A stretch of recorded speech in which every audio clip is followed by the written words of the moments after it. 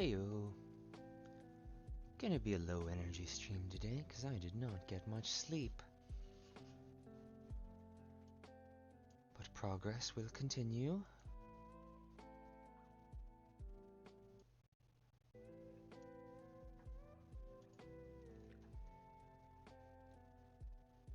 Let's see.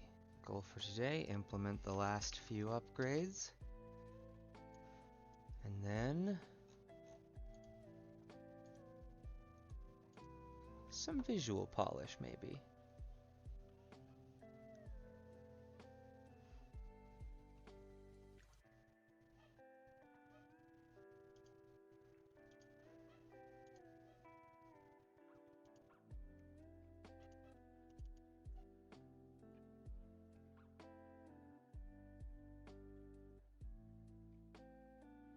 Only a couple more of these to go through.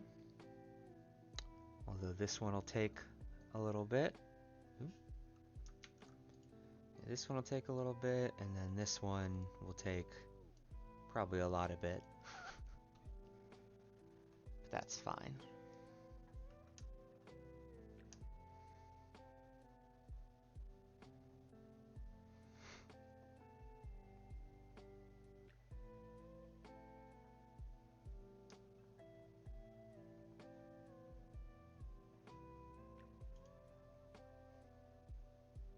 Okay. Eh? No. So let's go ahead and just get these easy ones out of the way. Dash recharge speed plus 20%, dash distance plus 50%. Okay. So.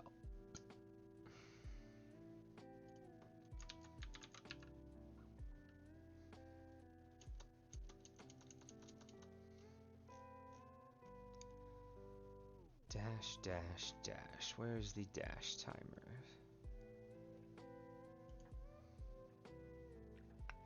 Server dash. Okay. So. This checks for the dash timers to be less than or equal to 0, and they tick down. Alright, great. So then that just means when it sets the dash to dash cooldown, we just need to go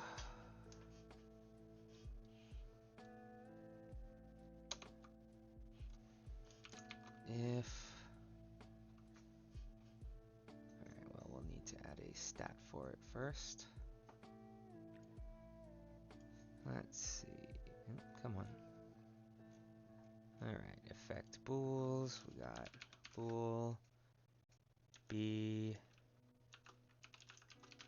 high stamina equals false.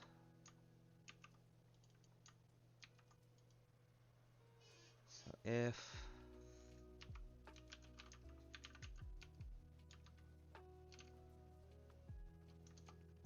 no, is that not what it's called?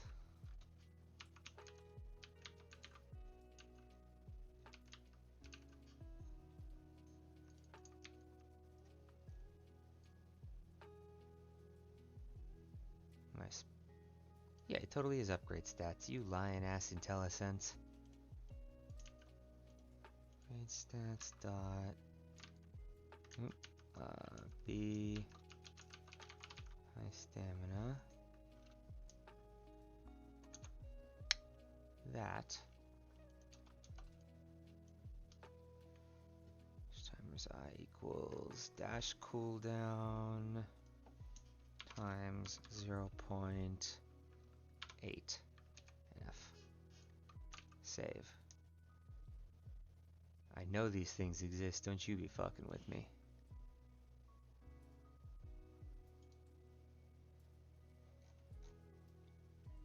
Let's see, that is upgrade 50.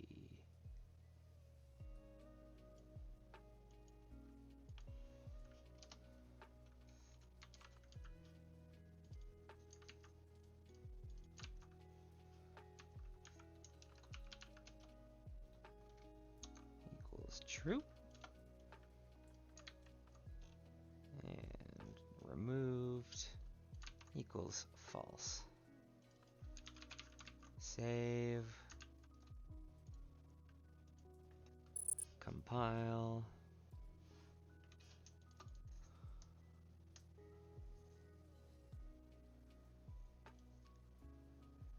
Wait, because it's the first compile of the day.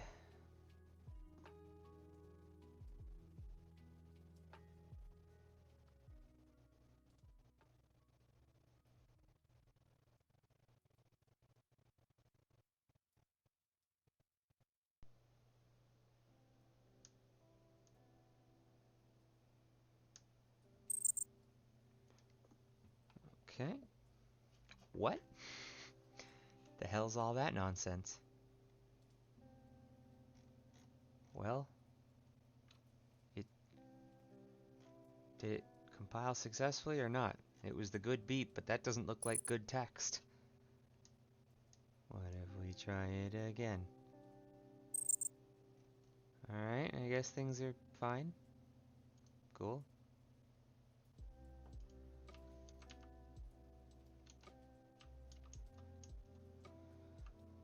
Alrighty, that's that.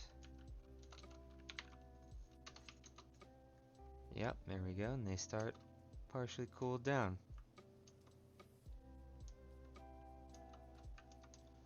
But I don't want the UI to be updated, so actually we are gonna do this. And we're gonna go down here. We are going to make a float get modified dash cooldown. Because now that I think about it, that should actually probably just be a stat in case there's anything else that modifies it. So we are just going to do this. I'm going to go back up here. Get rid of that. And then I'm just going to make it a stat. Oh, it already was a stat. Silly me. Well, great. That's easier.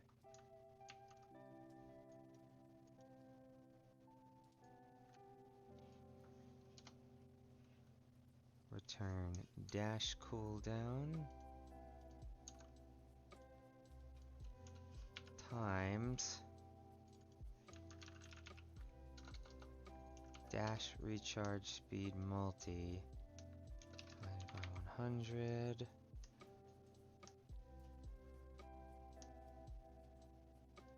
I guess we want to do times 1 minus that. Yeah.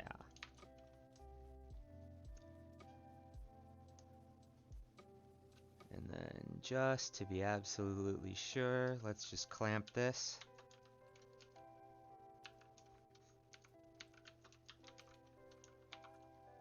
So I want this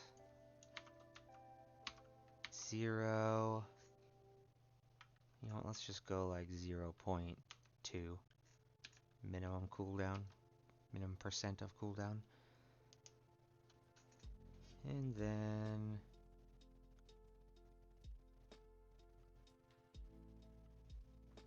or I guess no, this is backwards because this is the subtractor, so no, wait. So that's the number, yeah, and then the final number is clamped. So yeah, 0.2 is the minimum, and then we'll just, I don't know, say 50, something. It's fine. Save. Get modified dash cooldown. Ow. I've been bonked.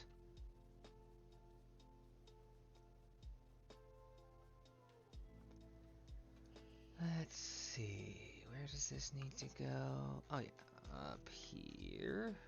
So instead of all this, we're going to say get modified dash cooldown. Yes, that should work. Okay. And then we need to go back in here, and instead of this nonsense, we want to say dash recharge speed multi plus, minus equals 0. No, 20. Yeah, percent. Okay, and then here, plus equals 20. Save. All right. Now, before I update the UI, let's just make sure this is all working, because it's easier to tell if it's working before I update the UI, since the bar starts partially finished.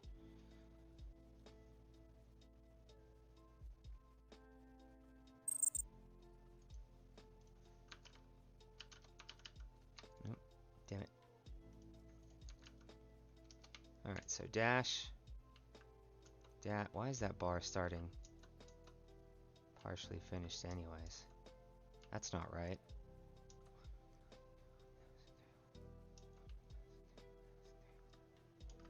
Yeah, no. It's like this is active by default. Hang on. What's up with that?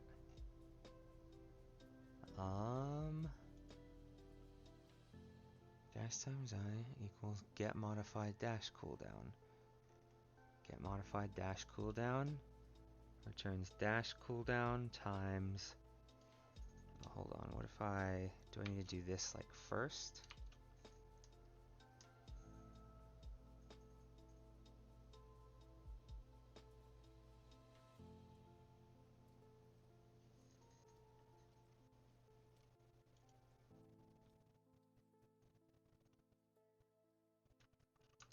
Oh wait, no, that's in the wrong place. There. So 1 minus this nonsense. This should be 100 by default, right? Movement, yeah, 100. So by default, that should be.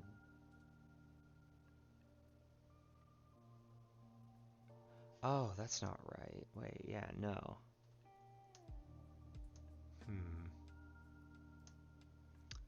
You know what? Let's just, instead of calling it recharge speed multi, let's just call it cooldown.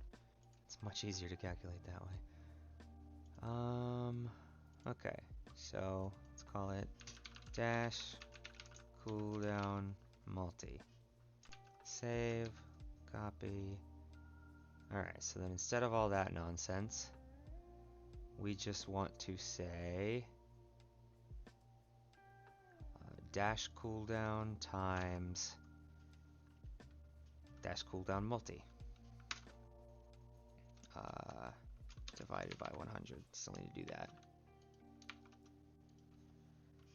0.2f, 50.f. Okay. It is not undefined. Don't you lie to me. It's right there. Oh, wait, duh. Upgrade stats. Dot dash cooldown multi. It was in fact undefined, and I was a fool. Alright, so then since it's that, now this needs to be minus here, and this needs to be plus here. And I also need to change this from recharge speed plus 20% to dash cooldown minus 20%. Great. Save. And then now that I think about it, I also need to upgrade that in the data table.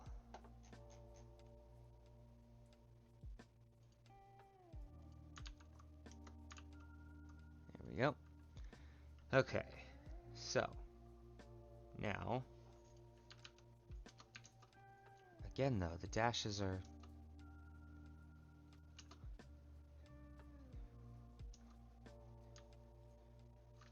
And then if I add this... Alright, well it's definitely working, it's just the bar is goofy, but that's fine.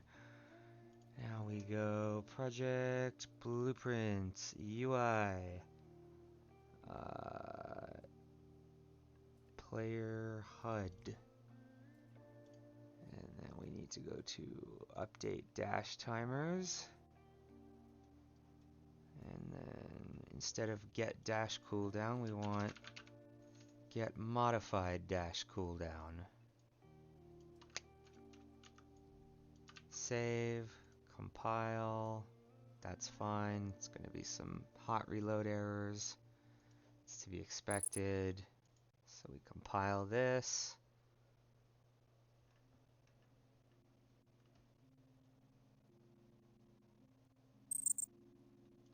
Save, close, reopen.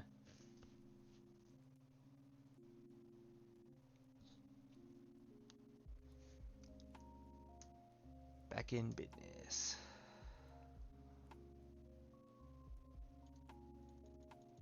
Close all that nonsense. Alright, so now play. Good.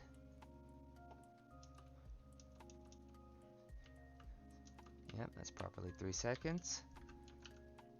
Add this.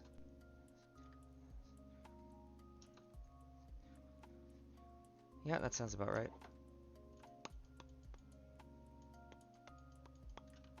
Cool.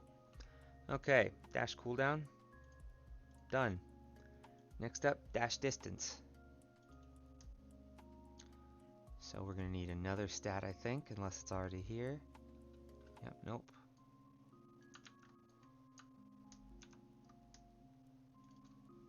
Dash distance multi. Save. Then we want to make a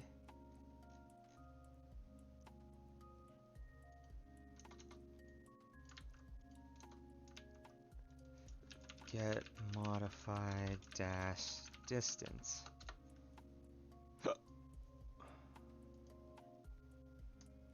Okay.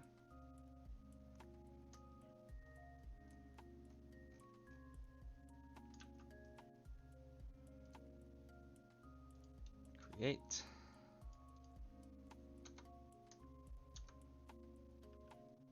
Come on.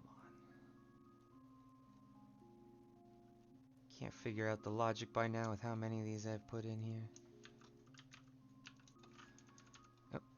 Alright, dash distance multi divided by 100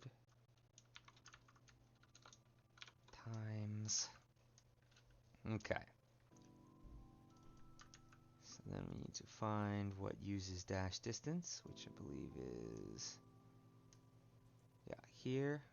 Alright, and then this needs to be get modified dash distance. Easy enough. Okay. Then we go here. And this does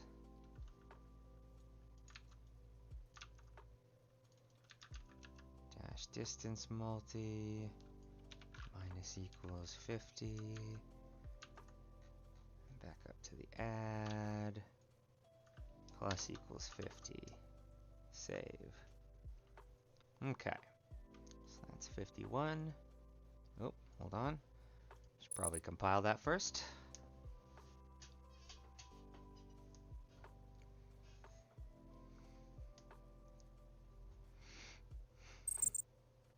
Alright. Code mad. Make code not mad.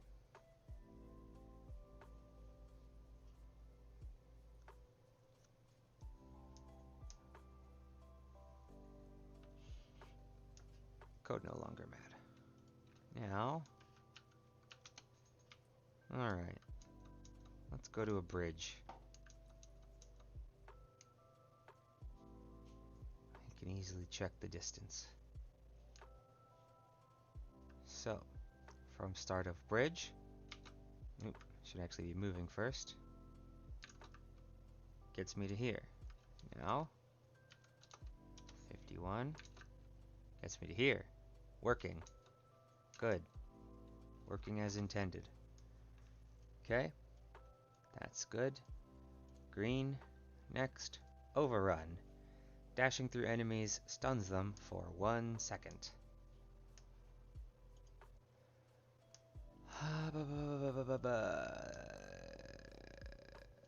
Alright, that's easy. All the way up here. We want another effect bool. This should be B overrun. Save. Now this is easy enough. Although actually enemies don't have a stun mechanic yet, so I should probably apply that first. Well, let's just do this. Enemy base. Let us make a void stun float duration. Create. And for now, we'll just say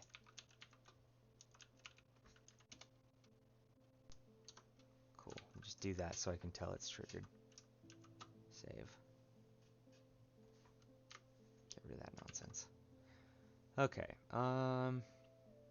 Then we just need to go here and say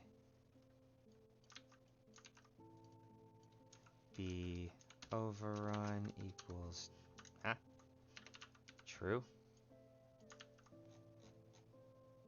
and then equals false. So now we can go into the here and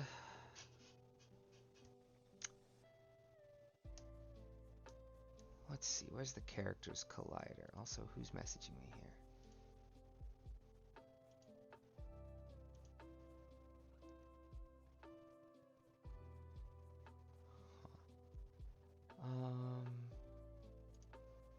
Okay, let's see. What was I about to do? I just totally lost my train of thought because I got messaged by someone. Oh yeah, I need to remember how to add the overlap, like an overlap event. So I need to first remember what exactly the characters collider is, not 3D. Blueprints, player, you. Okay, so the very root is this capsule component collision cylinder thing. So that is a collision cylinder. And is that created like up here? Yeah, okay. So I guess get capsule component, and then I need to remember how to subscribe to the overlap event. Okay.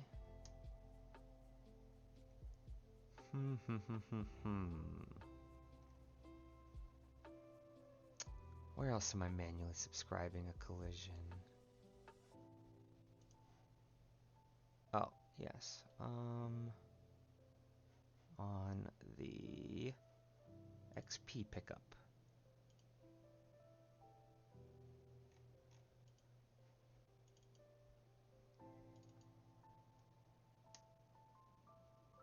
Okay.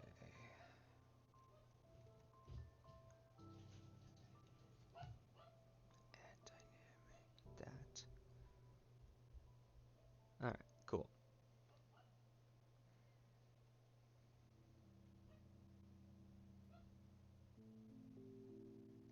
Easy.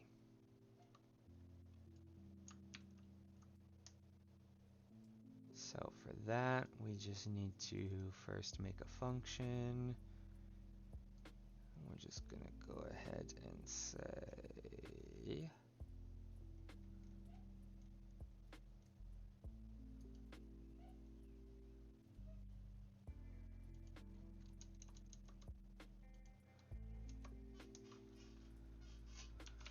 void on player overlap, and then I need to remember what exactly that needs to have. Pickup overlap, all this nonsense.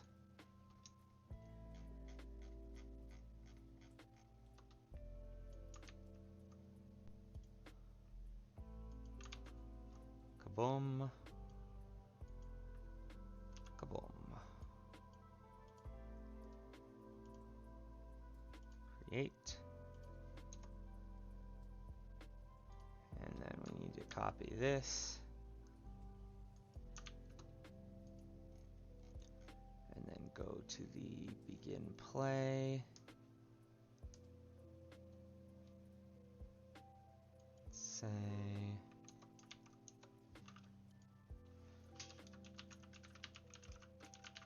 subscribe overlap. So this needs to be, I believe, this get capsule component.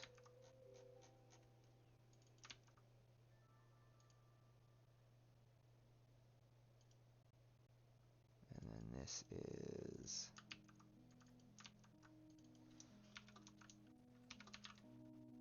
on player overlap. Save. Okay. Now that aforementioned on player overlap,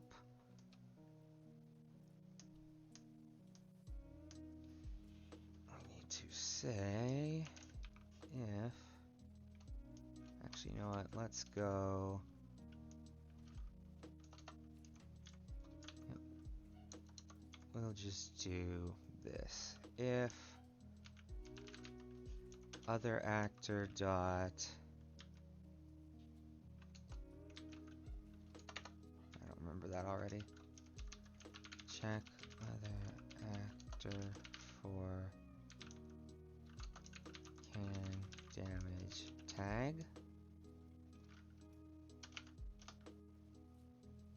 That's right, actor has tag is what it is. Okay. Then we want to say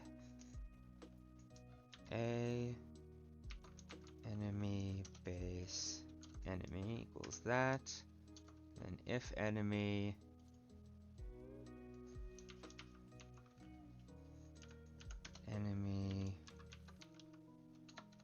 or actually, then we also want to do, so that's if I've hit an enemy to begin with. Then in here we want to check if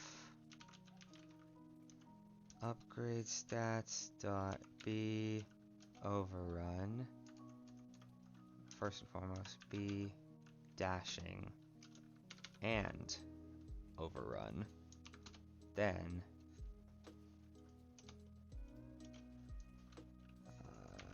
enemy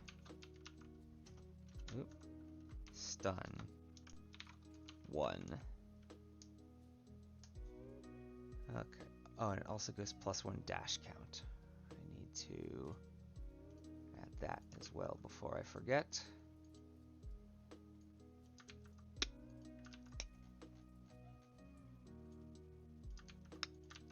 There we go. Okay. So this should be all of that nonsense. Assuming, actually, to begin with, that the player's capsule generates overlap events.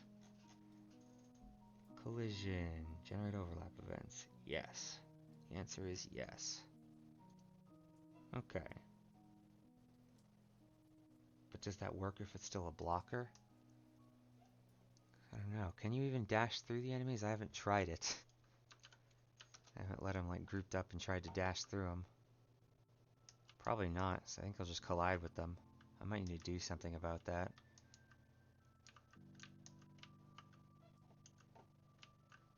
Huh. Yeah, no, you totally can't dash through them. Huh.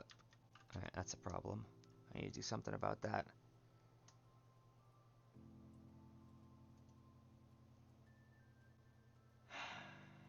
Is there a way I can make them ignore collision with enemies while they are dashing? I guess for that I would have to like, can I make custom collision presets and then just switch between them? Is that a thing I can do?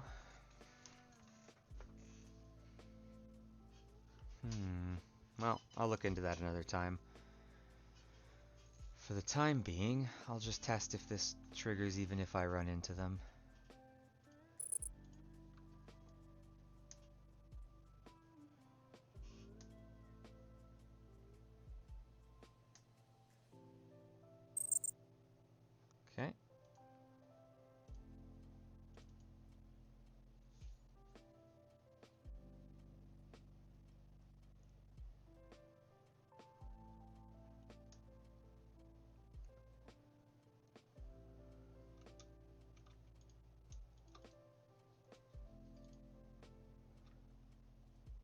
Huh.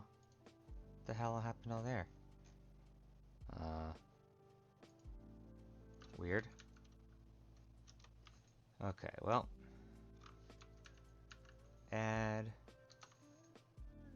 52. Yeah. Nope. Does not trigger, probably because I'm not overlapping them, I'm running into them.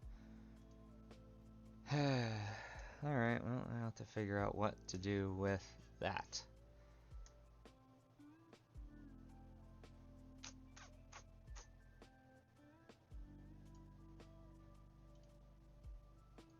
Project, blueprints, player. So...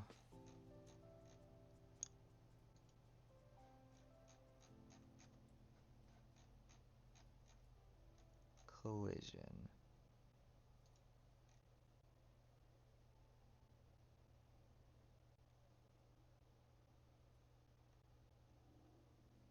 That's a bunch of nonsense. I think it's on the capsule would be where I'd need to look.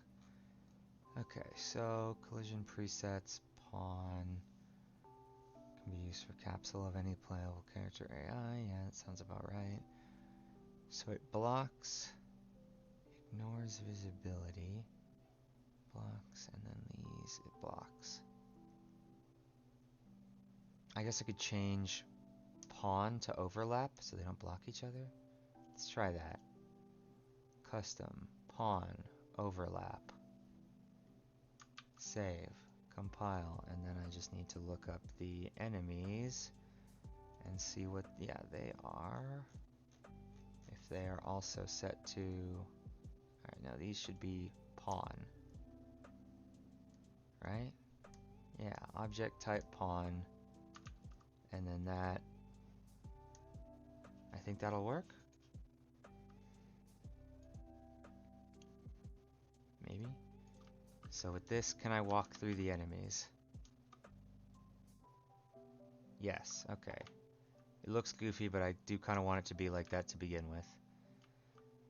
Just so you don't get crowded in and stuck. Although I guess that'll never happen if you can, like, you know, jump out, but we'll see.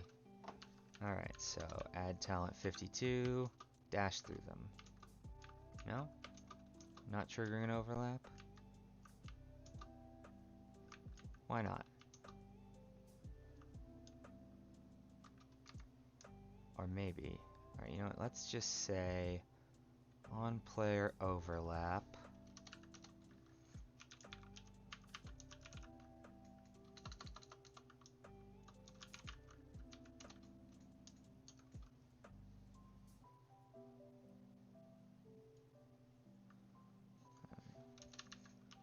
Print overlapped actor.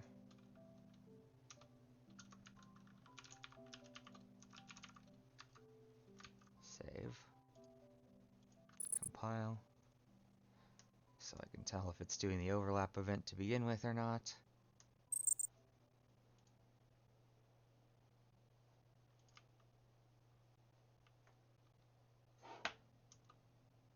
No. The answer is no. Why not?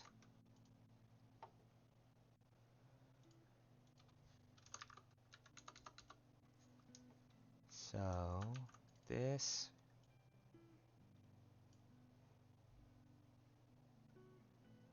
I mean, I think that should be right? Capsule component on begin overlap. Something starts to overlap this component.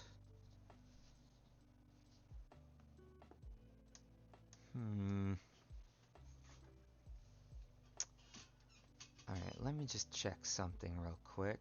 Player, capsule, on component begin overlap here. Print other actor's name.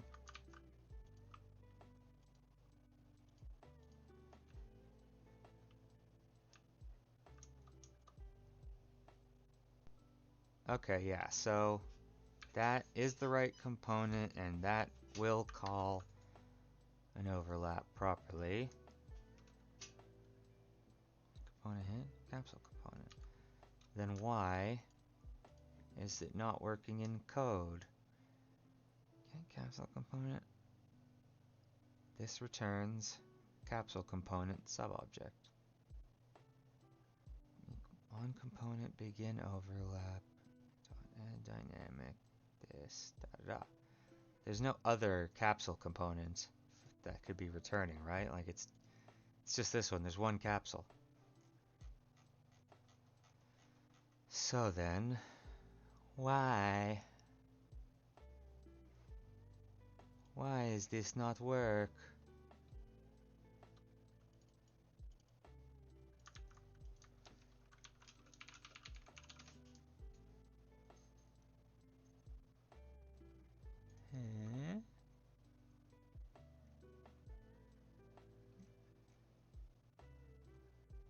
Already did that.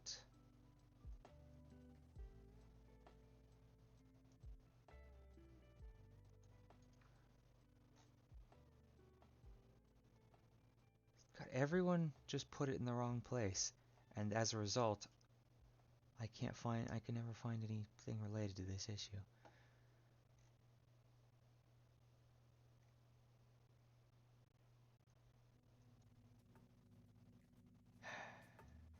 Okay. Why? Why this not work? Add dynamic. This. On player overlap. You know what?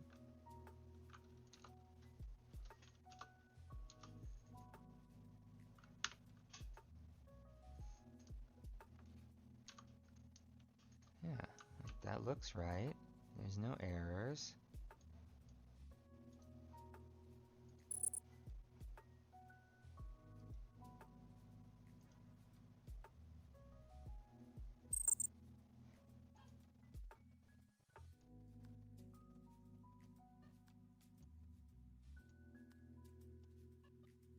So then why is this happen? Why is no work?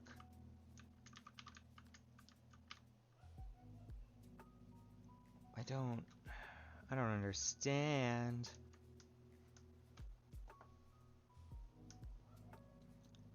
Why are you like this? Why are you cringe?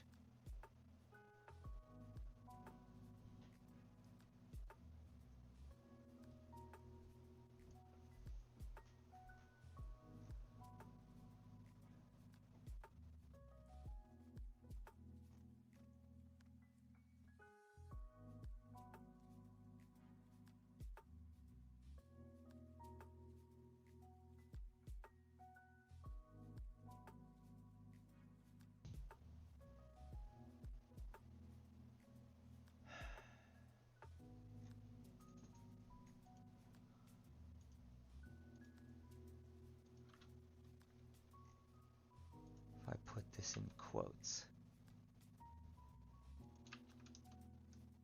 Nope, nobody's done exactly that.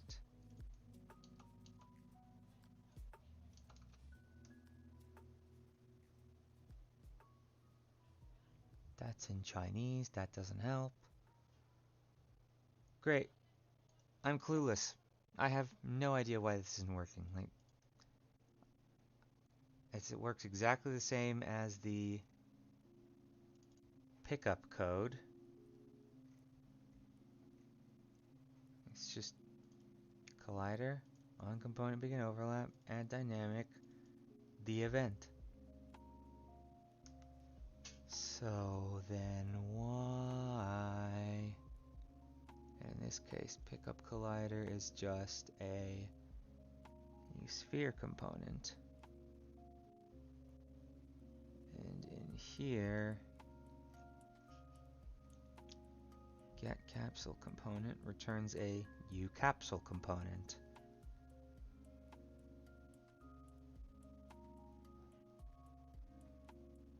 Then what's the issue? Like it's, you know what?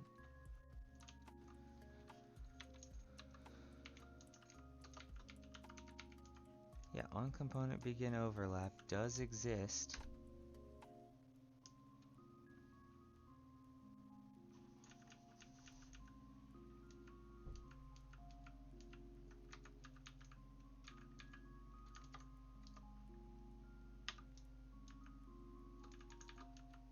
Huh? Wait a second. Why are you saying there's no add dynamic? What the hell is that? Oh, wait a second. Hold on. Now that I think about it, if I go up here, this is using sphere component. Is that the issue? Do I need to be using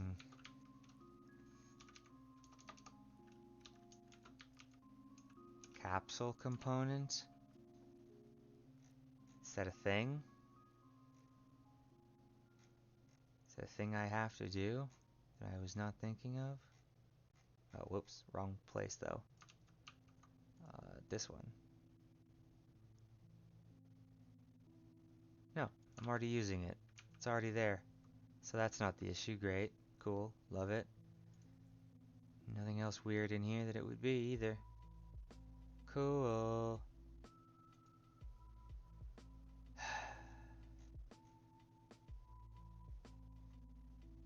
Yeah, because I guess this was already doing capsule component stuff.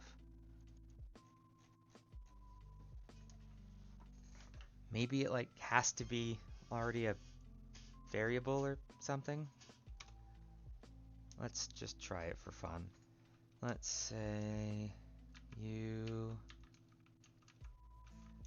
capsule component capsule equals that, and then capsule on component begin overlap. I doubt that'll make a difference, but at this point I'm, just kind of grasping at straws.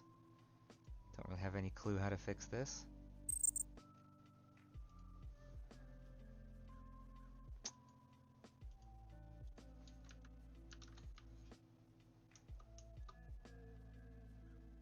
Nope, still nothing. Okay.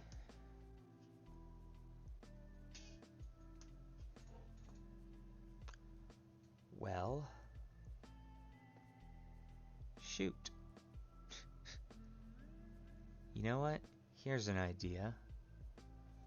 This. No, I don't like it. I was going to say maybe I could just call this function from in the blueprint here where I know the overlap event is working, but that's a really bad, like, ugly band-aid fix.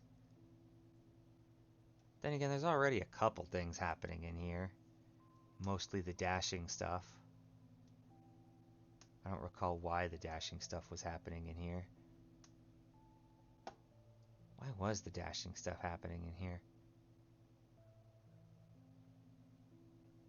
Well, whatever.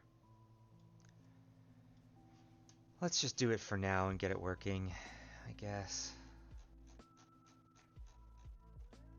So, on component begin overlap.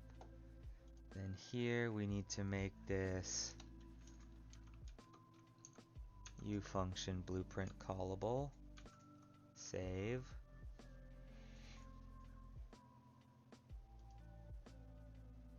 Compile. Okay. And we just need to say I have to compile first this.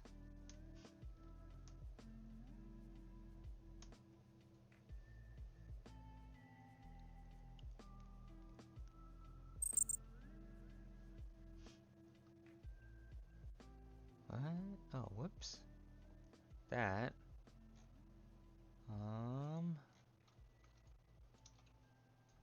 Yes, that. Save.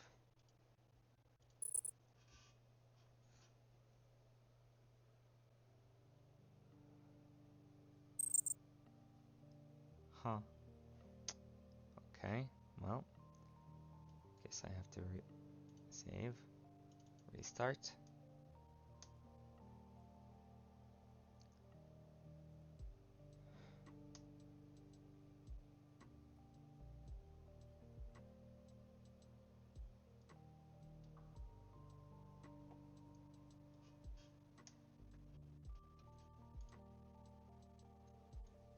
Alright.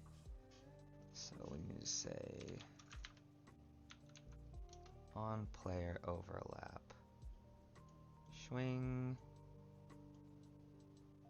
schwong, schwung, schwoong, kablam, pow. Save, compile. Great. Now, it should work.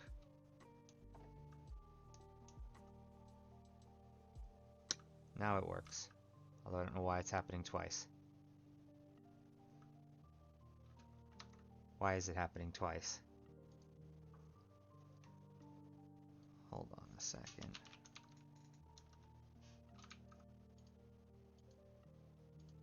Let me just see something. Is that happening twice? Okay, so now it's being called from here and from in here. What the hell? Save, compile. What if I just like leave this floating in here and somehow that fixes things? Okay, it's just working now. It fixed itself. Was this the issue? Hold on. If I delete this, save, compile.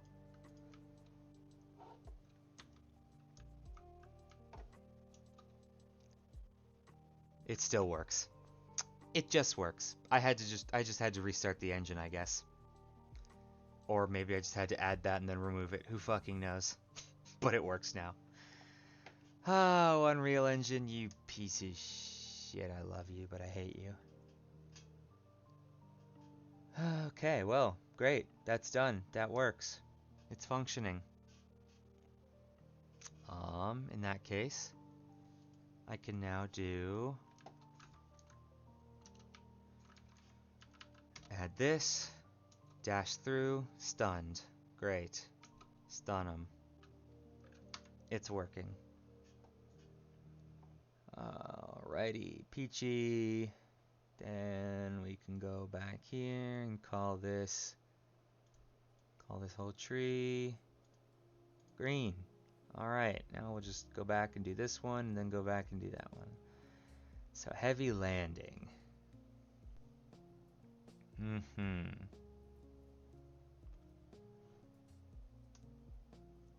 Alright. Then I need to do this. We need to add a value that tracks the highest point you were at while in the air, so that I can take a look at how far you fell for this nonsense.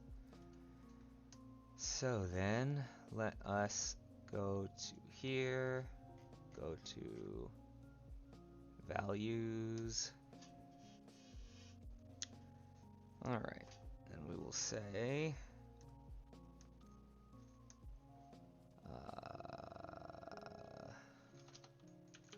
float jump peak height.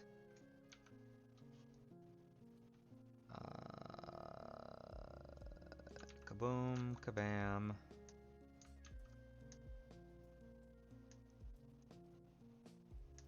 Do I need to replicate it?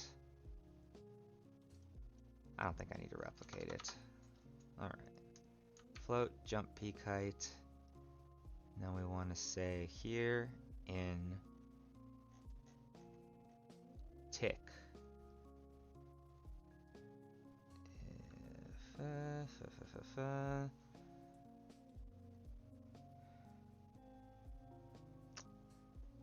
Let's see, the game state doesn't matter for this, so we are going to say if has authority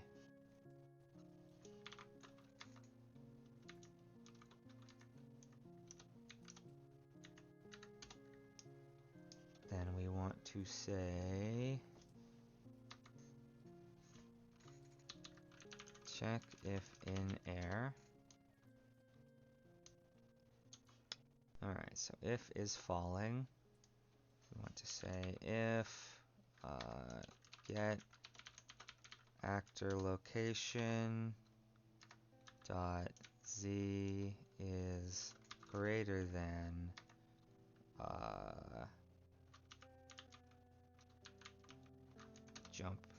height. Then, boom, do that.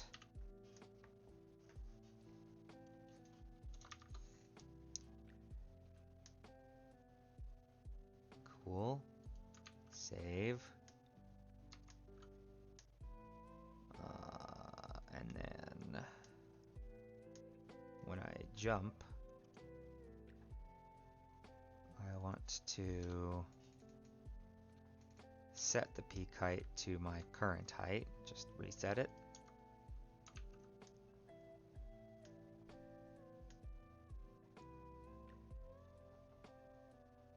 Okay.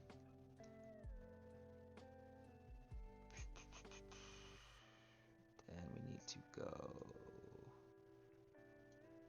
here and say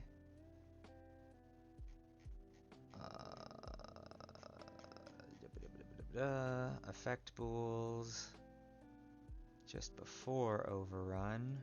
We need to add one for we need another one of these too. And say bool B heavy landing equals false.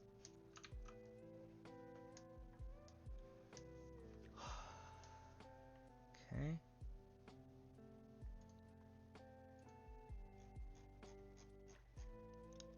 Heavy landing is 48.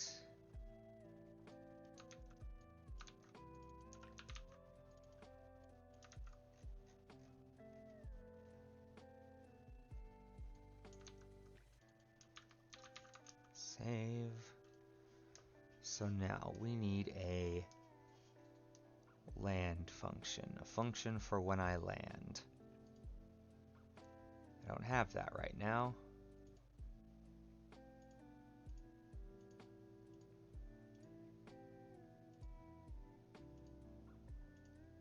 So I'm just going to shrink all these for fun. Alright, so how do I want to do this? Do I want to make a function for it? I think so.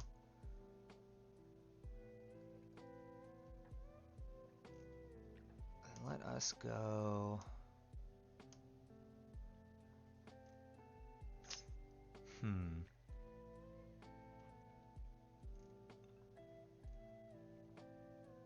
Okay, yeah, let's do this. Let's go back down here to values and say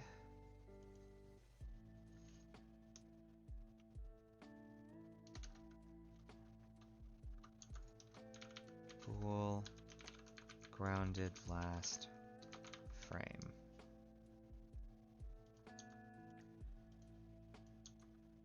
Save. Alright, so at the end of tick, the very last thing I want to do is say grounded last frame equals get character movement. What's that? And we'll just do is falling. Equals not is falling. Cool. Then we need to make a functions, movement functions, void land. Save. Create. Alright, so then here, before we update that value, we want to say if grounded last frame, or not grounded last frame, and now am grounded, or no. Yeah, okay, so I'm not falling. Then I want to land.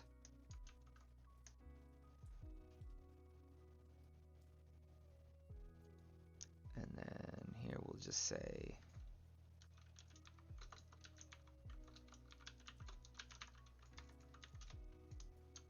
landed.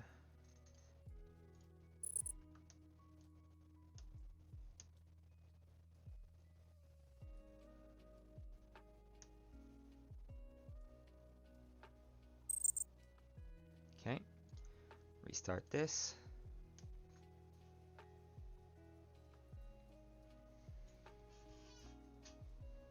you know what, just for funsies, we can also say if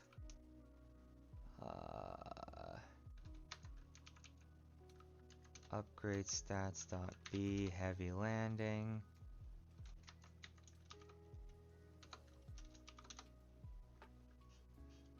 then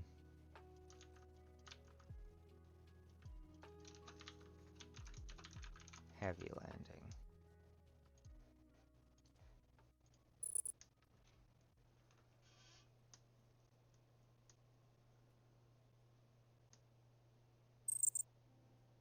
Cool. Alrighty. Landed. 48. Heavy landing. Great. That's working. So now let's say float fall distance equals that. And then we actually want to clamp that.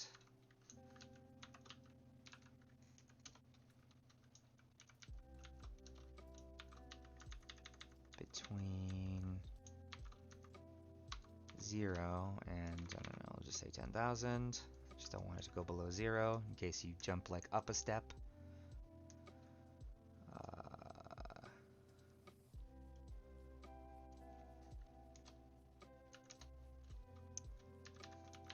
Print fall distance. Okay.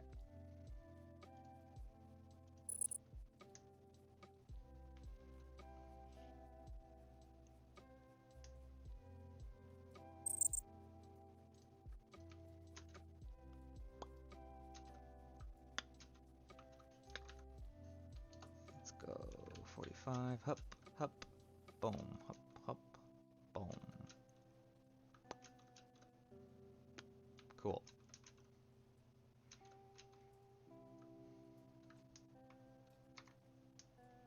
Then I just need to actually do this shockwave knockback effect. Problem is, I don't even have the means to knock enemies back yet. I didn't even finish implementing that stun now that I think about it. I should have done that first. Let's do that now, before I get distracted from that again.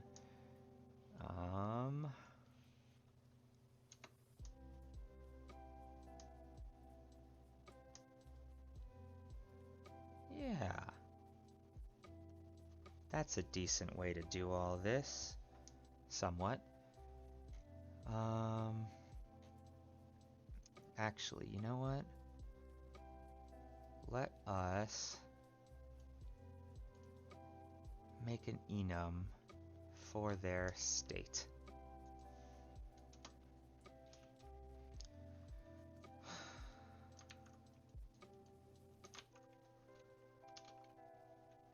Whoa. Okay. It's listening to me. No one can convince me otherwise. The AI's listening to me.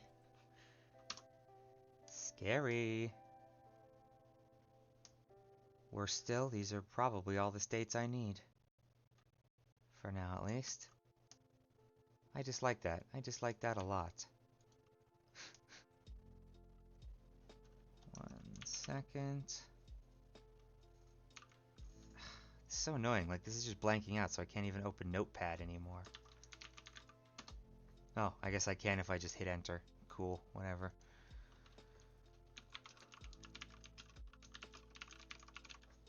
Okay.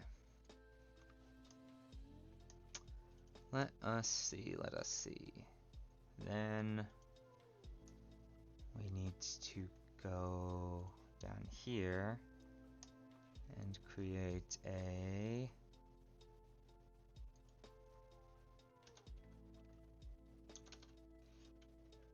t enum as byte enemy state. Come on. All right. Enemy state.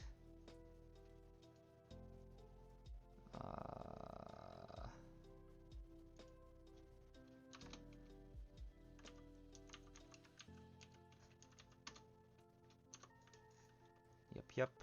Idle.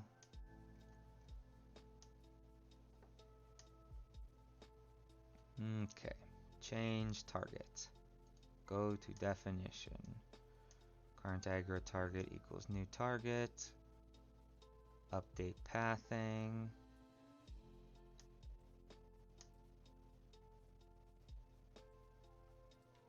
If da da da da move. Alright, so let's go this, this, and then we want to say enemy state equals moving.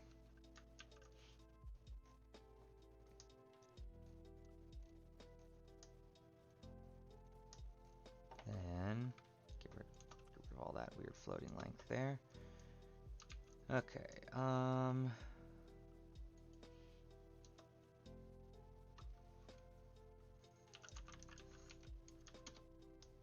enemy state is dead. Let's see, where's the part where they start attacking? Oh, yeah, attack check. Alright, if distance to target is less than attack range, then we want to say attacking. Actually, probably only if their cooldown is ready. So they start attack. So you know what, we'll just go here. Start attack can be, do that, boom. Also, this doesn't need to be here anymore. Okay.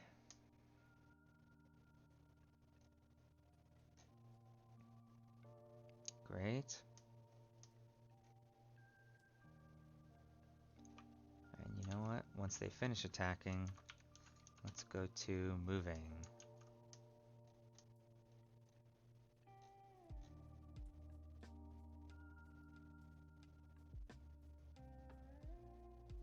Attack timer.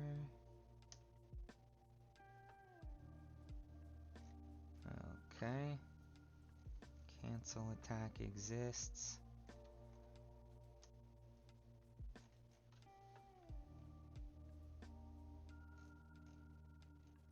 So wait, what's this? I guess that's just there. Oh yeah, that's okay. So if attack is canceled, this timer needs to get canceled.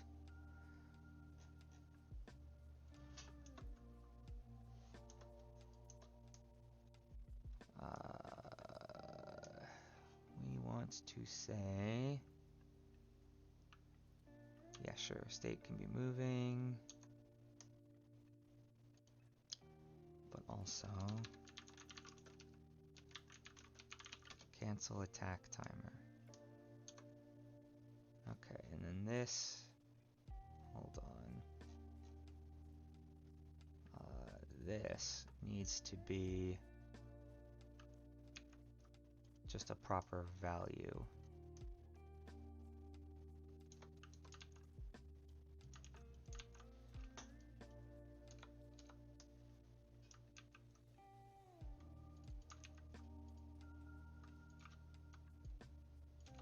Okay.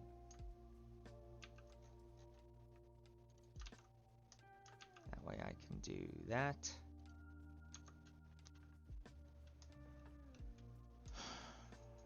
Alright, so stun needs to cancel attack, just in case they're attacking.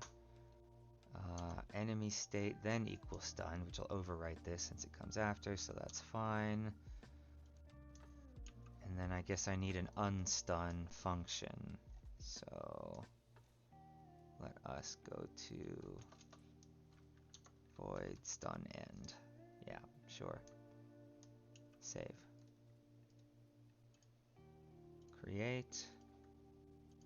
Indent that because it's annoying me. Alright. Set timer, stun timer, this, enemy based. You know what, let's actually create a stun timer value up here.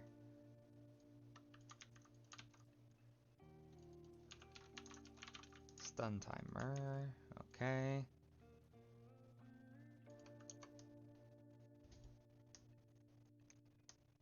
Cool. Save. Alright, enemy state, idle. Yeah, great. Now we can go back up here to tick. Alright, da da da da. So, if they are, you know, I don't know how much I want to play with that state for now, but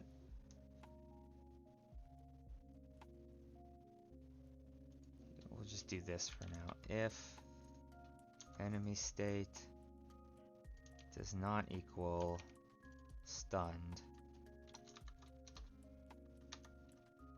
we can do this nonsense. Player aggro always needs to be updated, because that's just, you know, setting the target. Alright, and then change target does that.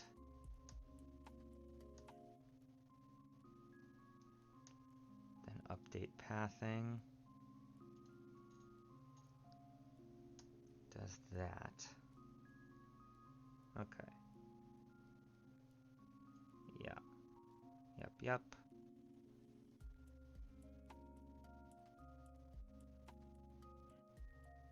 So finish attack sets the state back to moving. That makes sense. Stun end sets it to idle.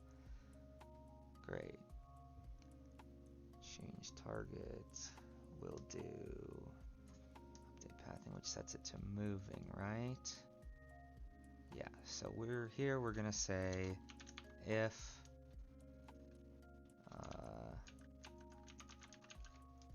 enemy state does not equal stunned, then you update the pathing. And then back up here in tick.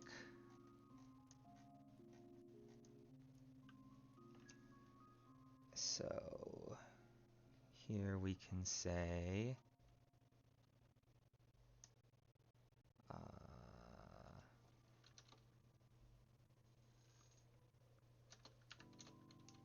if enemy state is idle.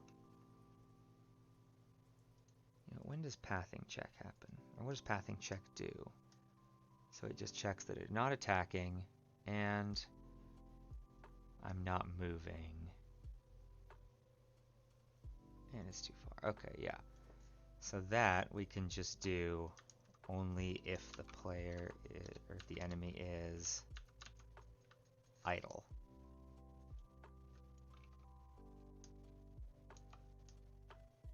I think that should be fine.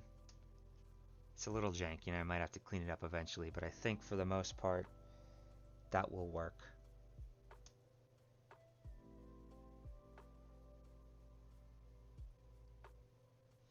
Let's give it a go.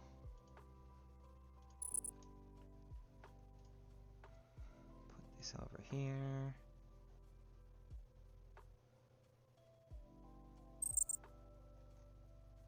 Oh, nothing's shouting at me, that's good.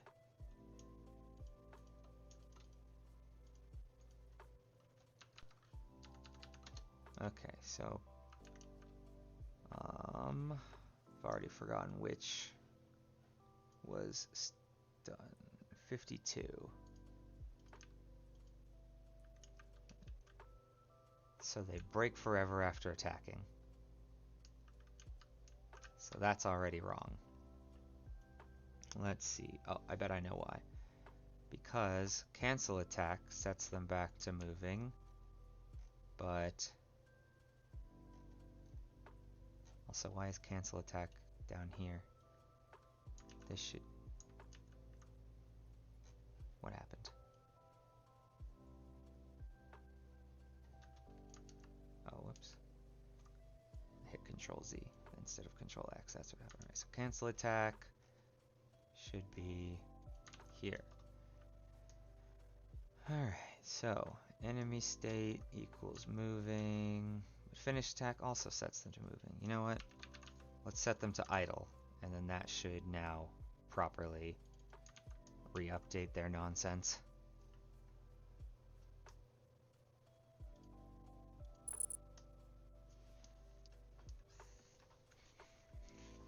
will just always reset back to idle after a change, and then while idle will be what figures out what to do next.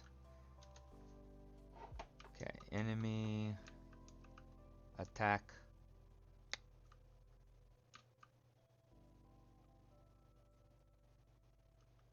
Okay, but they never attack again. They also stop moving. Okay. Great. Then, you know what? Instead of...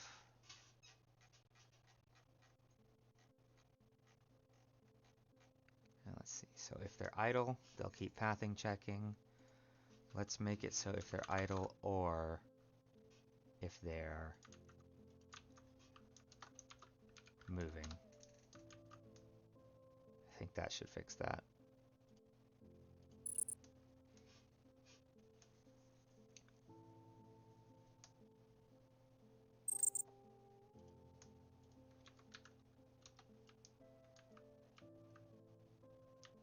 They attack. Good, they continue to work.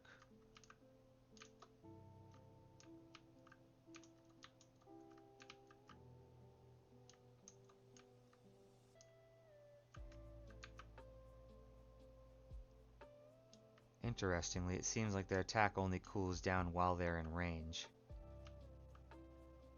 Because otherwise they would all attack as soon as I got in range. So that's not right. What's up with that?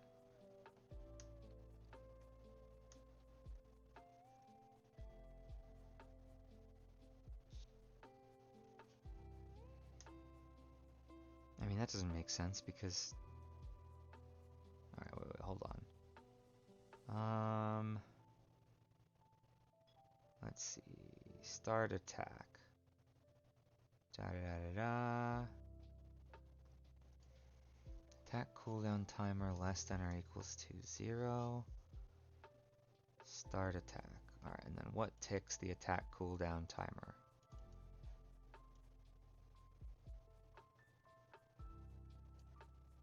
Oh, right, yeah, here. It happens in attack check.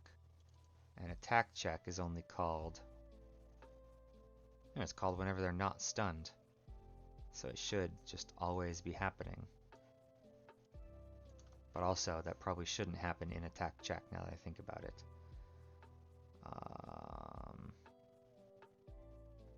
So let's go ahead and say...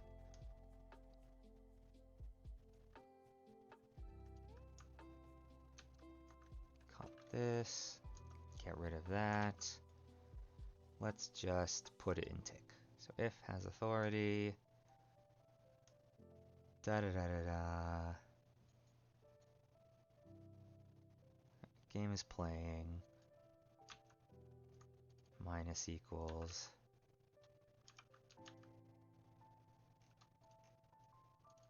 Delta time. Just do it. Just always be doing it as long as the game is not paused. Okay.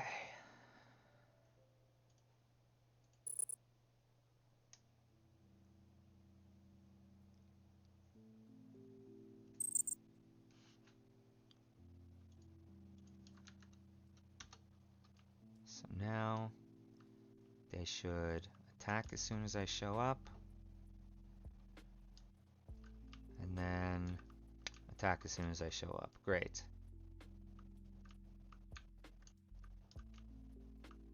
Yep, that's good. Oh, right, actually, I need to still test if I can stun them. Okay. So, by default, dashing through them does nothing. But if I add upgrade 52, then they're stunned.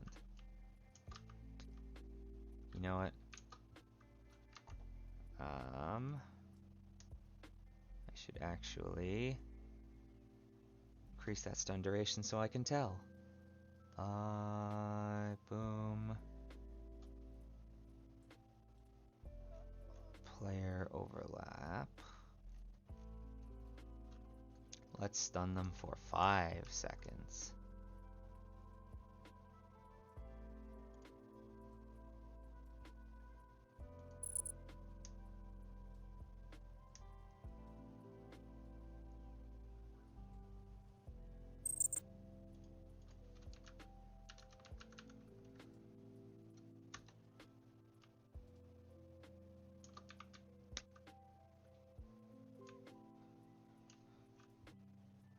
we go. All right, yep, so it's working.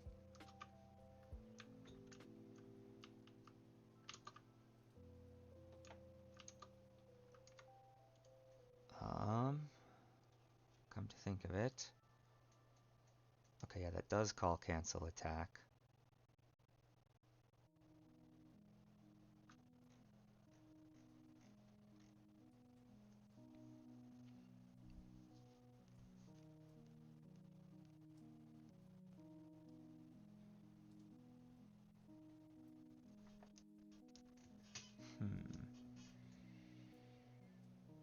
Oh, right, I forgot.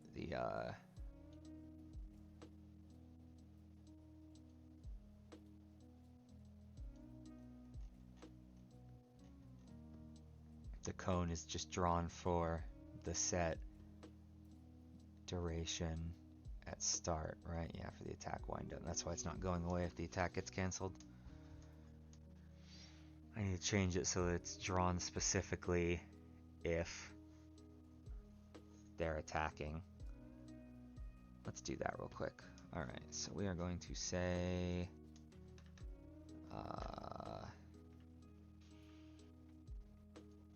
also...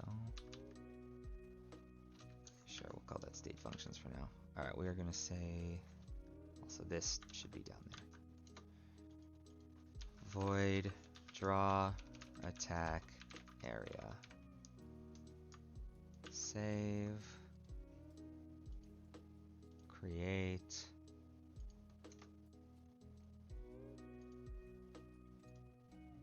It should be after this.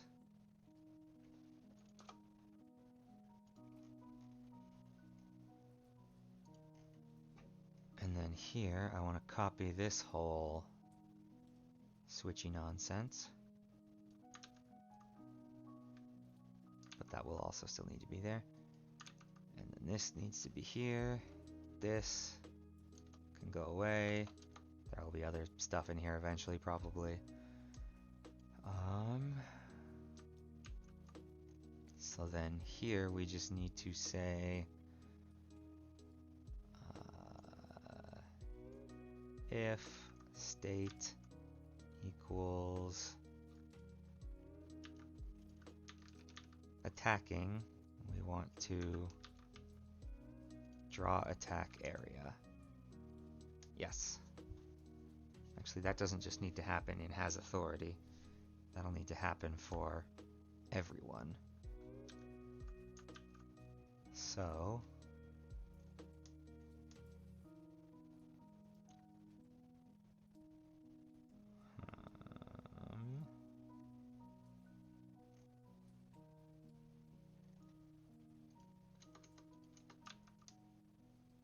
yes.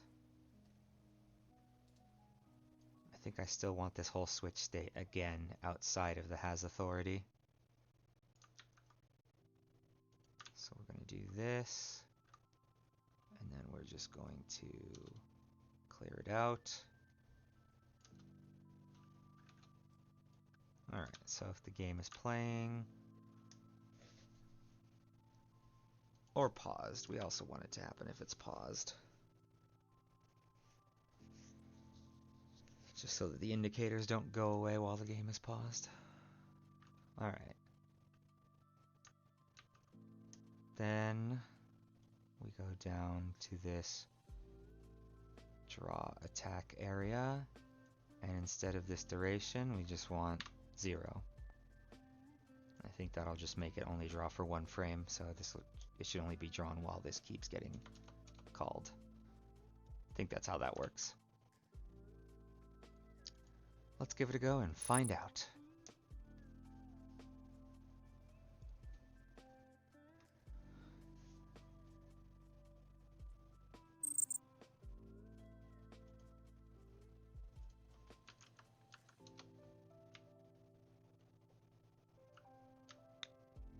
Okay. So, they attack, boom, interrupted. Nice. Yes, okay, that is working as it should. So stun is now well and truly properly implemented. Love to see that. Now I need to add knockback.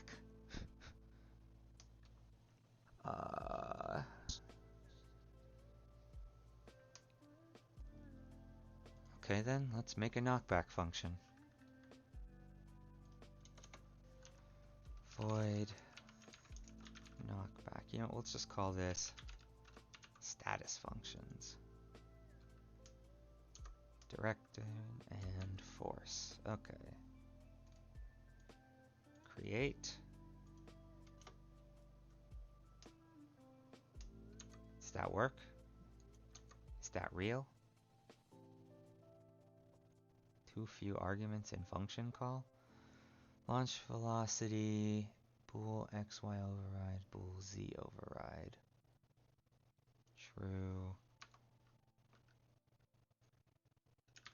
False. You know, no, let's just set them both to true for now.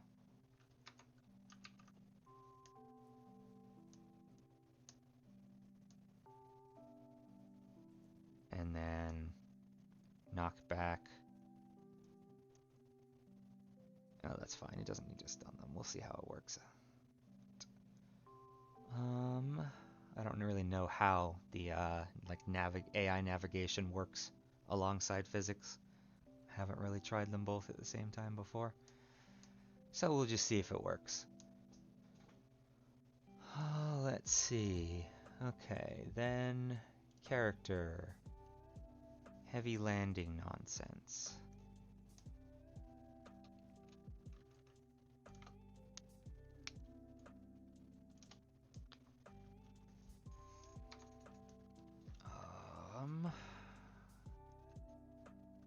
Alright, I believe in weapon I have a sphere overlap that I can steal. Namely in the bounce code. Just have to find that code. I believe that is here. Okay. Sphere overlap actors. Bounce position, bounce distance, object types. Null pointer. Alright, object types is that. Great. Alright, so I'm gonna need this.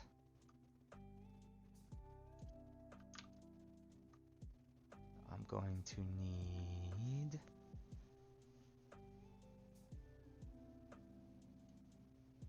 hit results.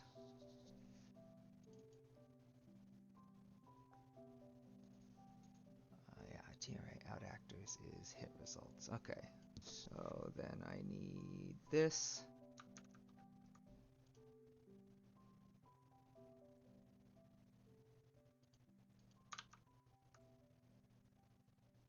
And then I need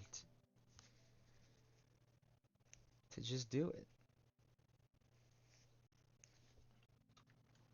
Oh yeah, I also need an ignore actors. Okay. And then I think that should be good.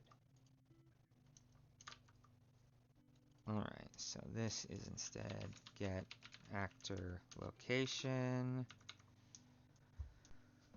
Alright, so the radius can be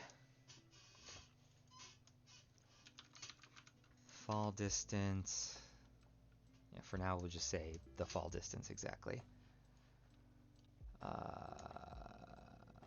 object types, we want to add pawn, I guess, since that's what's going to get the characters. I'll come to think of it actually, since I changed the enemies to pawn, this would have broken too. Let's just add that back. Great.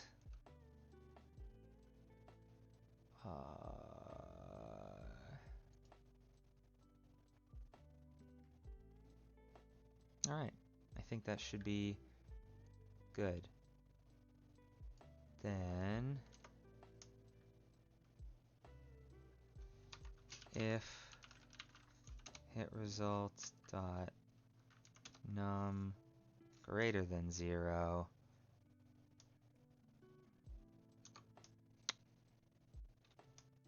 for each hit, we want to cast to an enemy base, and then if it is an enemy, we want to do take damage,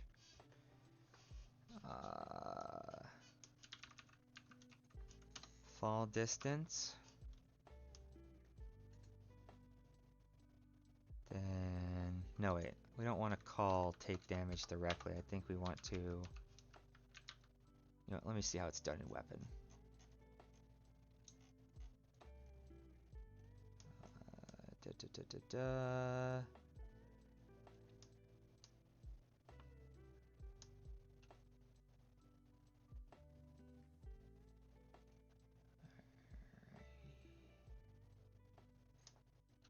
Yeah, so it's just we're using the apply damage.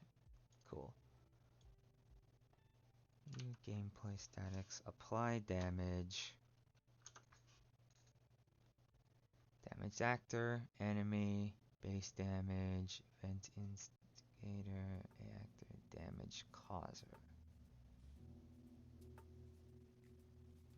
And then type of, okay, yeah. Is that the same as it is here?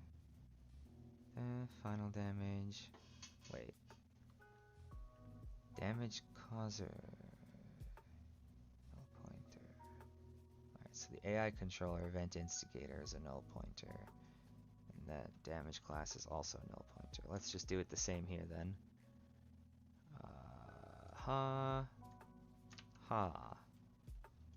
Except this needs to be enemy, this needs to be fall distance, and this needs to be this.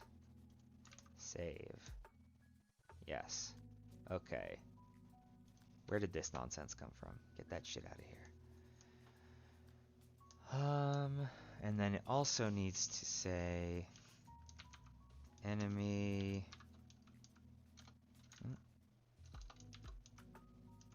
knockback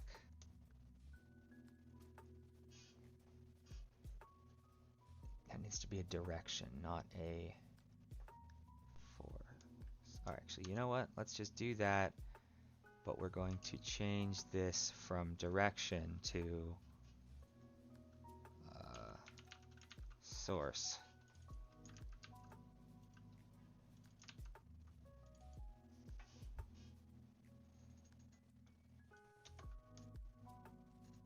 Nope. Alright, we want launch character, get actor location minus source times force, true. And then, why does it keep trying to put a closed parenthesis on the end where it don't belong?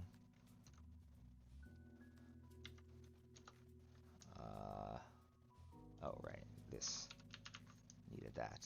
Alright, save. I think that should work.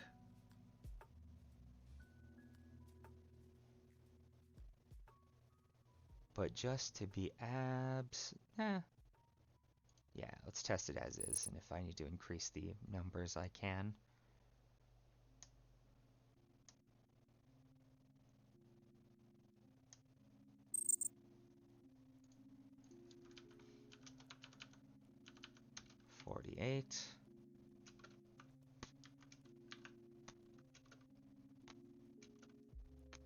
Okay, so the knockback is insignificant. The damage is probably much too high, considering these are massively overstated testing enemies. Okay. Then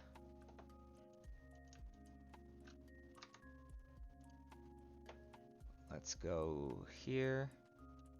Alright, so the damage needs to be probably like 0.5. I can always balance it properly later. For now, we'll just do that. The knockback. Oh, whoops, it's set to 500. That's silly. It should actually be fall distance, which in this case would have been way less. So we're gonna do times 10. See how that feels.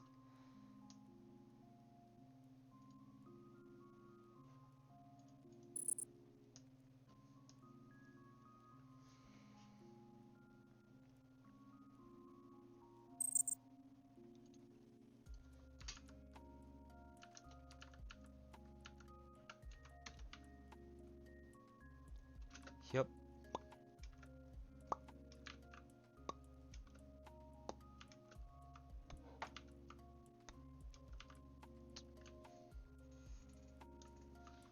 You know, maybe I should make it stun them for like half a second so that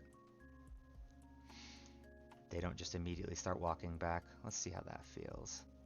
So knockback is going to call stun 0.5f. Stop adding parentheses. Okay, compile.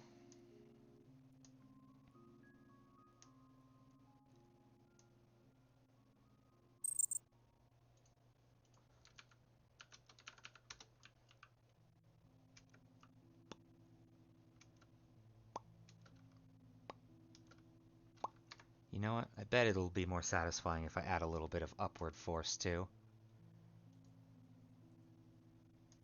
So let's go plus f vector 0, 0, I don't know, like 500.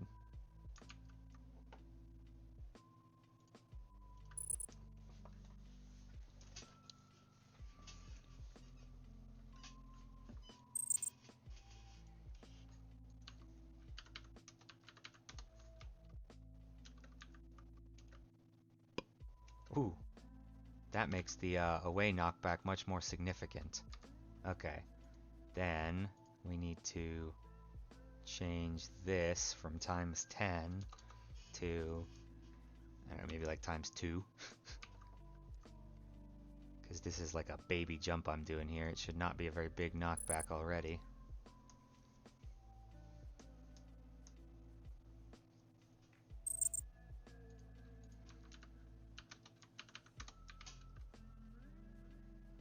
Yup. Oh yeah. That's satisfying.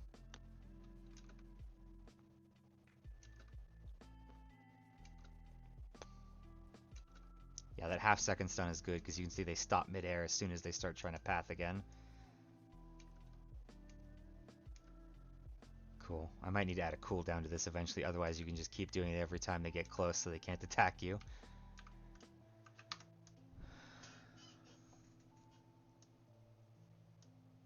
Alrighty. Well, great. Heavy landing. Done. Green. In fact, you know what? Let's take a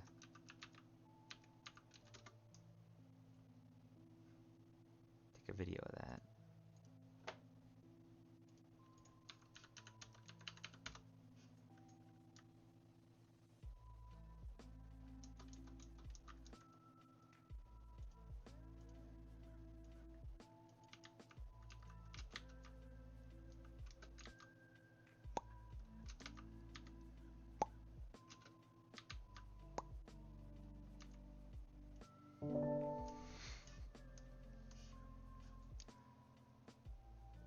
You know what? For now, let's also draw a sphere so I can see the radius.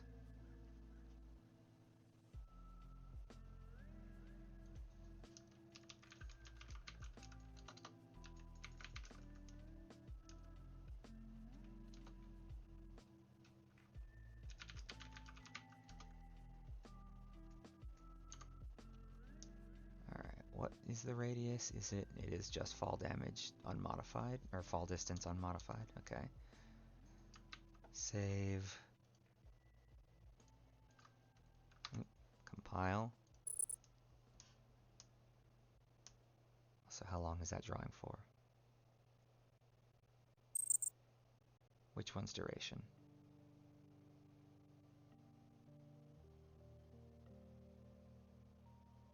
Looks like it's this 2. 0.5 should do. 2 seconds would be kind of awkwardly long.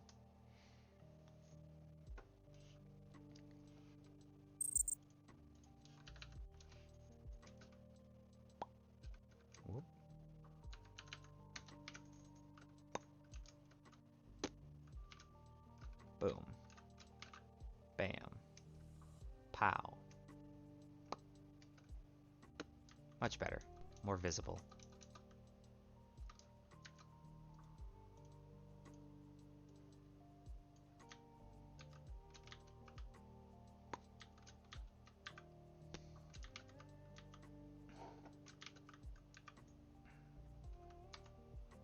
Cool. Good. And you know what? Let's also...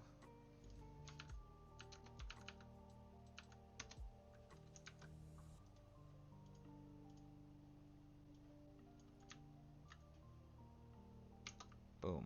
Stun. Boom. Stun. Stun.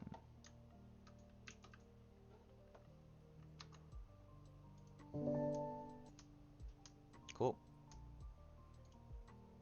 Ah, come on. Screenshots folder. Okay. Let's see. Which one's this?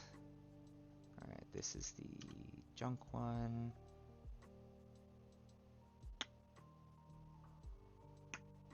Alright, so this is knockback, and this one is stun. Great. Now, just for funsies, so we want 48, 45, 47. Yup, yup, yup. Kaboom! Bam! I like how they just give up on trying to path to me if I'm too high in the air.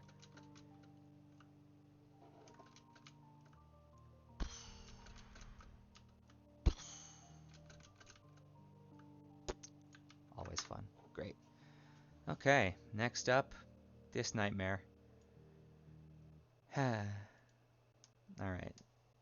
This is gonna take some doing. Like a lot of doing.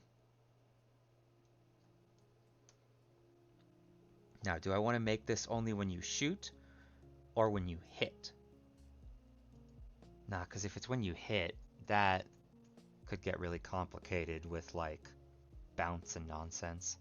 Because I only want it to do it on a direct hit. Otherwise, that would just fucking obliterate the entire screen as soon as you start bouncing with like a fast weapon.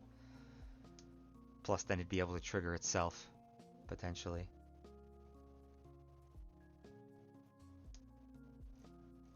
Alrighty.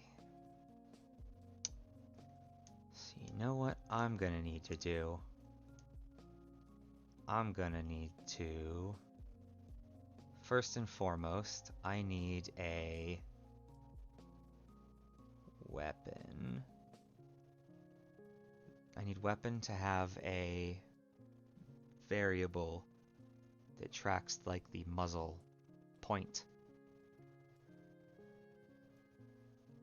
Because that's going to vary from weapon to weapon, and I'm going to want shots to come from there, not from, you know, nowhere for visuals.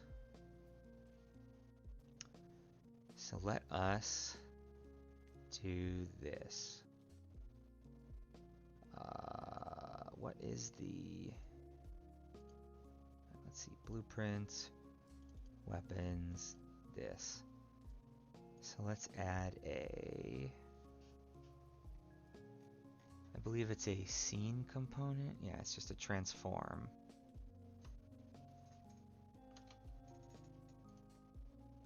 Alright.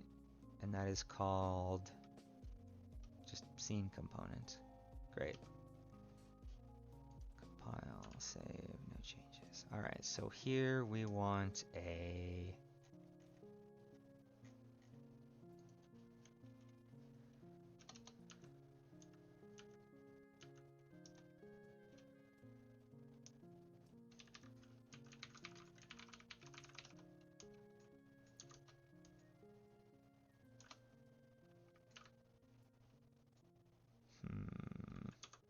How do I do this again? Isha. Alright, let's go class, yeah, uScene component, and this will be muzzle. Actually, we'll just call it barrel end. Yeah, that sounds better. So this does not need to be visible. The blueprint read only does sound useful. Okay, actually no, not really, because it's just going to be an object that exists on the thing, so it'll already be blueprint readable, surely. Barrel end. Then in the weapon constructor,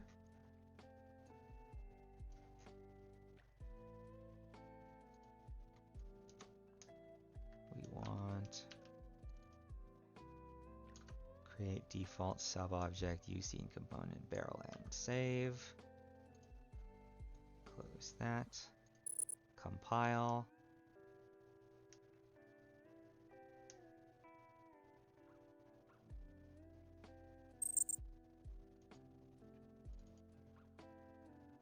What?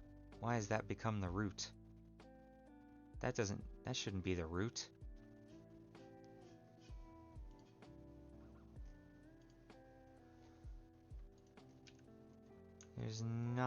No, that's wrong.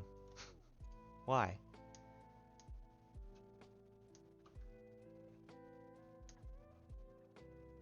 Is it just because there's no other components that are created by default in the code that it becomes the root? In that case, I need another one.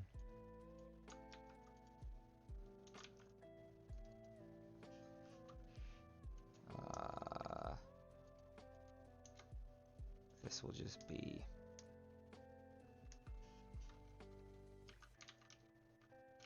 weapon root.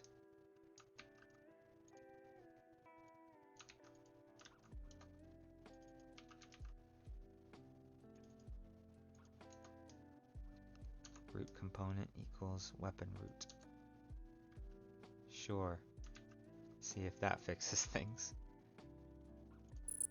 I'm sure it's still going to be a bit broken, because now it's all childed under a thing, and that'll probably fuck with stuff, but we'll see how it works out. Oh? At this rate, it's not working out at all. What's wrong with you? Why are you frozen? Why'd you crash? Huh? Already exists for what? What? The hell are you talking about?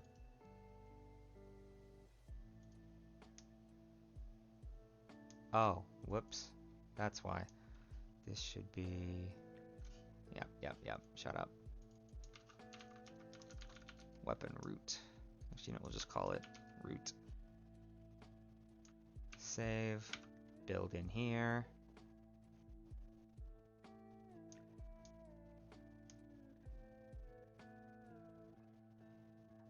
Okay. Then reopen this.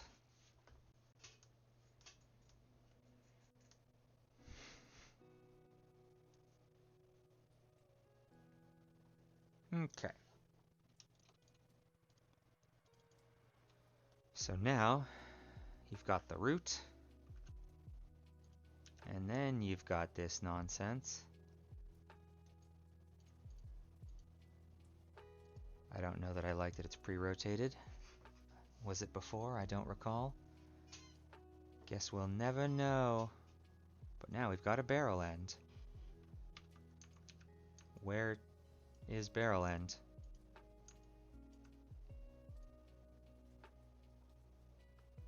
Oh, does it?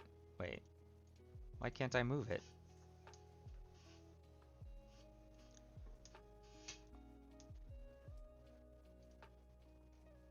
Does it need to be attached?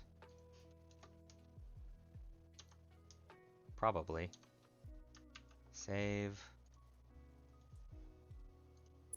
Compile.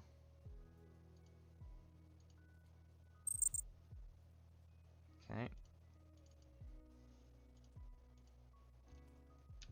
Nope, still nothing. Why can't I move? Like, if I add a scene component. That can be moved. Add scene.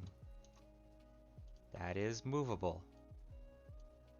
So why is this not movable? Are C++ components not movable? I don't understand.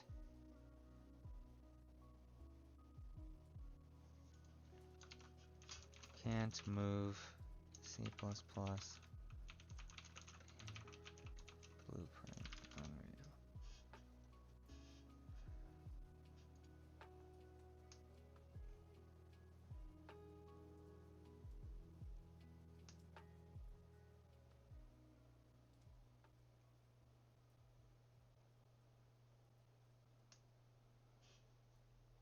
Maybe it does need to be edit anywhere or visible anywhere or something. Let's find out.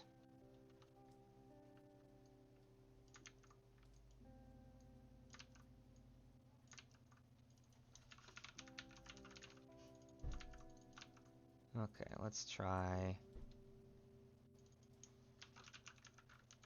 visible anywhere. Save.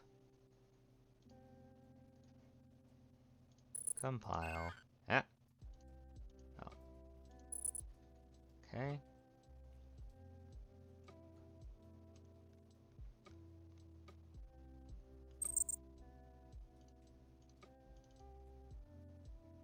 What the hell? What's all this nonsense? Oh, this is the one I added. Alright, but the point is, now I can move barrel end. I guess that was it. It just had to be visible anywhere. Alright. So now I put this here. Why is this at such a wonky angle? I am going to assume... Alright, so I'm not allowed to do that, but that's fine. I'm going to assume it's not supposed to be like this. Let's see. Oh, no, it's right. It's fine. Okay. Weird. Yeah.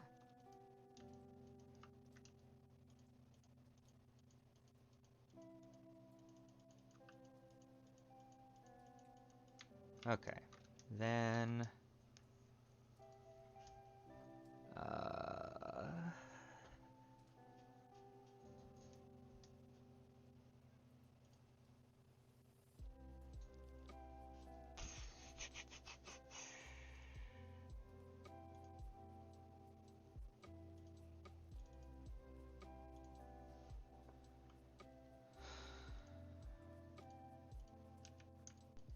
I guess there's really nothing to do with these if they're just, you know, invisible weapons to begin with. What did I need that for again? Oh, so I can close these. That was... oh yeah, to have an origin point to shoot from for visuals. So then, we can now go... You know, I'll keep this over here.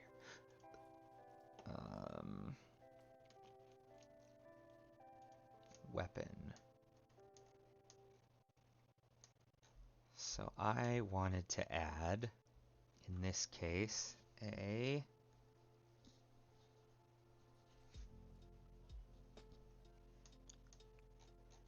another parameter to server shoot, which is it needs an origin point. So we are going to say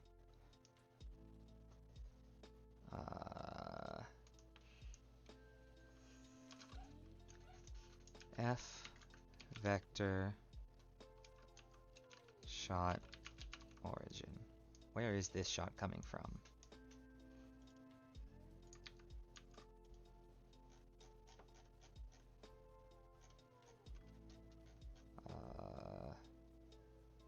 Server shoot. And that's also going to need to be present on client shoot.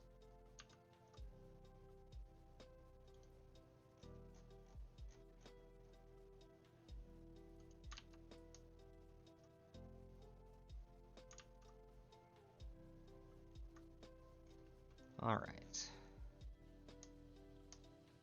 Now everything else that's called that before is going to have some issues. So we are going to say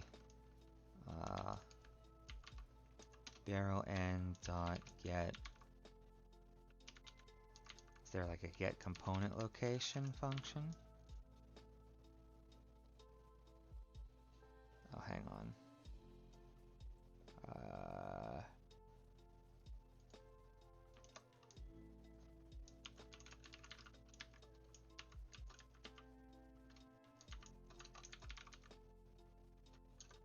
Components slash scene component. All right. Barrel end get component location.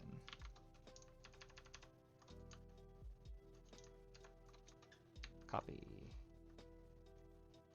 No, wait. Copy.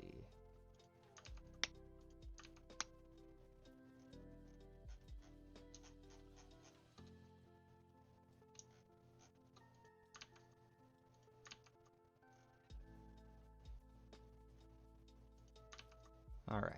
We good? Save. See if there was anywhere else that was trying to call that when we compile, I guess.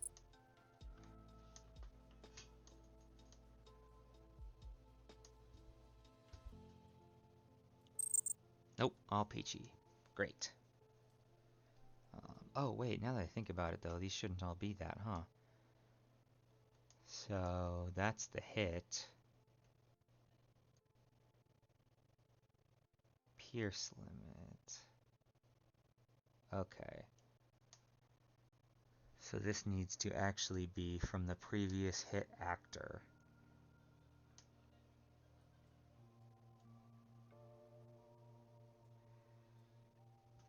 Yeah.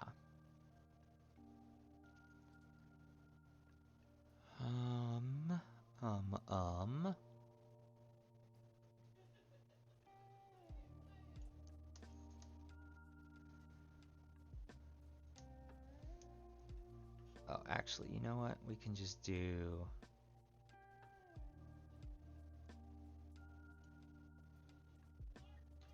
No, wait a second. This is a problem. Because otherwise this would be effectively shooting a second bullet visual. Well, I guess that's not really an issue. No, that kind of is an issue. Yeah, that is an issue. Shoot. Okay, you know what? Let's do...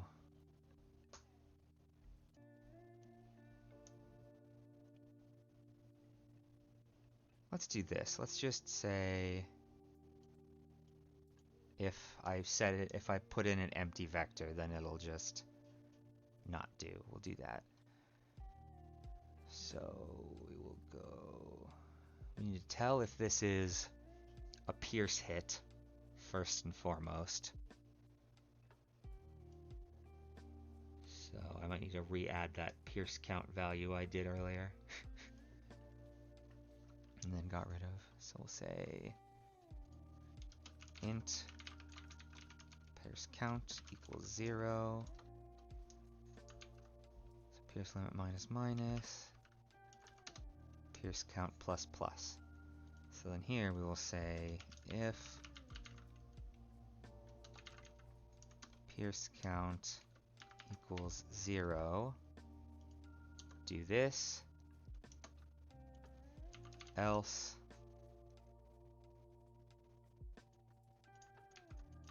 do the same thing, but instead of this is just going to be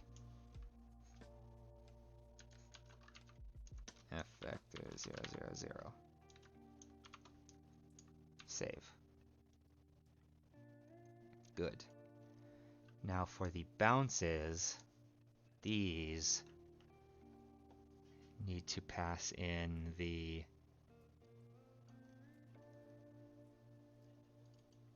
location of the previous hit, first and foremost.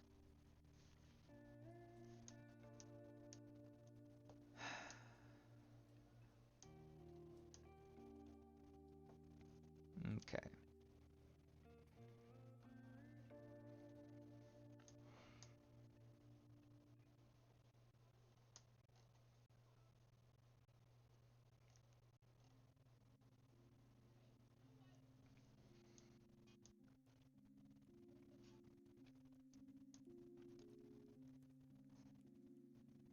Okay, so shot hits, last hit index is where the first bounce needs to come from. Okay, shot hits, first bounce index equals last hit index. Great. It's true.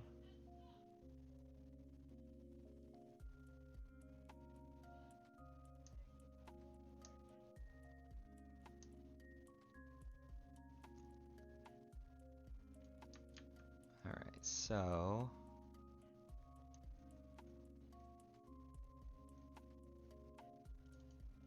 this is the first instance of shooting after we start bouncing.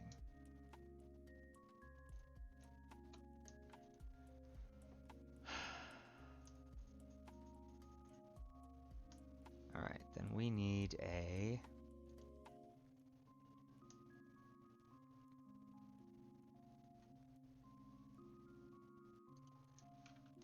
int last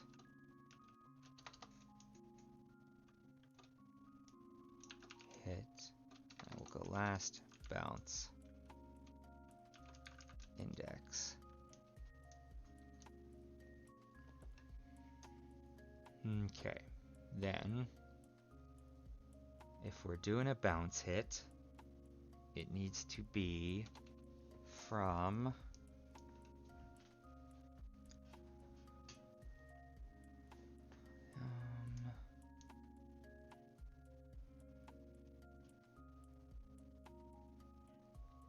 pick a random target, server shot. All right. And we need bool first bounce equals true.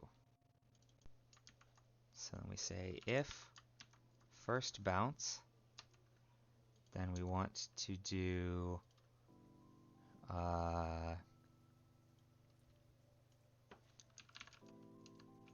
shot hits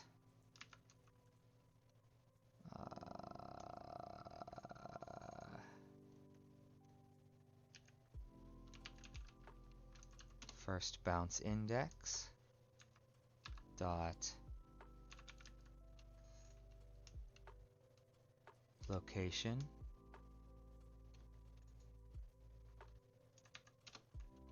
else, what the hell? Why did that go down there?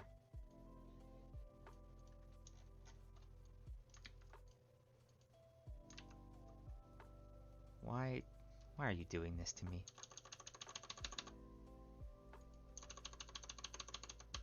Okay. Alright, so if it's the first bounce, go from there. Otherwise, we want to say, so int random index, and we want to say last bounce index.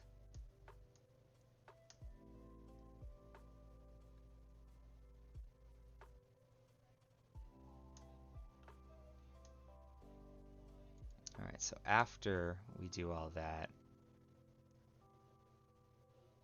we then want to say last bounce index equals the random index. So if it's the first bounce, go from there. Else, we want to go from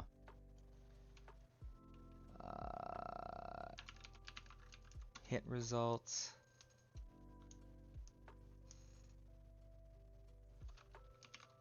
last bounce index dot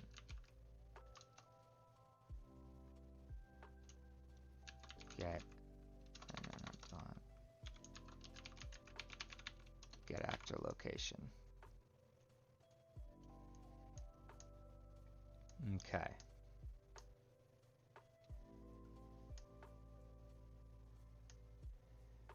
Then we also need to do the same for the split shot.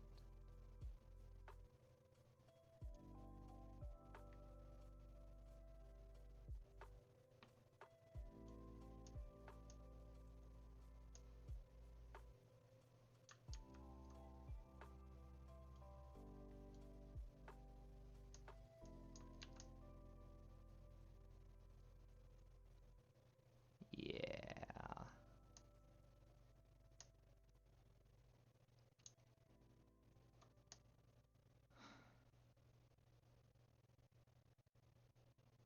I think that's right.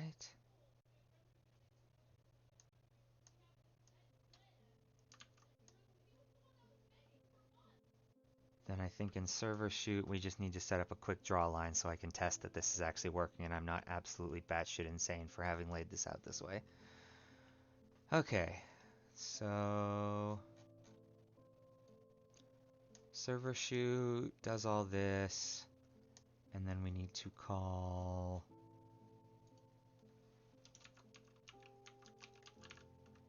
client shoot, all that nonsense.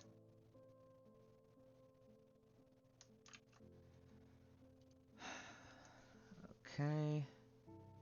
Come to think of it, we might also need to pass in the hit location, surely. Because looking at this, otherwise, basically the point is in this, I want to do the visuals for like the bullet travel. But, because, you know, hit scan, there's not going to be an actual projectile. I'm just going to need to like draw a particle or something that, you know, looks like a tracer shot or something. And then projectile attacks will just, you know, actually be a projectile, but. So hit target, effector shot origin. Yeah, you know what? I think I do need the effector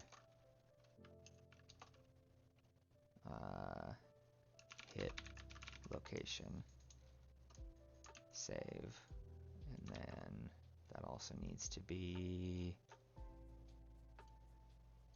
in here, and then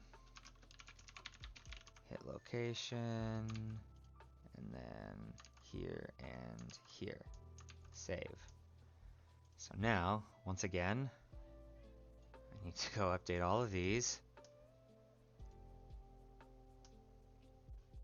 So that is going to be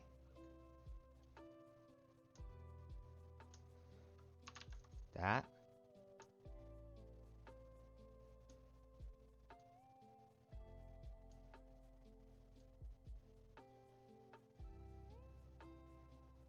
And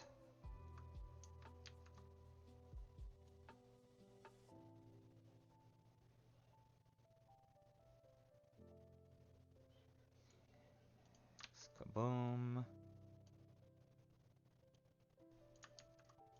Kaboom.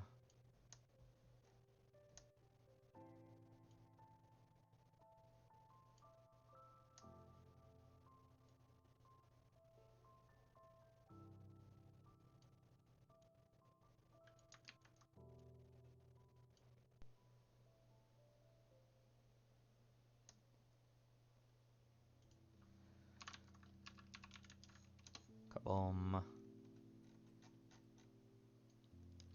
Then we want,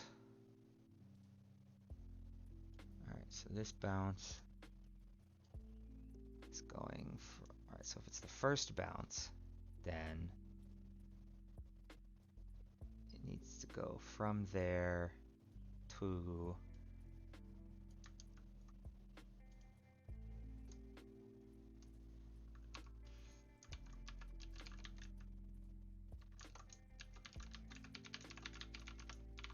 oh wait, not dot.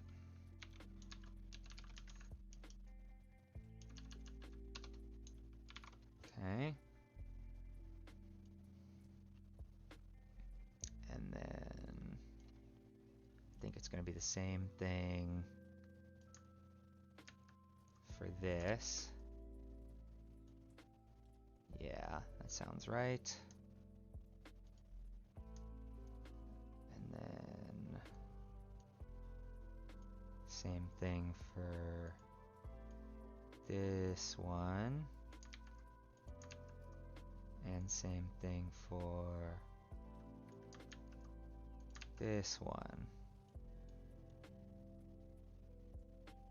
Oh, those were the same thing in both cases.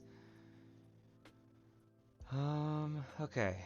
Now, else a null shoot there, Barrelin. And the hit location is nowhere. So we'll just say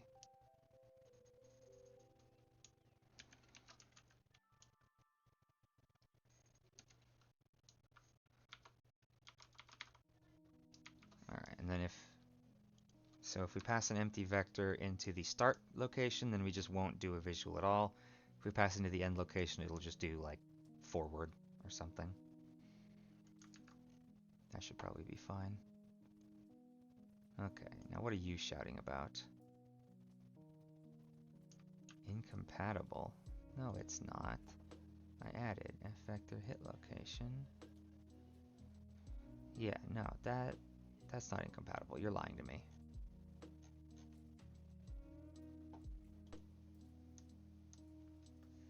Okay, so here we are going to say draw debug line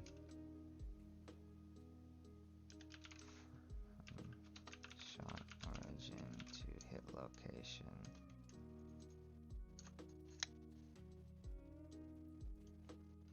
We'll just go like 0.5f, half a second, should be fine.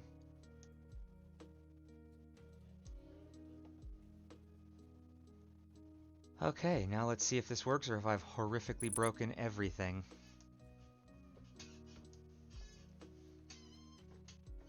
My money's on horrifically broken everything.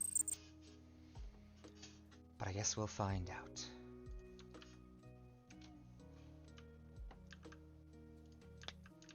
Huh?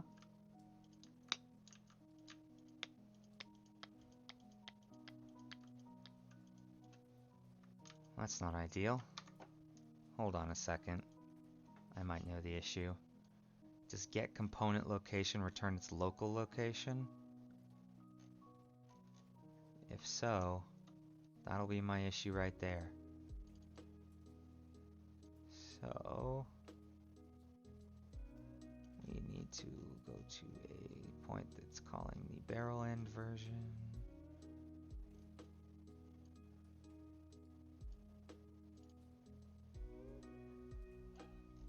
Okay, so this is the first and foremost most basic shot.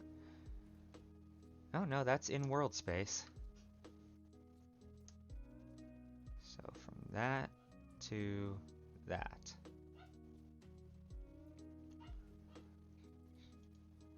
Okay.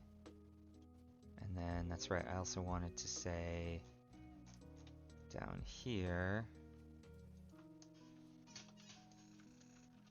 if shot origin equals f vector 0, 0, 0 return. No visual needed there. And then we also want to say if hit location is 0, 0, 0.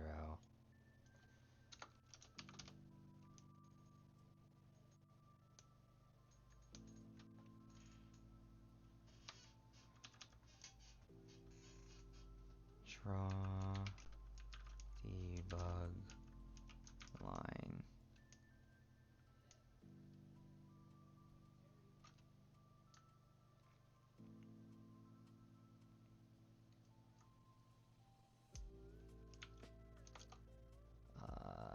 We'll just say set.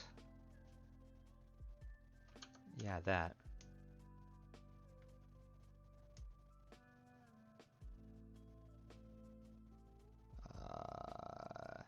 Rather than that, we'll just say get actor forward vector times 5,000. say hit location equals shot origin plus that. Yeah, there we go. Now if I hit nothing, it should just do a straight line forward a bunch. Although actually that won't end up doing much of anything, because that'll be in the forward direction of the gun, which is definitely not going to line up with the crosshair, but that's fine. This is a temporary visual anyways. Can always fix it later. Okay, so you compile.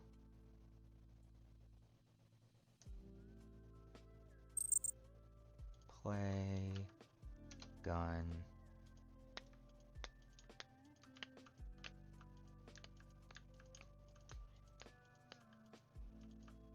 Where? Why is it? Hold on a second. Pause. Choose world, server. Player, weapon, barrel end. Why is the barrel end over there? It should be not over there. Like, it is being attached properly. I definitely set that up. Yeah, barrel end, set up attachment. Initialize desired attach point and socket name to be attached to when the component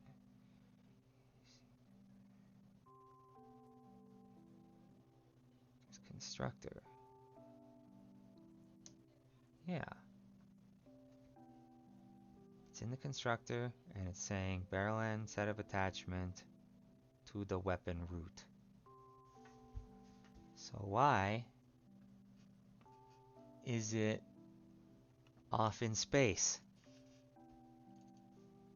I go in here. It's properly underneath the weapon root. It should be good. Why is it no good? I don't understand.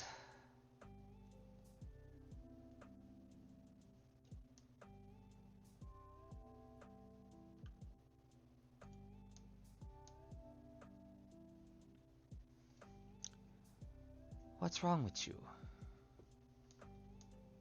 Why are you like this?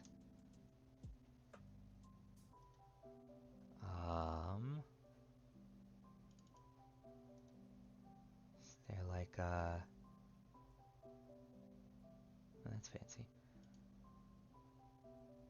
Why are you like this? Parent socket. None. Why is there none? There shouldn't be none. Right? No, I guess it doesn't matter if it's none. This is none. Oh, this is none. This is nothing. What's the difference between that? I don't know. This time I'm working on suffering. As soon as my goddamn volume control goes away so I can click on the play button. What? There we go. So, this is gun. There should be a thing at the end of the barrel that shows where shots should be visually coming from. But they're not, because for some reason, the barrel end point is over there. And I don't know why. If I pause, select me, gun, barrel end, it's over there. I don't know why it's over there. Oops, didn't mean to do that. Accidentally duplicated it, ignore that. Yeah, it's over there. Whereas when it's in gun, it is, in fact, at barrel of gun, as one would expect it to be. The thing is, this component is created through code. It's not created in this blueprint editor. So that's definitely what's causing the oddity, but like even after it's created in code, its attachment is set up properly, so it should be fine. It should follow the gun, if I'm not mistaken. and I like to believe I'm not mistaken. You know, let's see, where else am I creating components? The XP pickup creates components. This sets up attachment, mesh, and then the collider follows the mesh. So it's being done the same here. So why is it not working? I need this to be created in code because I have to reference it in code to know, you know, where I need to shoot from. Whereas if I create it here in the blueprint, there's no way to reference it from code. But this is cringe. All right, you know what? What if I do just a crazy, stupid hack fix right now? I add another scene component. I'm going to call this barrel and anchor, and this one is created in here. Now, attach this to the weapon root, and then up right here, event tick. We're just gonna say take this,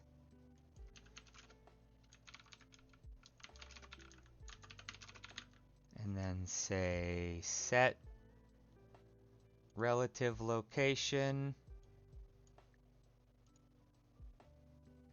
to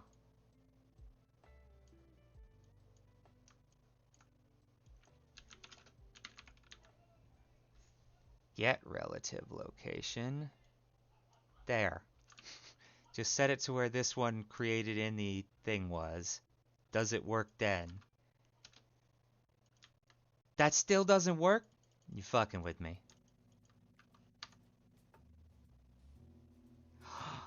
Wait a second. Hold on. Hold on. Alright. Delete this nonsense. Delete this nonsense. What if I say... What if this needs to say component replicates? Maybe its position just ain't being replicated properly. Let's check see if that's checked in the XP pickup. Alright, so pickup collider. That's not set to component replicates, and it works just fine, so that probably won't fix the problem. No, it didn't fix shit. Okay. Why? Why are you like this? Let's see. Blueprint component created in code is at world origin.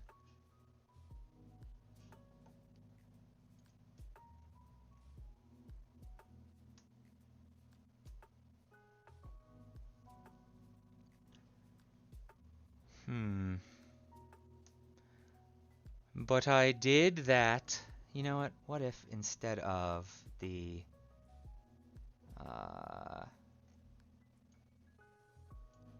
weapon root, I specifically say setup attachment root component. Save. You know, the worst part is I'm pretty sure this might actually just be fixed by recreating the blueprint. Because sometimes when you change the stuff in code, it doesn't like properly update the like blueprints created from that code class.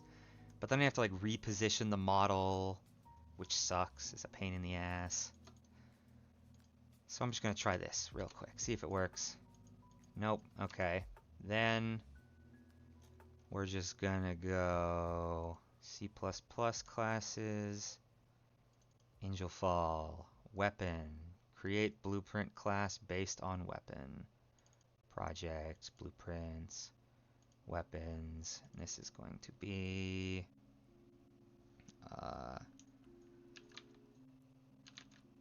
Garand. Weapon Garand underscore blueprint. Create blueprint class. Now,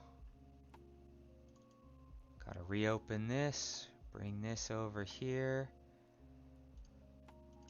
Stats. No? Oh wait, there, stats. Alright, and then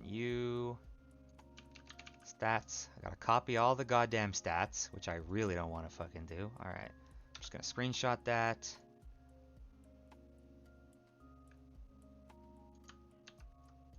Paste it. Okay, put this over here so I can look at it.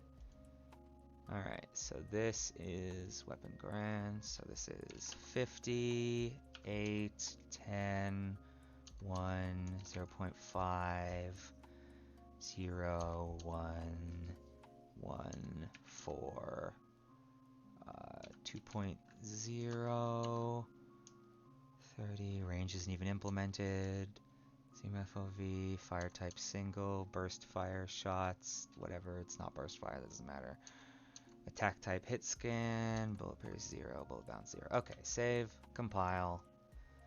Now, if I take, alright, so I have a barrel end now, that exists. So what if I just take this, copy, go here, paste. Great, didn't have to do shit. Now, I take this, I put it where it belongs.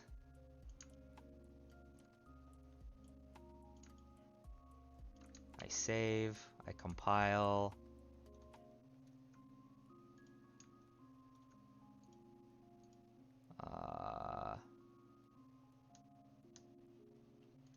Now I need to remember where these weapons get equipped from. Where do these weapons get equipped from? Hold on a second. Okay, Angelful character,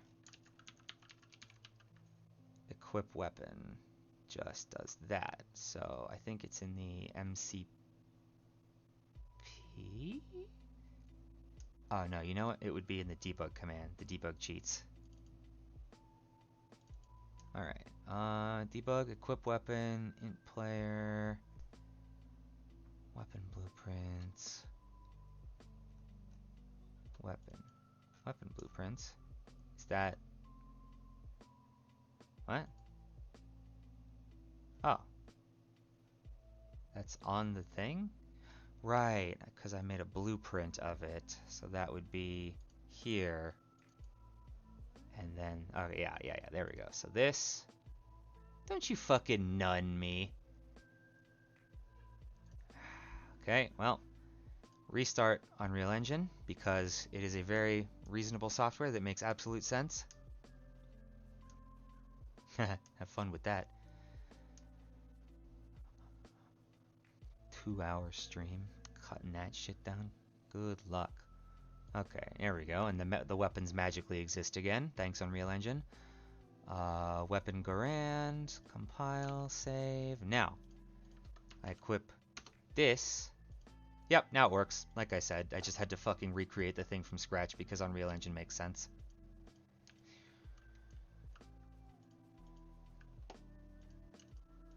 Okay, so now, oh boy. Now I need to test with Pierce and Bounce. So, let's do this. Let's just give this some innate Pierce and or Bounce. So I don't have to fuck with spawning upgrades mid-fight. Also, blueprints, weapons, this one, go away. You don't exist anymore. Alright, so, now this should have Pierce, and hopefully it should not send out more. Nice, okay, good.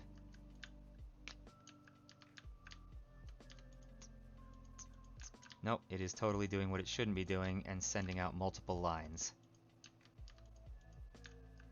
It should only be sending out one line. Also, let's just make these longer so I can see them easier. This can go away. This can go away. Weapon. Client shoot.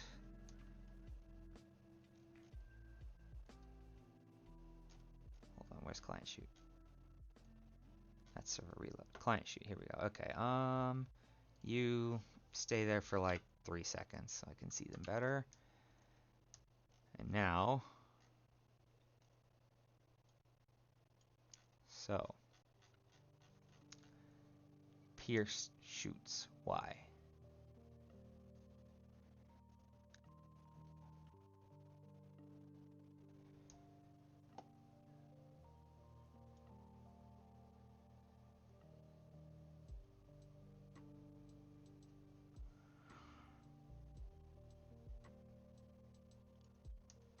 So if Pierce count equals 0,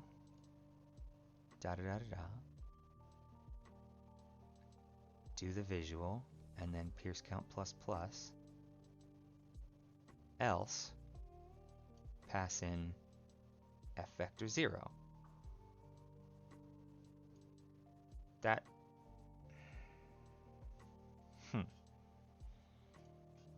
Pierce count equals 0, do this, and then Pierce count plus plus.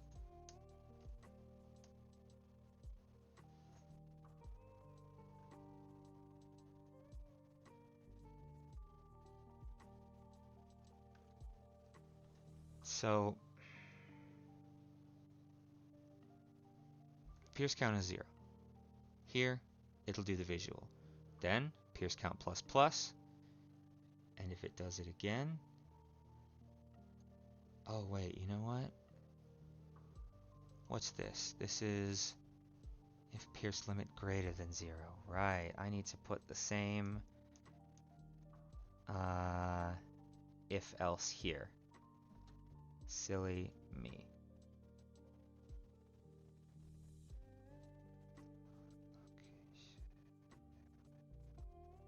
Wait.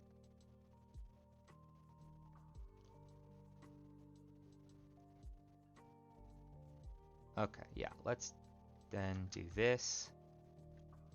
Do that. Save. Compile.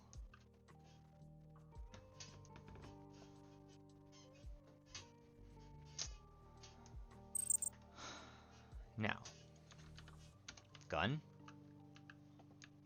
foes,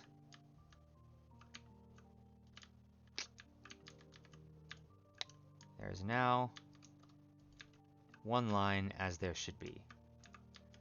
Huzzah! Wait, no, there was 2 lines.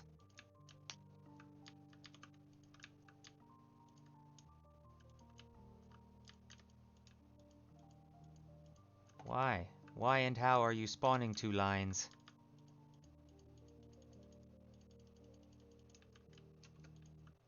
It does not make sense.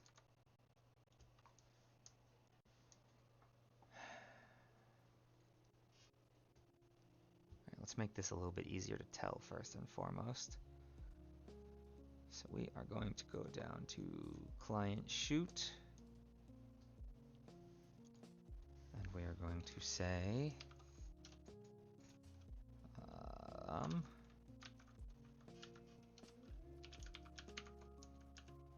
if gengine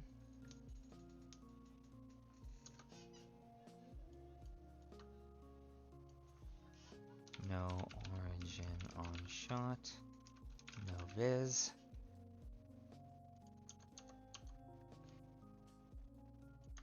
else. All right, here we're going to say no end on shot, shoot forward. And then here we will say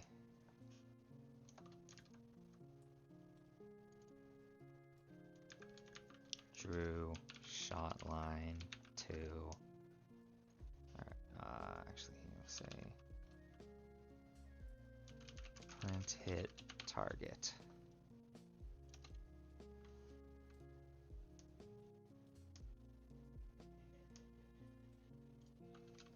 Name.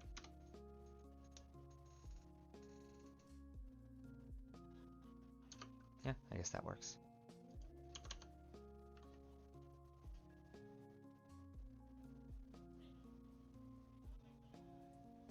Okay.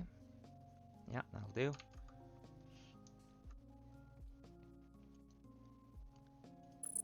So, in theory, we should only get the name of the first hit target printed out of this. And all the rest should just say no origin.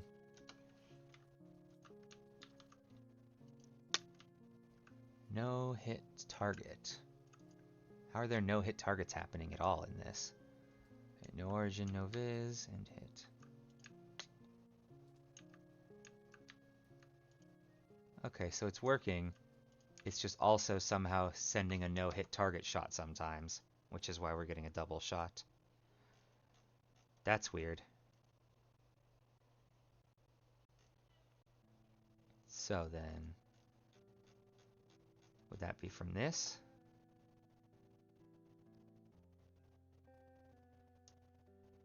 Oh, right. This is the issue. Because this is just saying, alright, you've hit something that can't be damaged. This is the final shot. Send an empty target, shoot.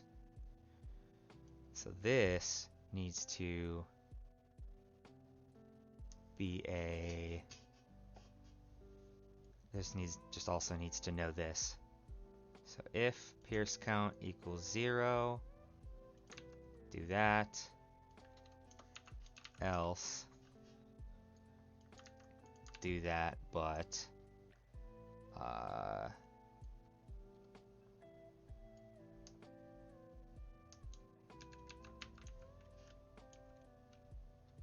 effector 0, 0, 0. Yeah.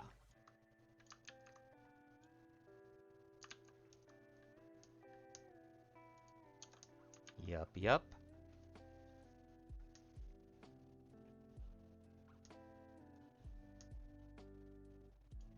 Oh, whoops. Alright, now I think that should be golden.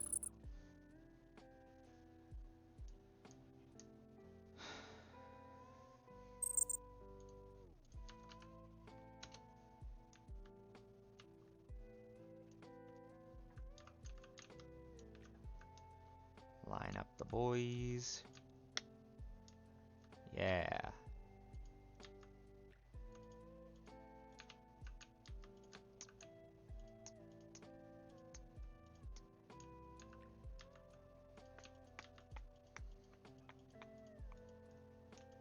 Also, can't help but notice that all of my bullet impacts are just gone and not working anymore, which is very cringe and not based. I don't know why that's happening.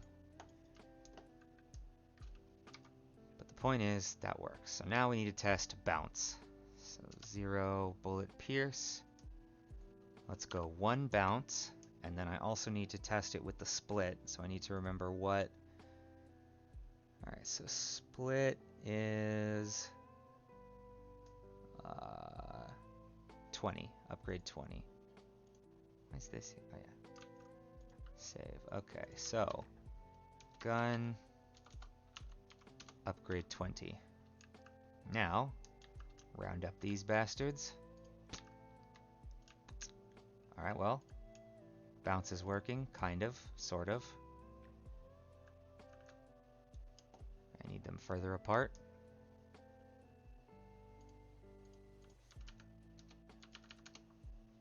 Okay.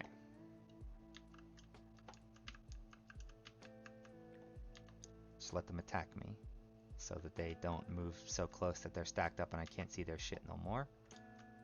Also, wait for that guy to get here. Alright, so... It's kind of hard to tell with their goddamn attacks being drawn. Let's go and just cut that out real quick. Draw attack area. Return. Save.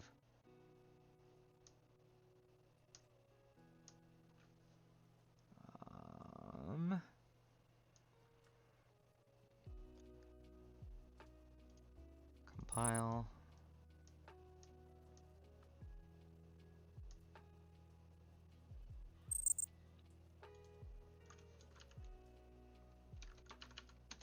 Alright. Gather round, ye fools. Good. No more attack drawing nonsense. Okay, so... Bing. Yeah, that works. Bong. Alright, now what if I make it 2 bounce and none of the split nonsense? Let's just test a multi-bounce and see how that works.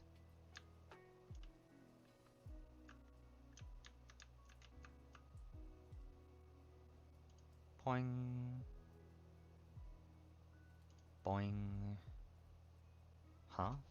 Wait a second. That's not working. Both bounce targets are just drawing a line from the first hit target. Why?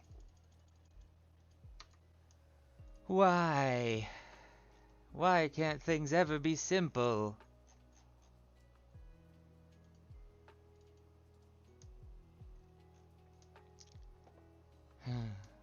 Okay. So then, bounce.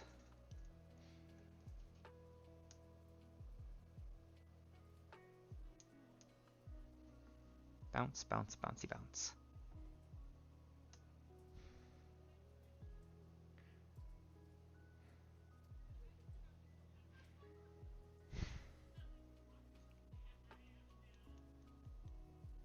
What's the issue here? So if it's the first bounce, send the shot from shots hit first bounce index dot location. Otherwise, send it from hit results last bounce index. And last bounce index is the random index from last time.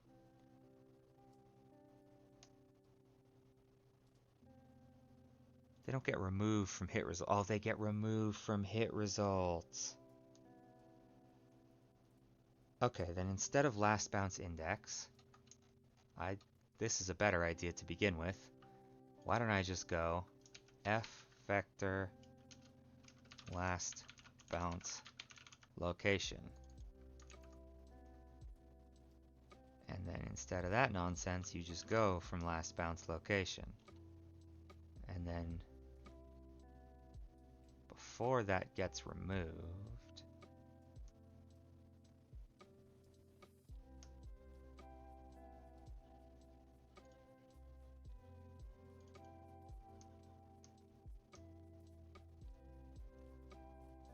oh, interesting. It only gets removed from the splits, actually.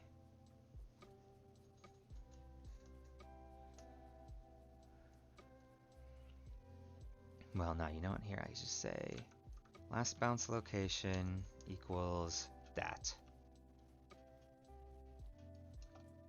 All right, and then we put this here as well.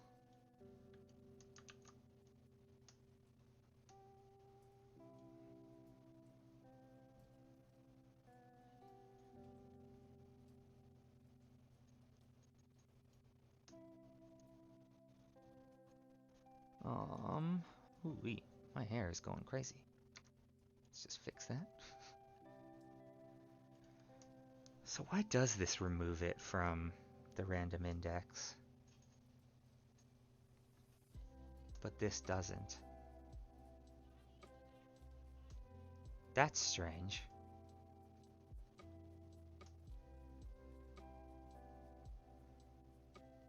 It gets added to the ignore actors, but it doesn't get removed. Oh, this is just goofy. I don't need to do that to begin with.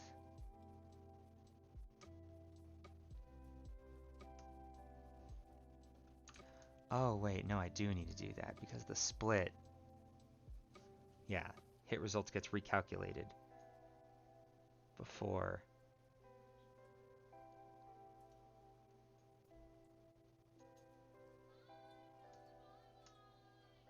Yeah, hit results gets recalculated before it runs this again, so it makes sense to remove that. That's fine. Okay, then, yeah, let's just try it like this and see if this works.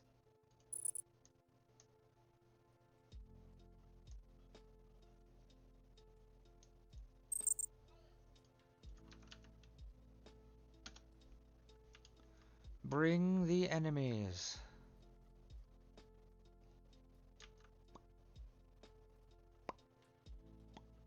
Boink.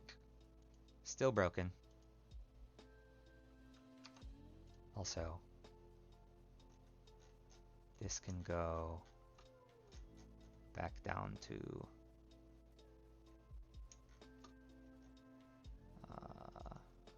0.5f. No, not that. In fact, these can go away. Don't need that anymore.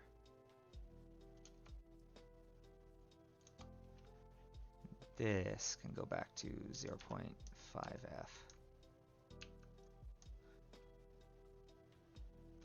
Even 2.5f. Okay. So, why didn't it work? So let's think about this. They both come from the first target. Why?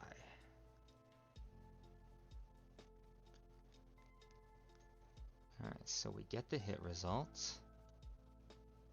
And then results.num greater than 0. We can get rid of that. That's not needed anymore. Alright, so we get a random hit. Bounce position equals that hit results.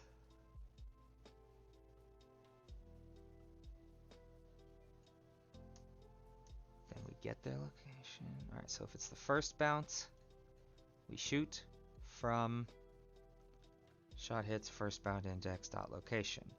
Else, we shoot from hit results random index get actor location.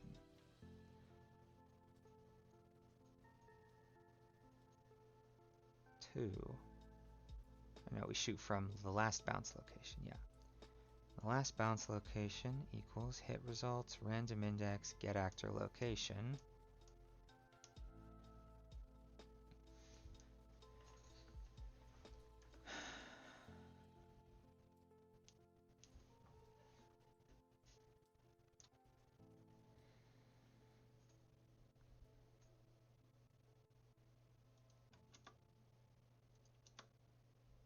I don't get it. What's the issue here? So, first bounce hits, it's 0. Bounce position. Oh, I'm never setting first bounce to false. I'm an idiot. I'm a fool. Ha, I can't believe that was such a simple, stupid mistake. First bounce equals false. Simple as. Ah, that should do it.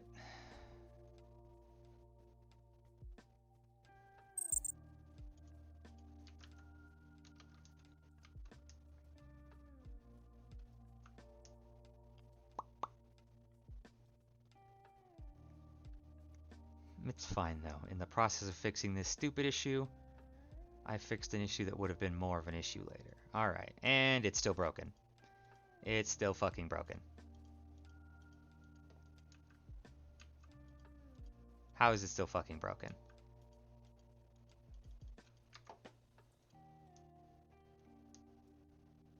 So first bounce is true. If first bounce, let's just fucking do this. Do that. And let's just say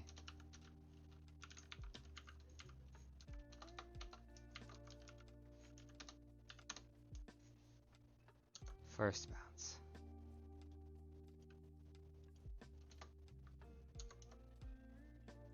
Not first bounce. Okay.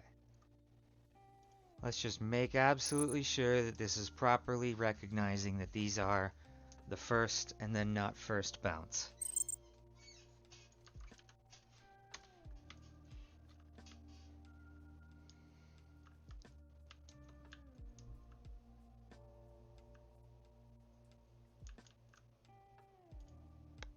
First bounce is triggering both times. Okay, so that, yeah, they're both first bounces. Why are they both first bounces? I don't fucking know. You tell me, Unreal Engine.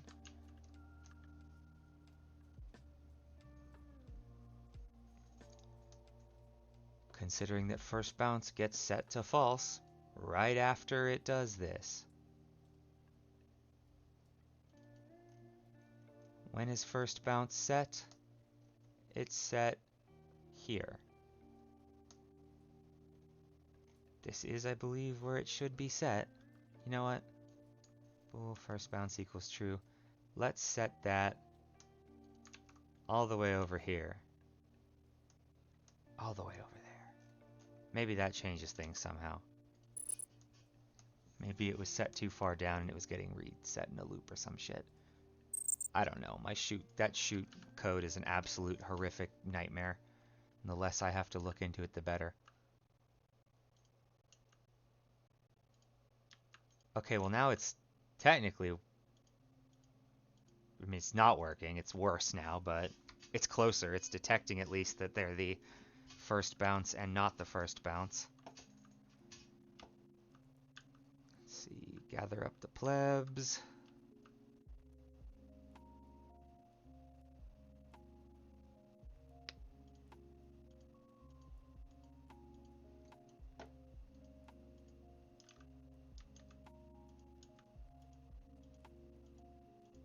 Yeah, the shots are going to the origin for some reason.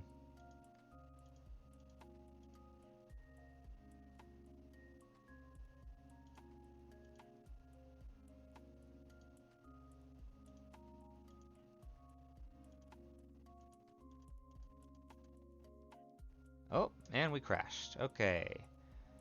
Where and why? Weapon 283.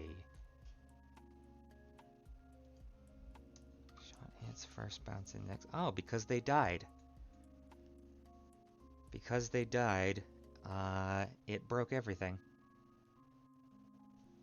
Guess that makes sense. Probably should have made it... Well, eventually dying isn't going to destroy them instantly, so then that won't be a problem. So yeah, let's just fix that. Well, actually, I guess I can first and foremost just make it stop if that reference is dead. Okay, so bounce limit for first bounce index. Alright, so shot hits first bounce index. Get activated. Then here we need to go if shot hits dot num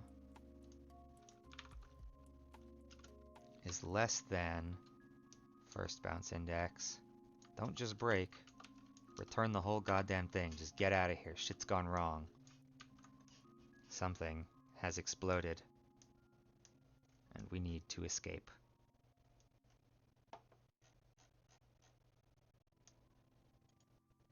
And also, just for convenience's sake, we will say print that something broke. I don't want to print a screen for that.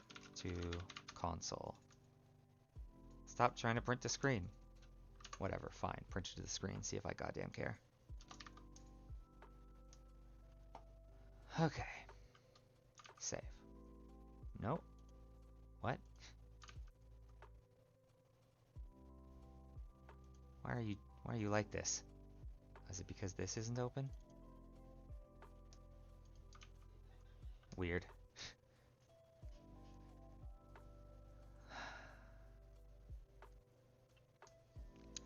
Alright, but the point being that this is working.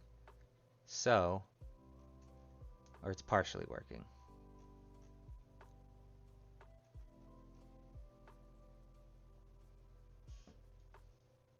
So now I just need to figure out why it's going from the origin point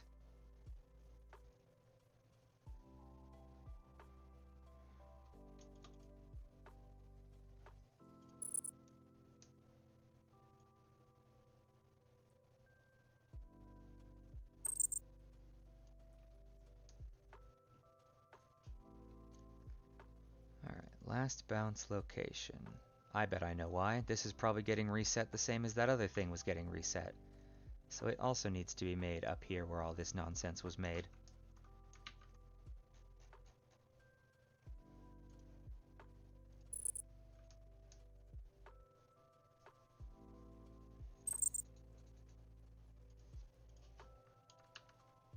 Okay, this I am like 90% sure should be completely working properly. Bam. It's working. Now that's what I call some proper bouncing.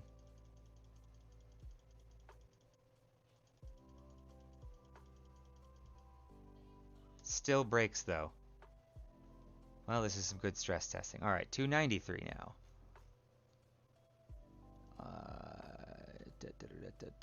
Same deal. It's trying to get a thing that's already no longer exists. So we are going to say,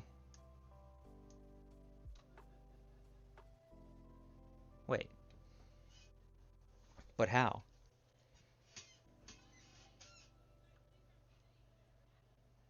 I'm checking properly if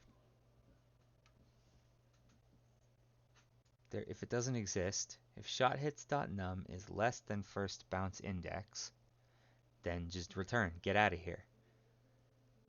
Then it checks all that nonsense.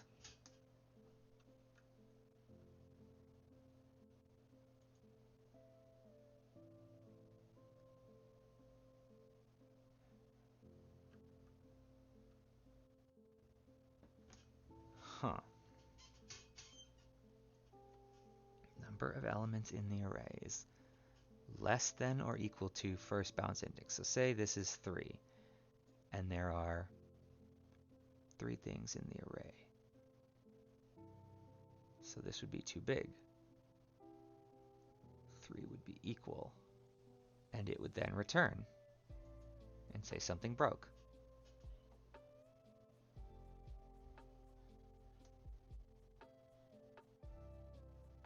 So then how is this happening in a case where it can't happen? Alright, well, you know what? That's weird. I don't like it. It's confusing. It's dumb. I'm mad. Why? Why are you breaking? It's definitely saying 293 read access violation. So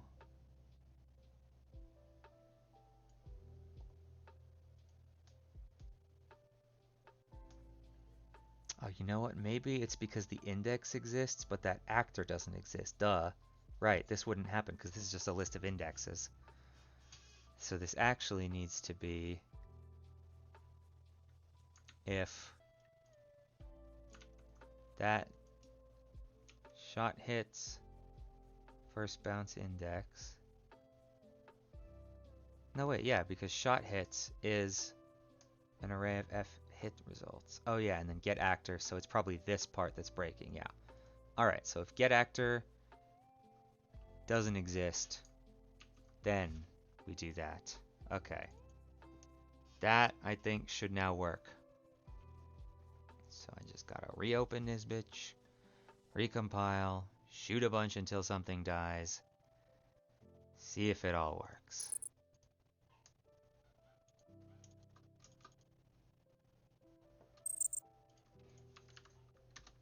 Alright. Gather round, ye fucking target dummies.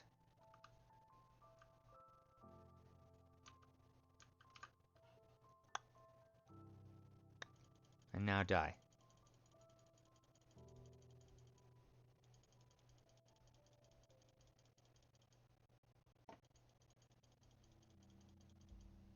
Whoop. There was a bit of lag, but it didn't die. It didn't break and explode. That's good. Let's try it again.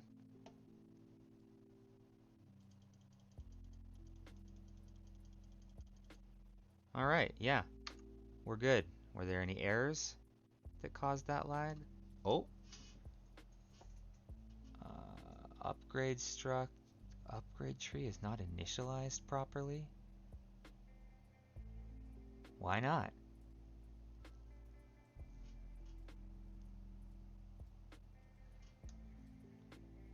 Alright.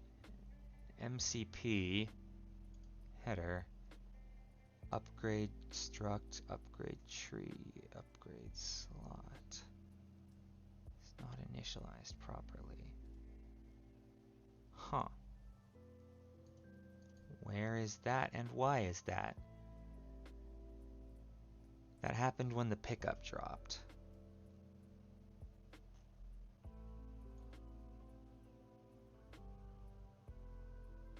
F upgrade struct. Upgrade tree.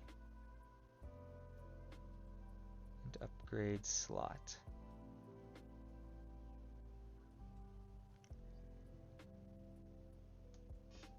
What does it mean wasn't initialized properly?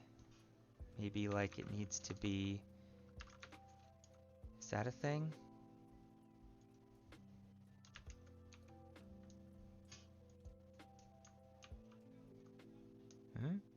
Maybe.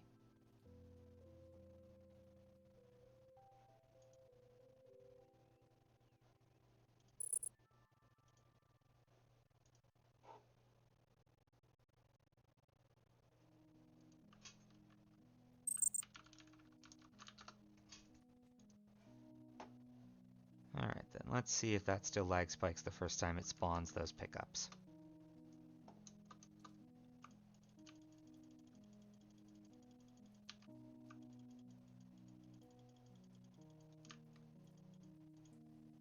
Huh, seemed to be fine there. We'll call that working. Alright, then I've fixed the bounce visuals and the pierce visuals, so all is well and everything is good and peachy and great. Huzzah. Now I can get rid of these unnecessary print lines.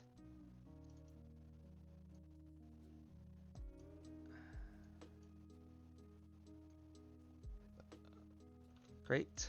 Save. Now, what the hell was I setting all this up to test in the first place? Right, I remember now. This was all for this Asura upgrade that's gotta spawn some ghosts and make them shoot at people.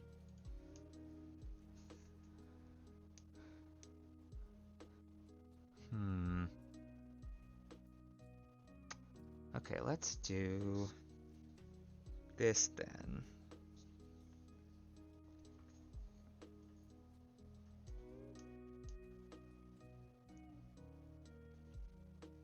Let's first just sort out the actual shoot at some random nearby targets effect, because that's easy. Character, I believe I already made a effect for it, yes. And did I already implement it? That is upgrade 24. Alright, yeah, so that's already done. Now it just needs to actually do its functionality. Great.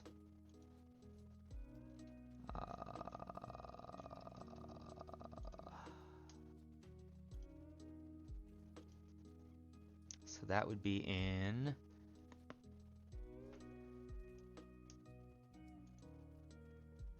So the weapon does... The weapon is what detects if I'm allowed to shoot, right? Shoot. Yes, but it happens in fire weapon here. Okay, cool. Then...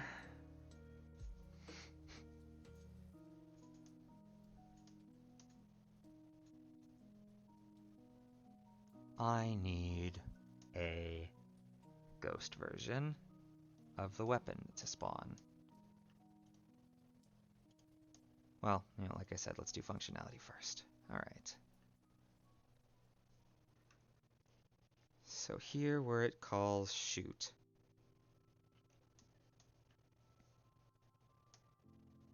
I guess I can just run all this at the start of shoot. Or at the end of shoot?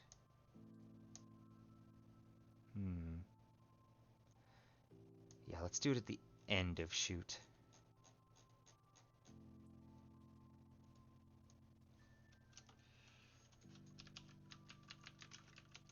Asura stuff. Okay. I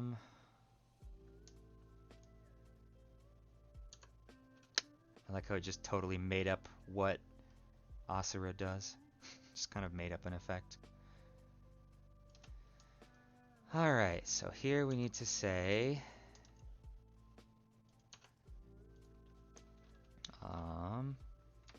if fmath rand range 0 to 100 is less than 30,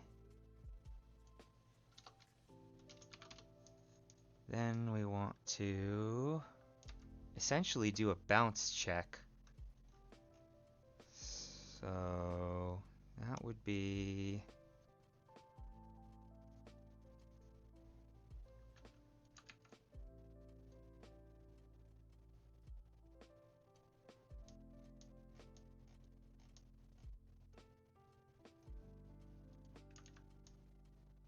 alright, so here we need to say get actor location. Then this will be, I don't know, let's just say like 1,000.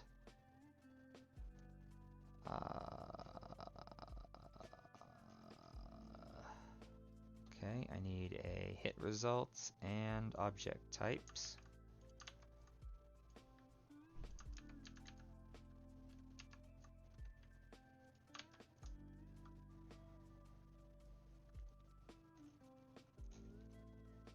Then a list of ignore actors.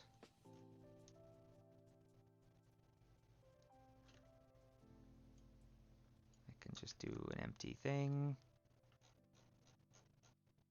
because we ain't ignoring nobody.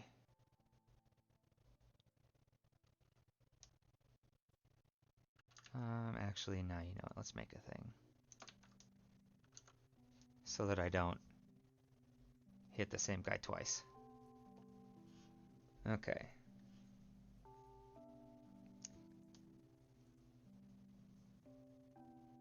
Alright, so do the overlap sphere.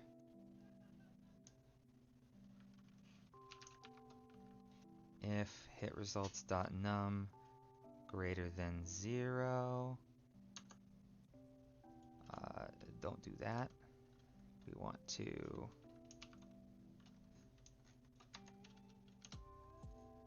then remove any non enemy things. So same as we did here.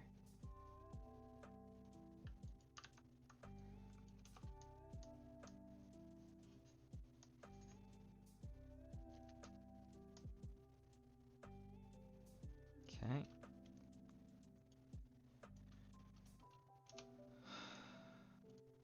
All right, so do all that. Da da da da. Now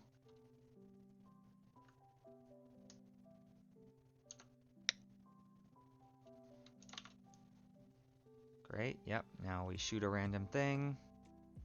Barrel end, hit results, get actor location, yep, okay.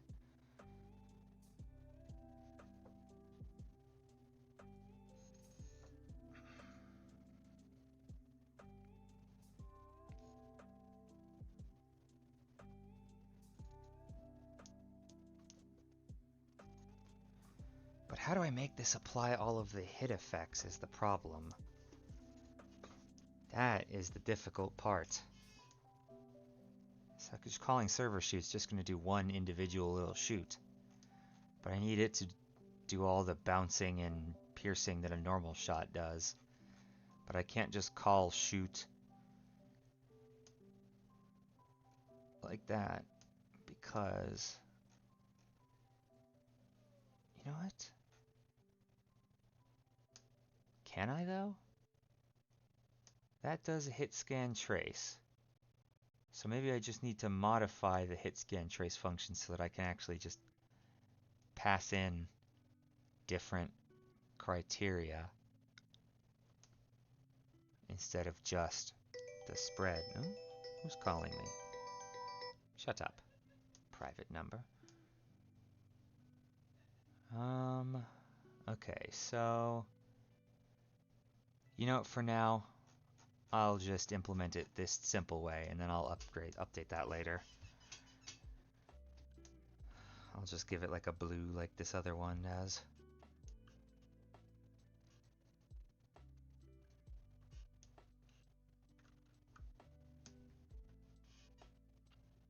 Okay then. So I guess really we just need to do this twice.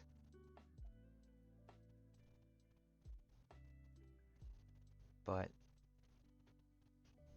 we also need to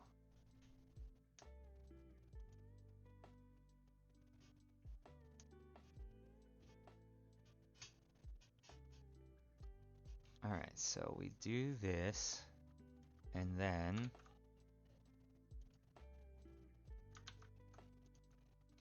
we just copy that, do it twice. Also, what is use ammo? Use ammo is the second bool. It's false in both cases. Good. So we need to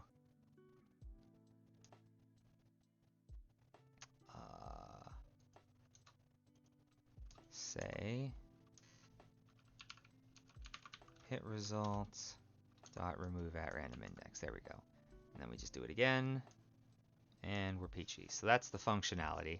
And then eventually for the visuals, it's just going to spawn two ghost, either just the floating ghost guns or a whole ghost player model with ghost guns on your left and right that are going to shoot at these random targets.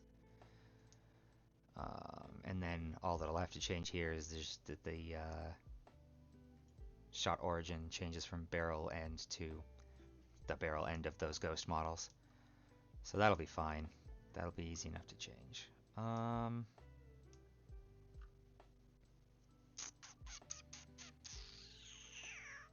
Okay, yeah, that should work. Asura is 24. Alright, so let's go in here. Stats. Get rid of its innate bounces. Now, add gun, add upgrade 24. So once these nerds get near me... Yep, that's working.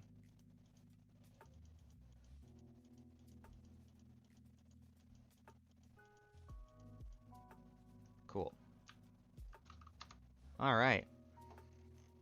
That is this blue. Which means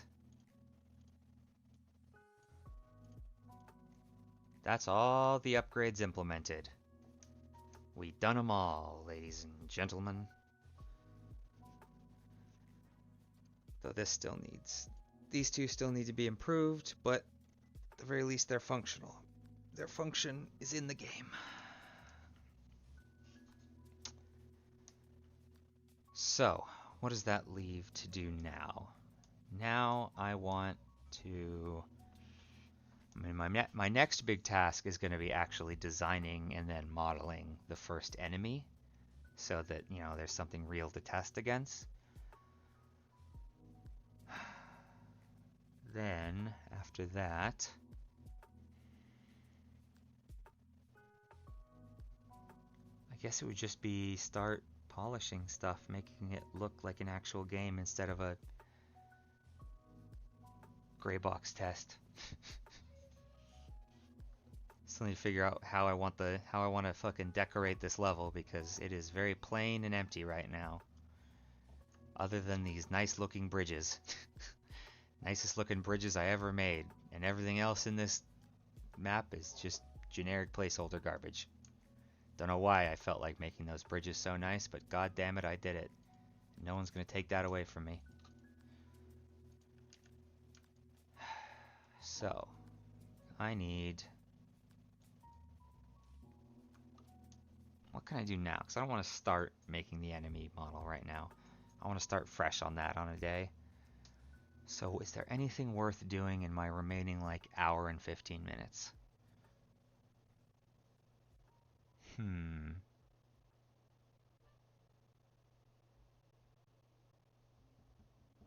guess I could just start on some minor visuals polish. Like I want to add like a muzzle flash particle on the guns when they shoot. I still need to fix the shooting animation at some point so that it's not borked if you're moving. So if you're standing still, it's fine, but if you're moving, it goes jank.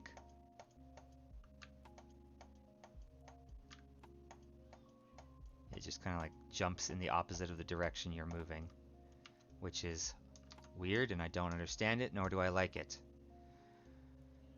I also want to add some like jump and landing particles. Yeah, let's start doing the fun little stuff like that. All right, first things first, muzzle flash. How do I want to do muzzle flash?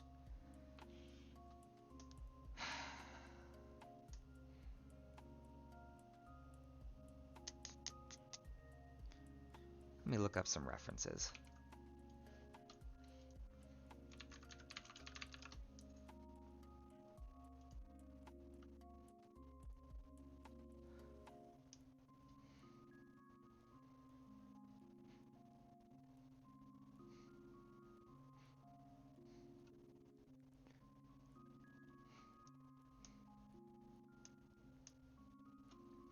Yeah, you know what? All right, let's do this then. Let's look up a GIF.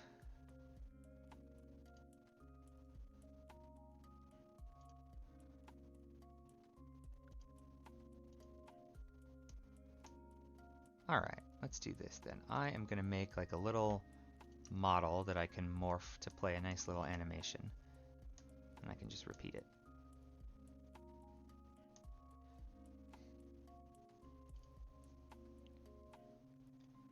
General, delete, file, or no, add, mesh, cylinder. You can have like 6 vertices, that's fine. Okay, that'll do. Then here we need to cut, cut, cut, cut. And you know what? Since this needs to be pointy, let's just go like that.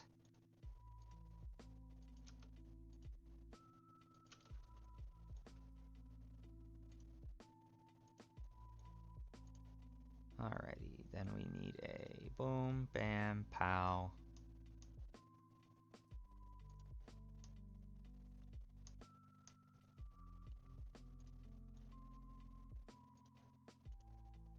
Alright, let's pull that reference back up actually.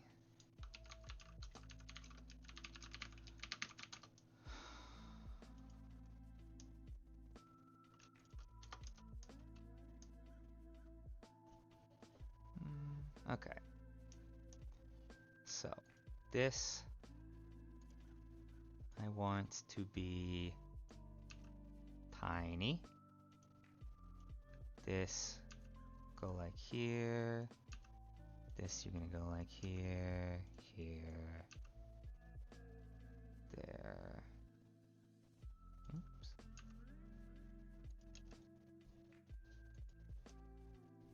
Alright, it's just gonna be a very simple shape, but it's gonna have a quick morph animation, and that should be good. So then,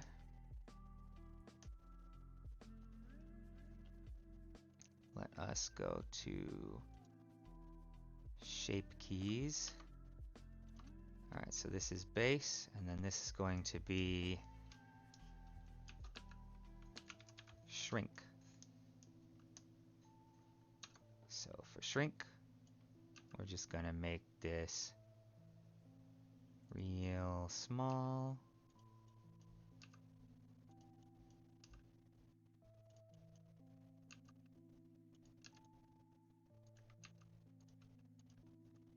Okay, so then, nice, so blam. Yeah, I think that can work. Alright. Then you.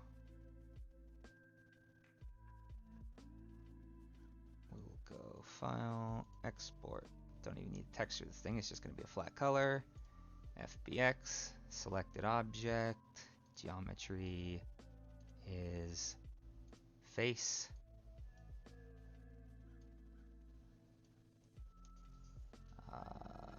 We're going to go to here, assets, 3D, guns, and we're going to call this muzzle flash. Alright, and then you, project, 3D, weapons, import, muzzle flash. So it's a skeletal mesh, I think, since it's got a blend shape. Import. Don't recall exactly how this works. So if we open this,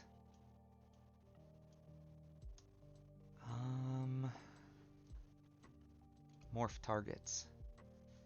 No morph targets. Okay, something's wrong. Delete. Re-import. Muzzle flash. Skeletal mesh. Ah, there we go. Import morph targets. That's what I goofed. Okay. Yeah.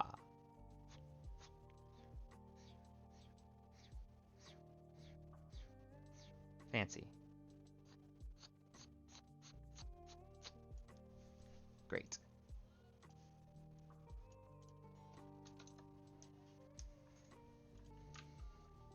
Then,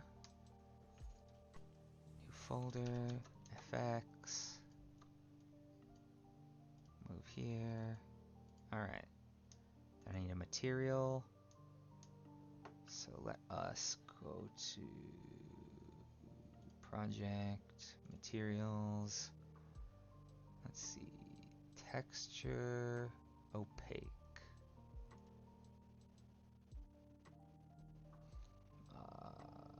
Create material instance, muzzle flash, inst.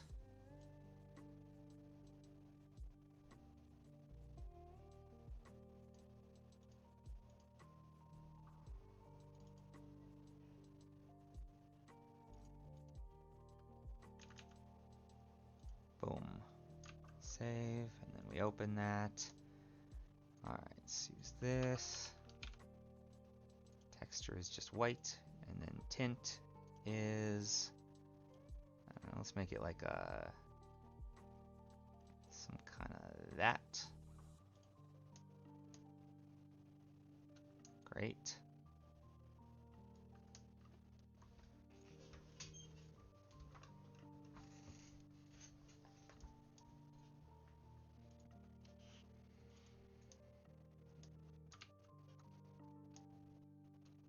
Okay.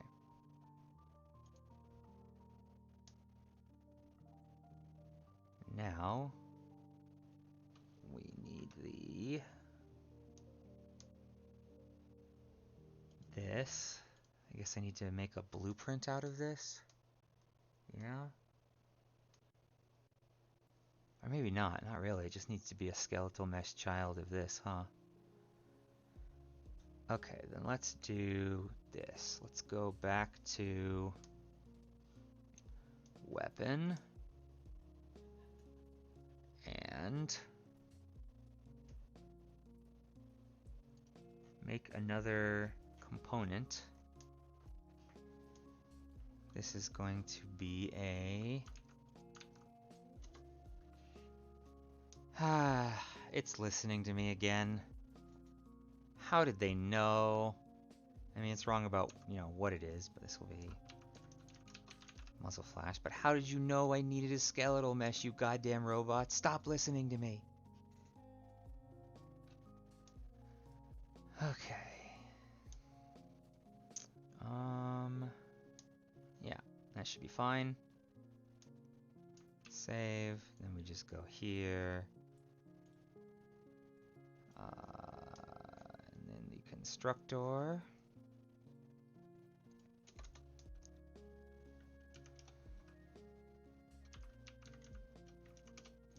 Say muzzle flash equals create default subobject of not uParticle system, uSkeletal mesh component.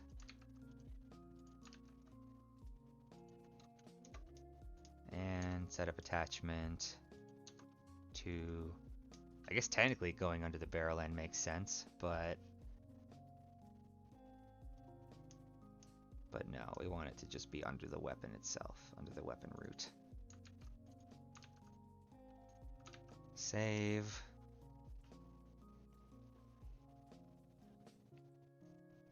Or I guess the root component. Save. Okay, close this.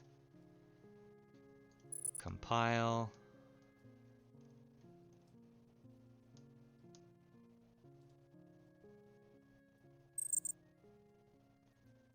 Now, projects, blueprints, weapons. This bitch. Viewport. We now have the muzzle flash. We select the model. And then we position.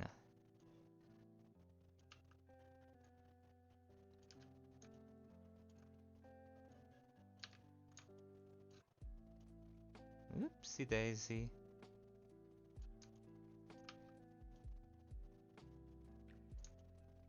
It might look goofy now, but don't worry, it'll look different with the post-processing shader. It'll be much more flat colored.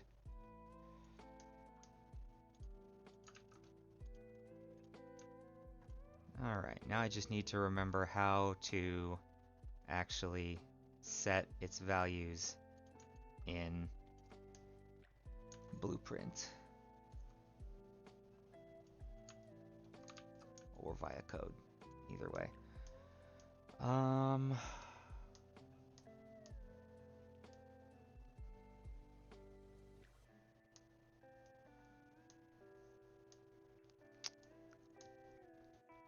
Alright, let's go to the weapon. Do you have an event? You do not have event. I don't remember how to make event. Let's go to player. Player has event, I believe. Or is that under here? Player has no event. Oh, they do. They have the, does the MCP have the event? MCP has the event. Okay. So declare dynamic multicast delegate in the header under the generated. Okay. And we'll put it here. Alright, and this is going to be F weapon fired. And then I believe in the, alright, here it needs to do it like this. Like that.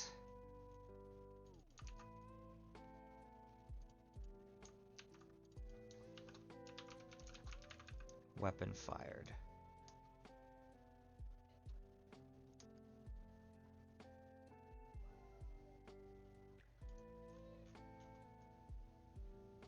Did I need to do anything else fancy with that?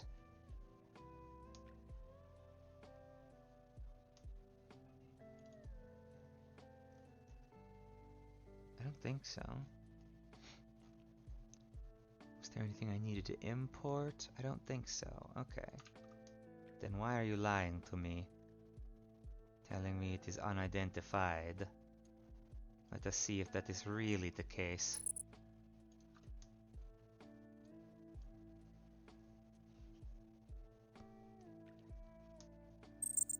And that's not the case. You lied. Why must you lie? Okay, then event graph, let's say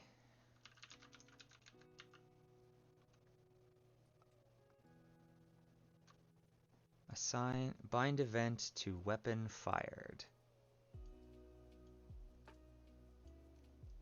That event will be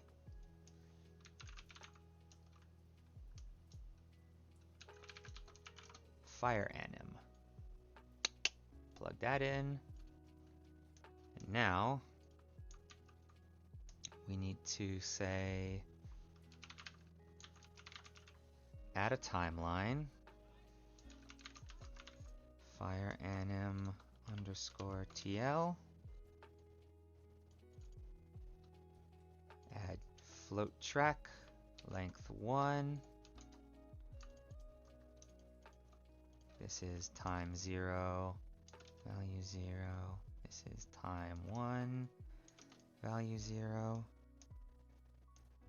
Okay, so the shrink, I actually think I want it to start at 1 and end at 1.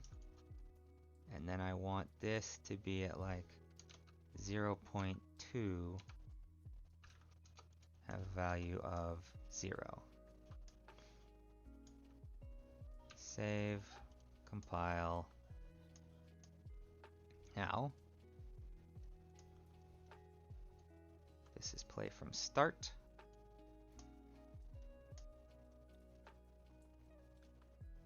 For that, we want to take muzzle flash and say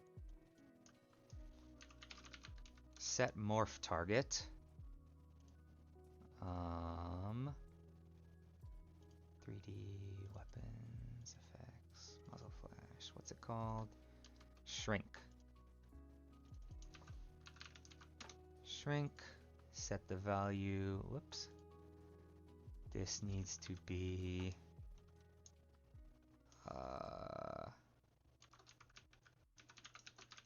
muzzle flash.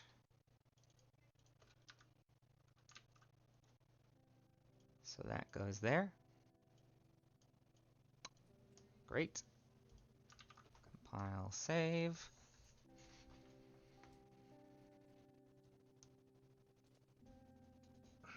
And then this thing also needs to move.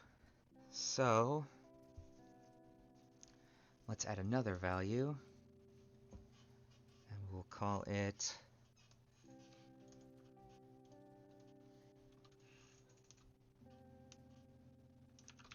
bolt.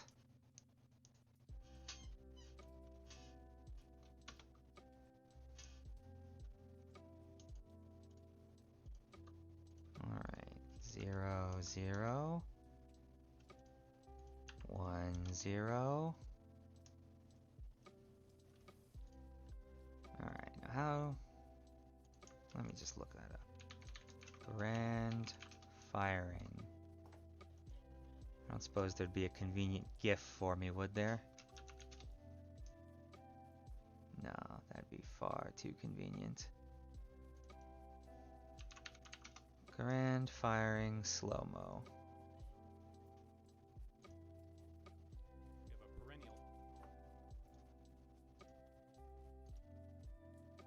Alright, so shoot, blam, blam. Okay.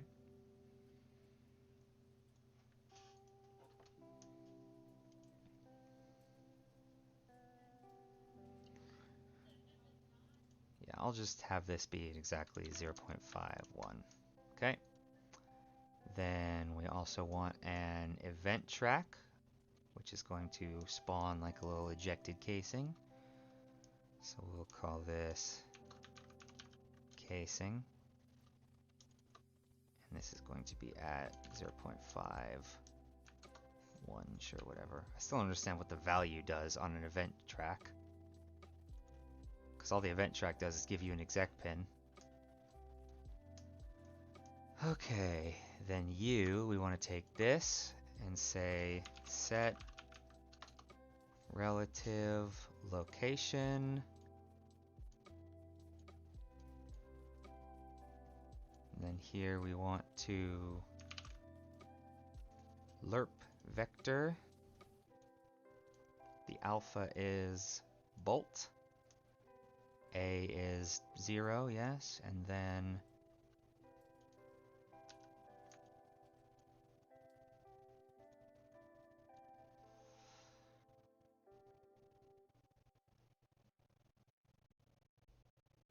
all right, we'll just call that 40.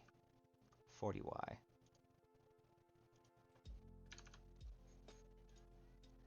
All right.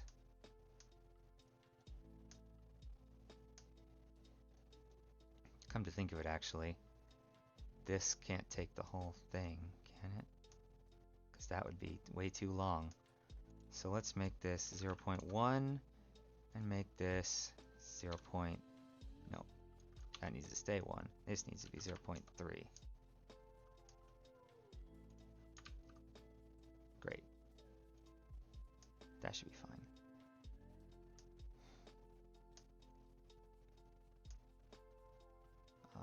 Viewport. There's also this.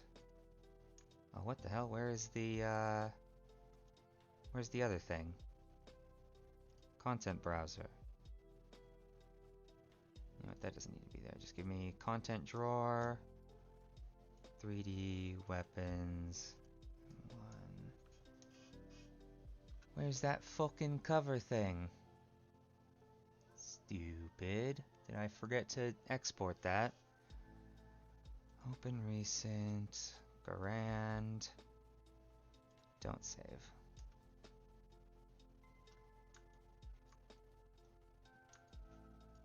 Ooh, okay. This thing.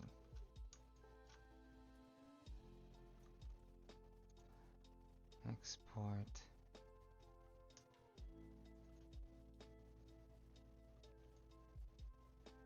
FBX.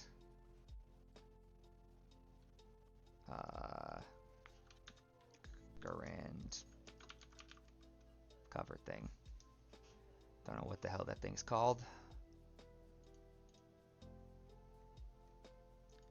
Geometry face. Selected object only.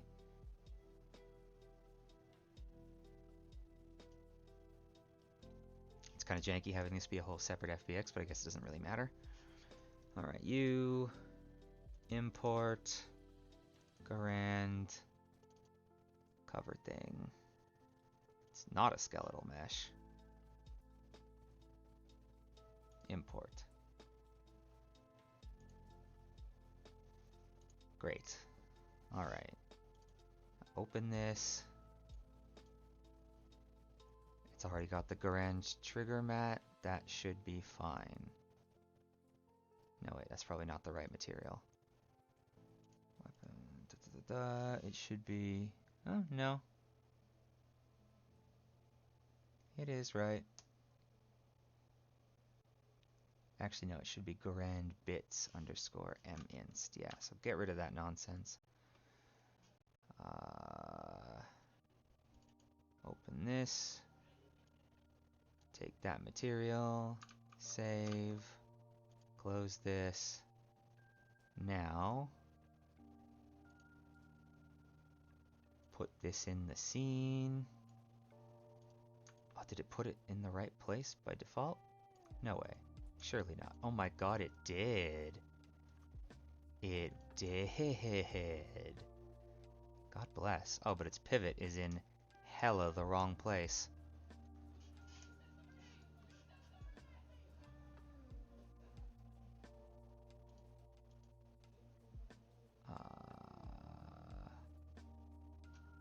Are we selecting from the pivot?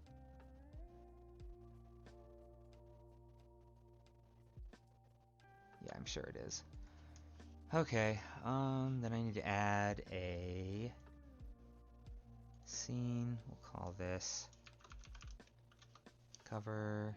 This needs to go under the mechanism, and it needs to be about here. Then the cover goes under this.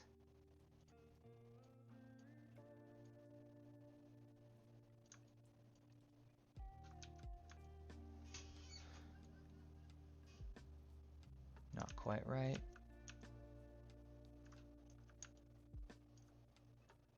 Down a bit more.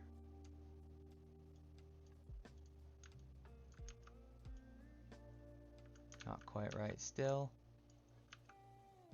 Down yet more.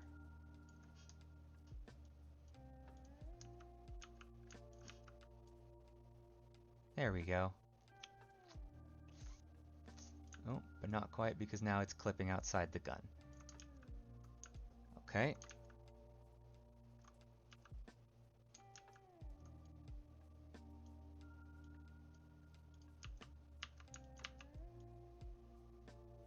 There we go.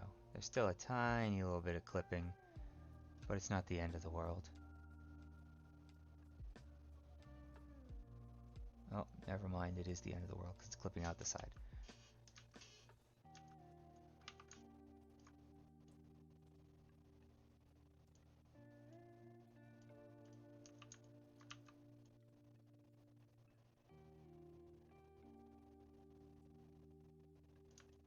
There we go.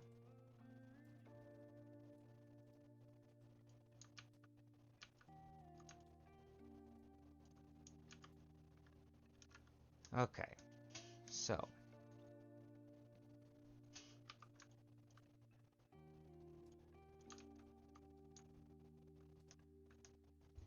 that should be good.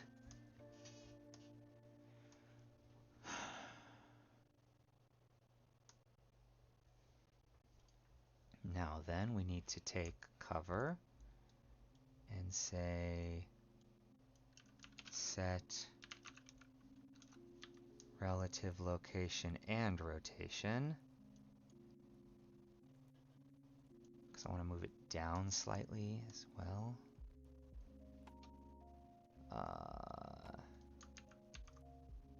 Lerp vector. Alright, so cover by default, no rotation, and then open is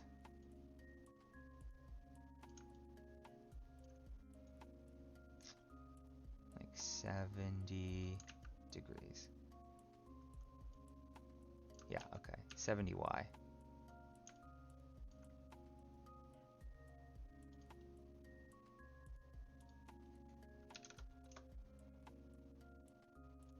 Or no, that's the rotation, hang on.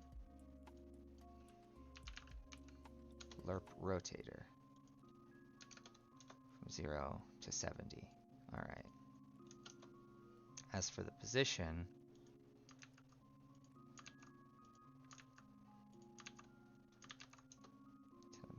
from that to... Alright, so then put this at 70. And then I also want it to be...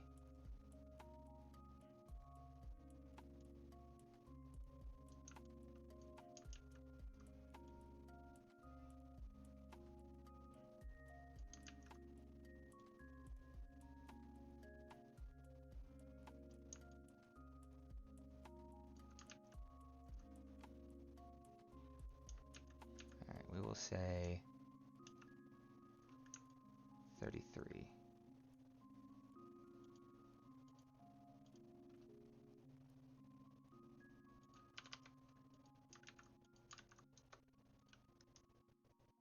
Great. Once again by the bolt alpha. Okay.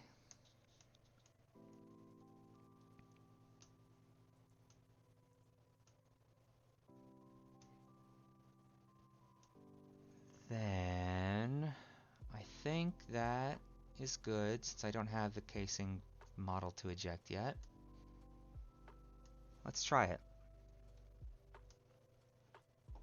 So then here in the weapon, under client shoot,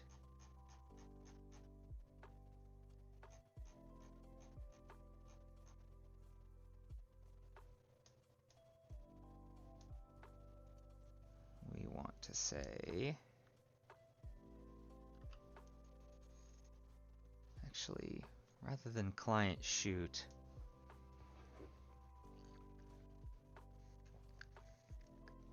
No, yeah, probably client shoot. Okay. Let's go. Weapon fired dot broadcast. Save. Compile. Now in theory, when I shoot, it should play the shoot animation.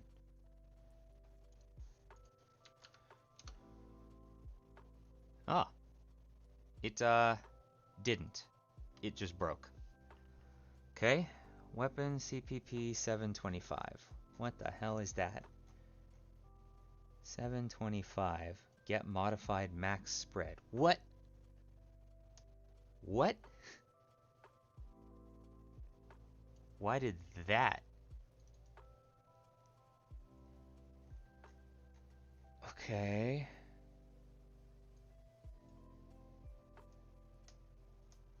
Why'd that break? Maybe just because I'd modified the weapon header and hadn't restarted yet. That's probably why. Oh. Huh? Woo! Okay. Slight issue with that. And that is...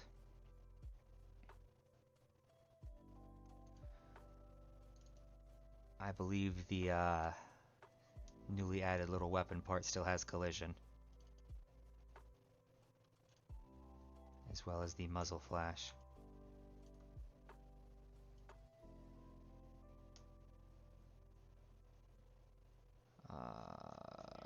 Collision. No collision. You as well. Collision. Also, okay, that's already no collision. Good. Save, compile. Also, this needs to be not visible. And then in the event graph, it needs to be set visible. So we will take all this, shove it over a bit. Say muzzle flash. Set visibility. Visible. And then at the end, set it to not visible.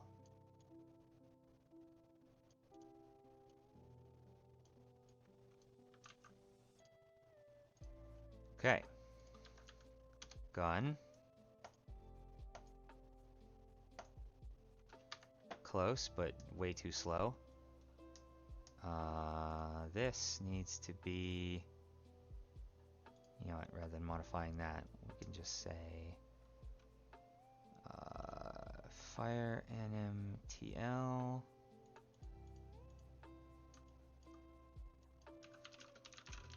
set play rate.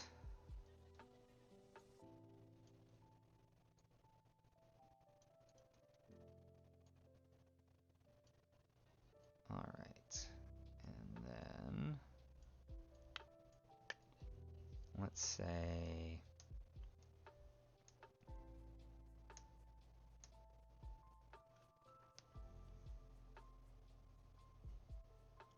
we'll just set the play rate to 4 right now, so that'll take place in a quarter of a second.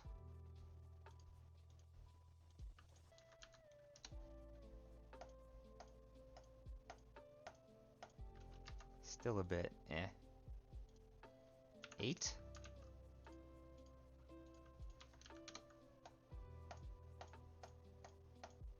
That looks good.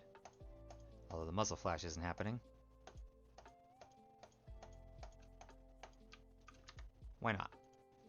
Why muzzle flash not happen?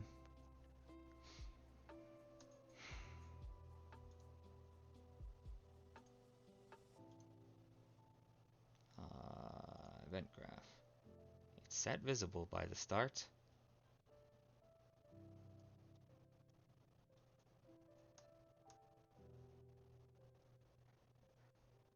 Alright, then in that case also, since I made this whole thing super short.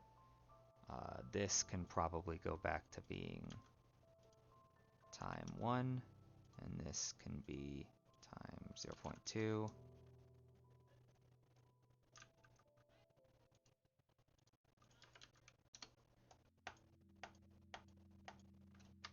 Okay, what's up with this? What if I just make this visible by default? It's there, and it never becomes visible again.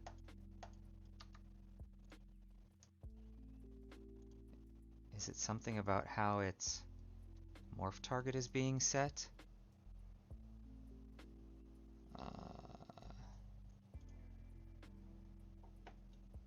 3D weapons, this.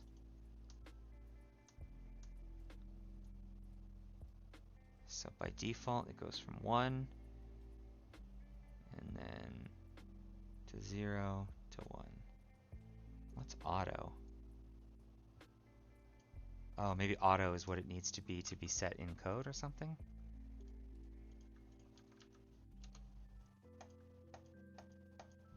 No?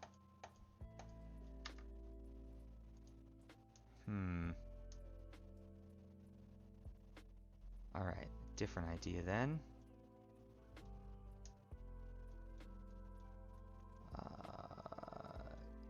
Just skip the set morph target. See if that's what's breaking it.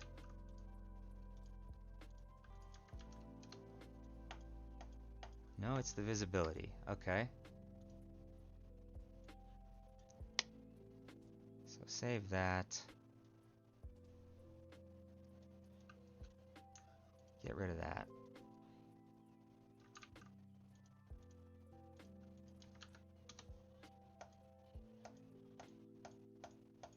Oh, yeah, that's totally working. So why does setting it invisible? Oh, because I'm an idiot.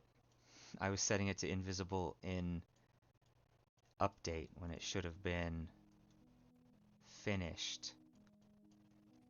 Stupid.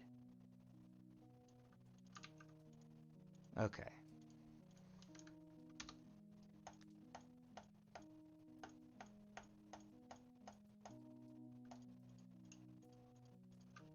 Great, but it's too slow.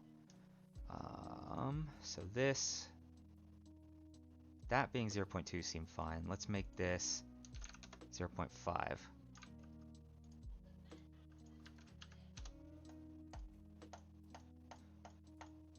That looks pretty good, I think.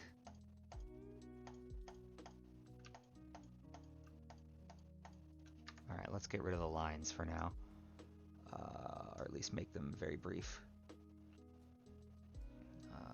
Weapon.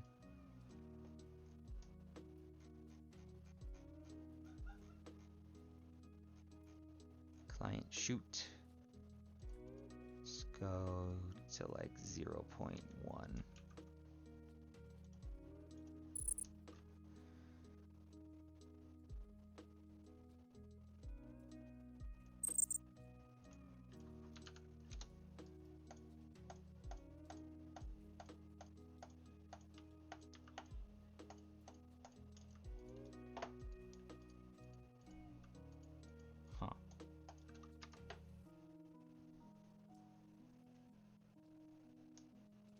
You know what? Let's actually just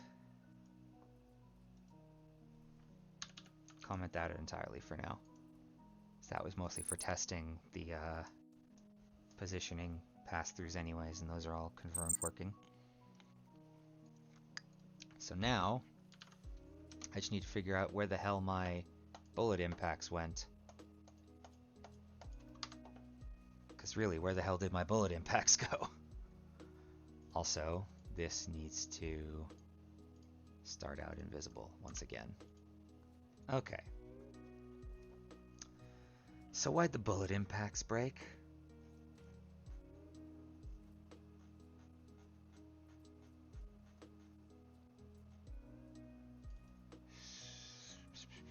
Server impact visuals. It's still getting called. Like, I didn't change anything with that. Shot hits, last hit index dot impact point dot location, and then go to definition. I guess it doesn't have one because it's implementation. Okay, well, server impact visuals, client impact visuals. Like, yeah, nothing changed with that.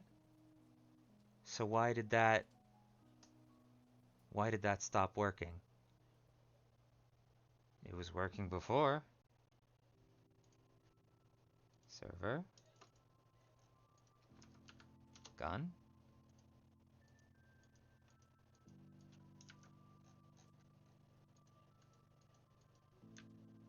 It's just not spawning them anymore. Why has it stopped?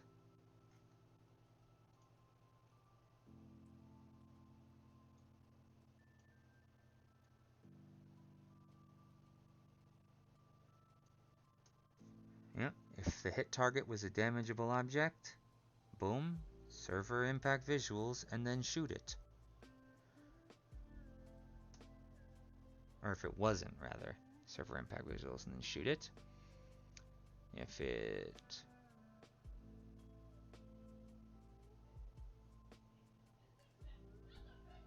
and then break. Okay, yeah.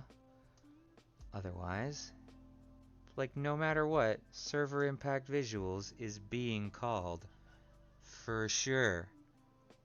Like I can confirm that because it happens even before the shoot happens.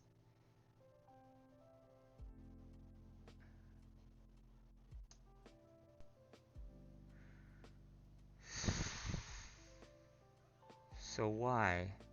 Why then? It is weird that that happens before the shoot happens, though. I'm going to actually change that.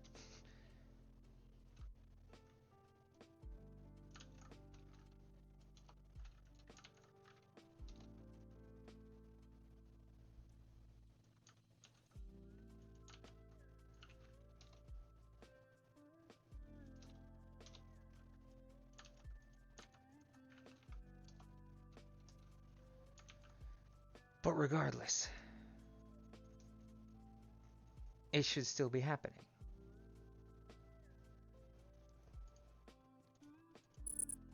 So why is it suddenly broken?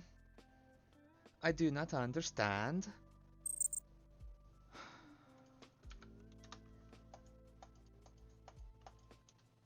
Like, it's not something wrong with the effect or any visuals, because I can see that the prefab's not even being spawned.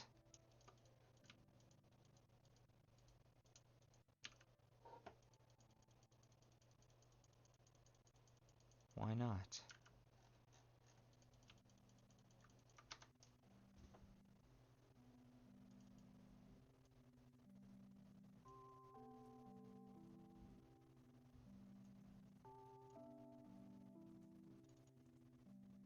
Wait a sec. Oh, that's right. That's why. Because I remade the weapon blueprint. And the hit thing is stored in the weapon blueprint. Blueprints. Weapons. This.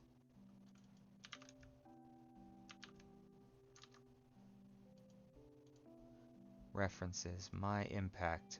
Bullet impact. Base. Blueprint. Decal material.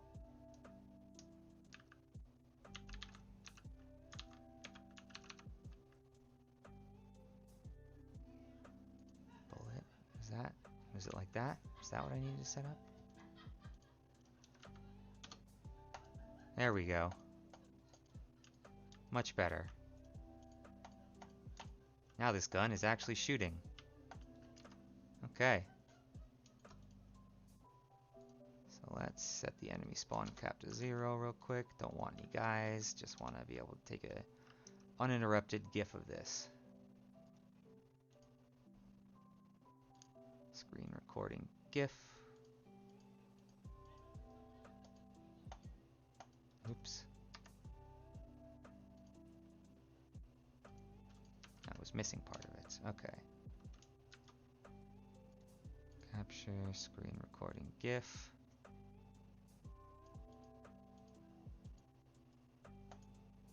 Still missing part of it. God damn it.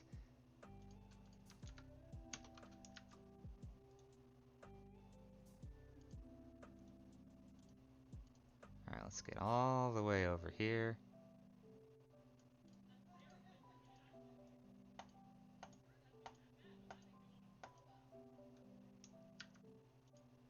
There we go.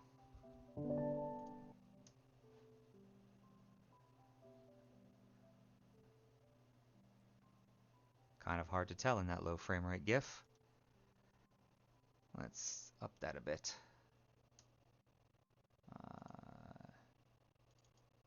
Let's make you a... Let's just go 30. This is going to be a short GIF anyways. It should be fine.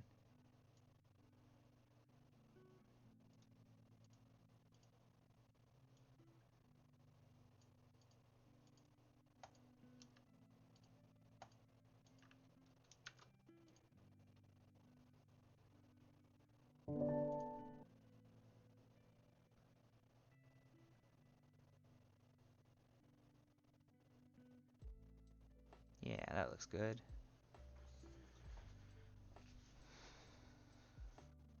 Okay.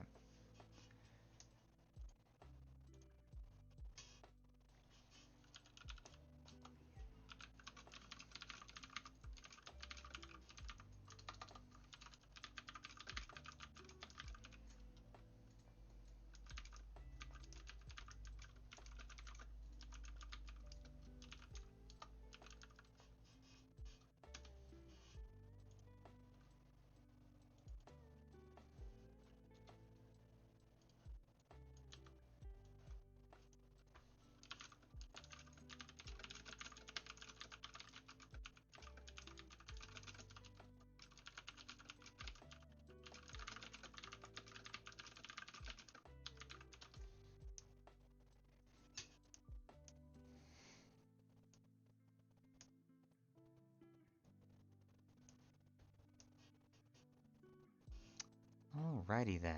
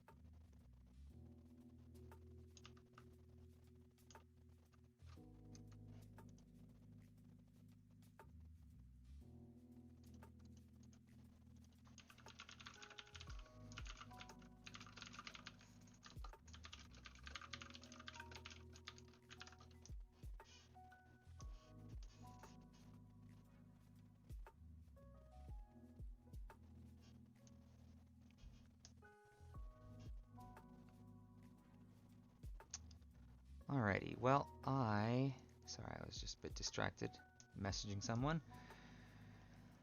Did not get much sleep last night, so I've been very scatterbrained today, as I'm sure anyone here has noticed.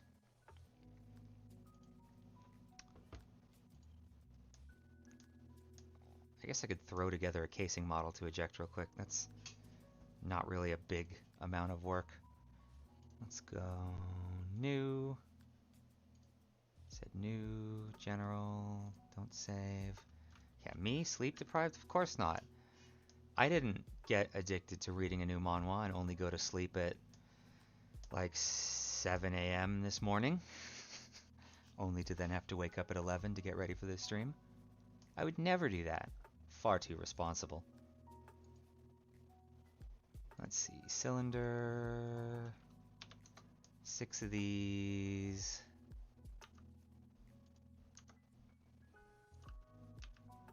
Look, we make sacrifices for our art. This is how it works.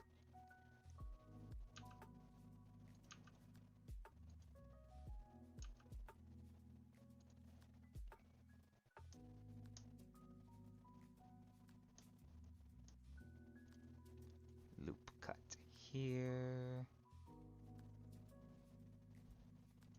And here.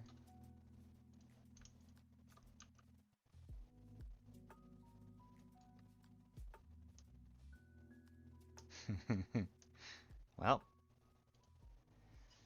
what can I say? I don't do that. What the hell does a casing look like?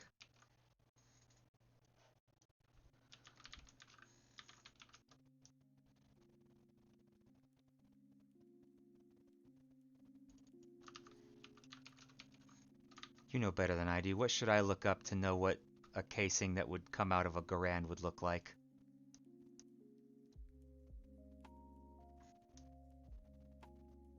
Sweet, thank you.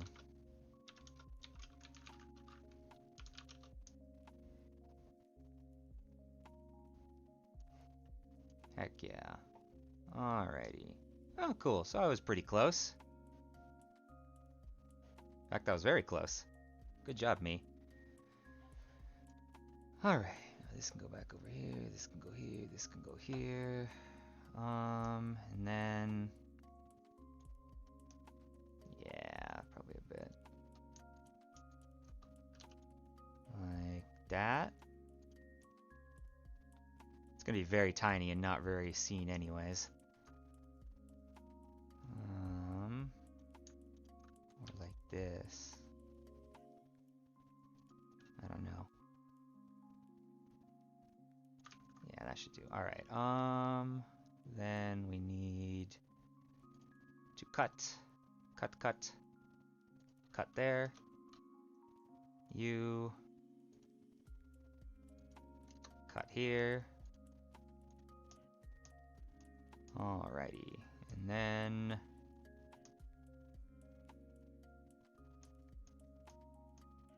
this is some magic nonsense. Let's see, I don't think I need to waste the extra polygons to bother making it look hollow. That's probably not a detail that's going to be noticed. Alright,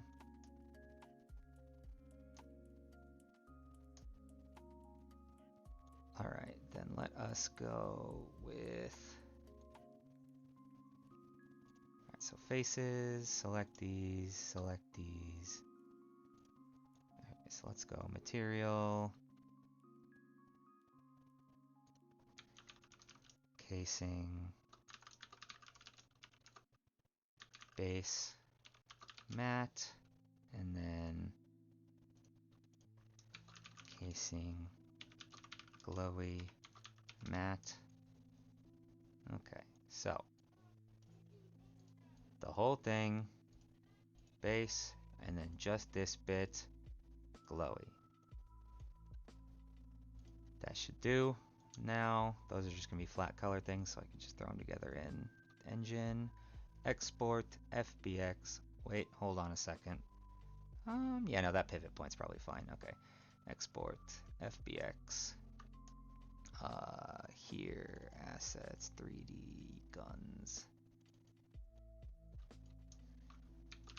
Casing. I'll put it in the Garand folder in case I decide I do want to get fancy and make different casings for any different guns that have them, though I probably won't because I'm really fucking lazy.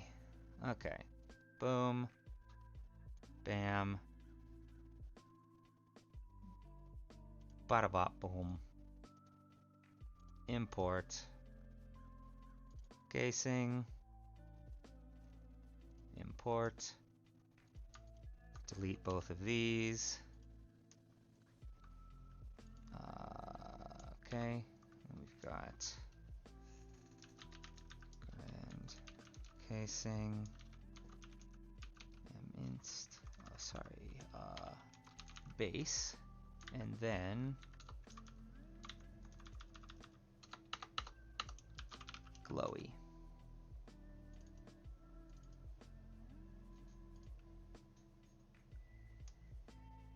Okay. Then let's make this some kind of like...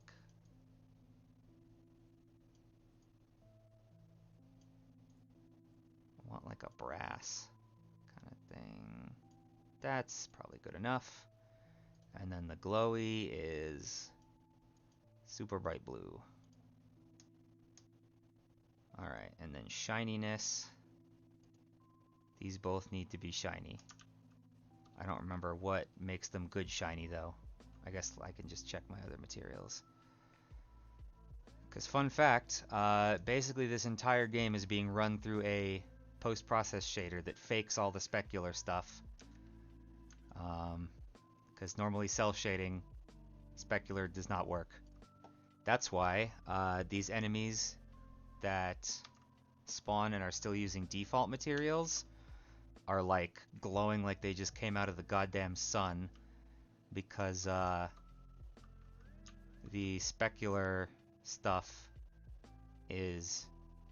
it basically multiplies the specular value by a shitload for faking it. So if anything has a real specular value, then it looks like that. Okay. Casing. Boom. Bam. Great. Save. Okay. Characters. JJ. Materials. So JJ metal. What does this have for shininess? 50? What? Oh, it's just shiny toggled off. Okay. Then let's just do this. 3D weapons and one. Put a casing in the world. It's very big. So the shiny is on.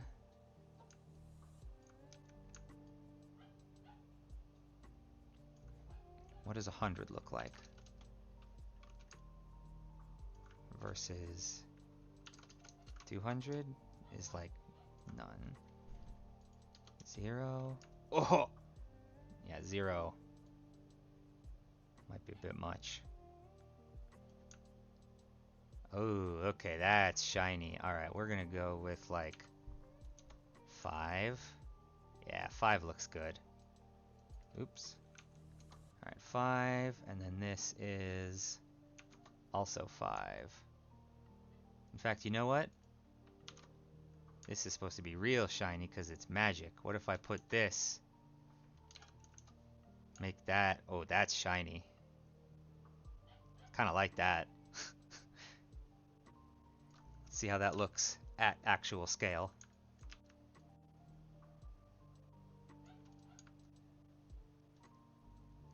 I like it.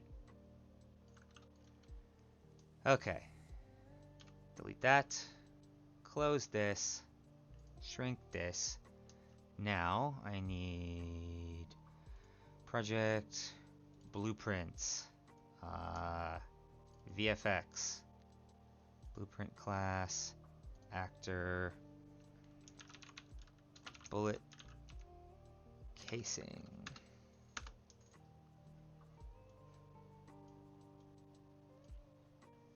Okay. Now content drawer, casing, static mesh. Hoofa. A little big O there. That's fine. Alright, now we take weapon Garand, content drawer, project blueprints, VFX, bullet casing. Don't mind that. It's fine. It's supposed to be giant. And now I find the scale that makes this good.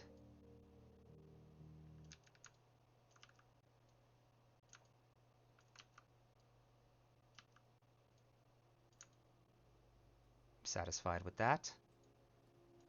So that is about 0.15.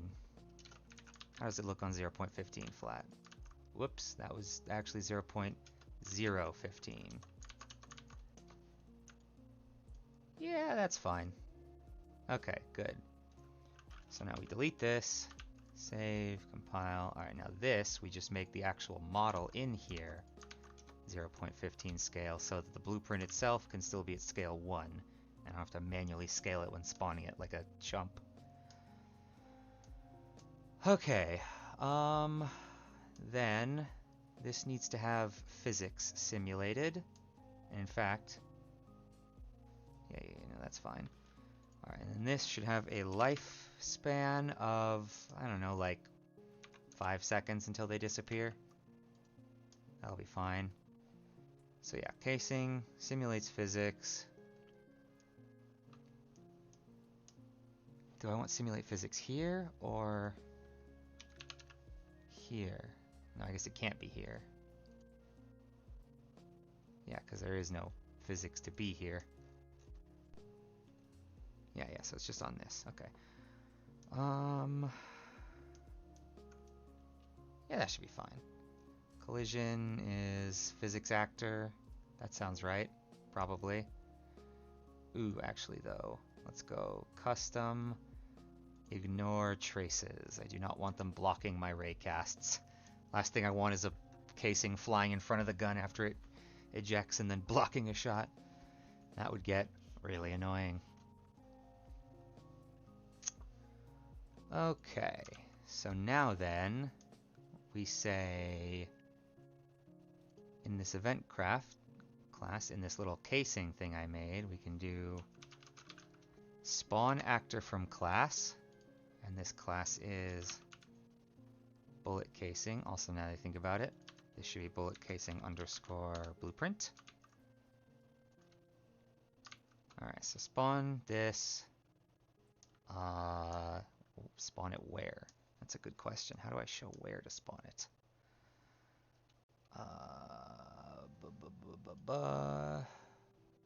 Collision handling. Always spawn. Ignore collisions. Transform scale method. Yeah, sure. Wait, what? Hard set it to the value of the spawn transform parameter. Oh, I see.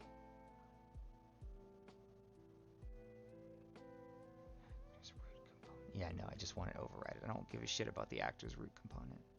Or, no, that means that actor's root component. Okay, yeah, that's fine. Okay,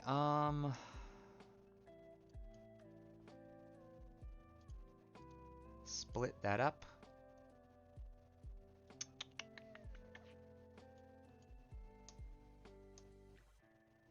You know what? We can just do this. This is fine.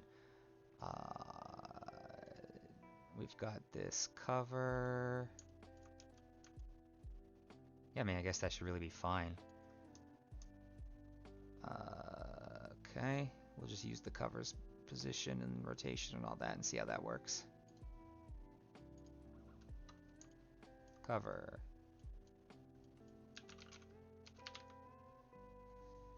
Get location. Absolute. Wait, what? Boolean. That's not right. I get world location is what I want. Boom. And then get world rotation. Boom. And then I want to give it some random physics velocity. So set physics linear velocity. Okay, I will do add impulse.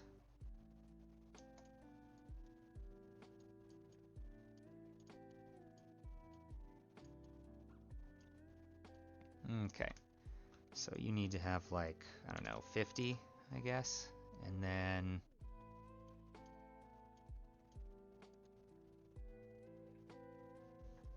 split struct pin. Let's just go random float, not random float, but random float in range. Minimum minus 50, maximum 50.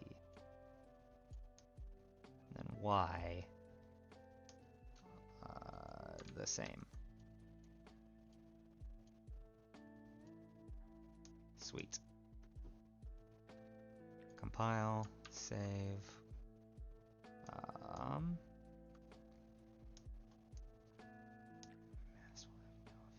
Yeah, let's do that.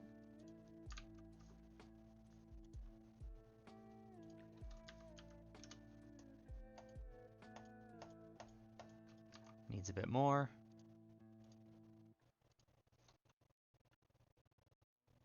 $200.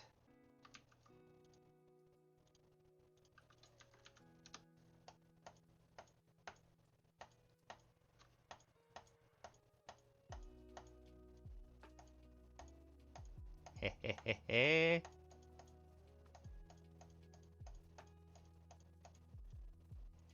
Can't really tell if it's coming out in the right location or rotation though. So let's do this. 2 clients. New editor window. God, I love Unreal Engine for multiplayer testing. It is fucking insane to me that you can do this easily. Okay, gun. Get real up close and personal with that camera. Let's do it from this side. This is the pretty side. Oh, hold on. There we go.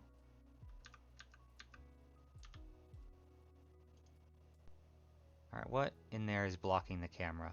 Is there something that still has physics that shouldn't? Alright, so that's not quite coming from the right location. But it is coming out in the right rotation.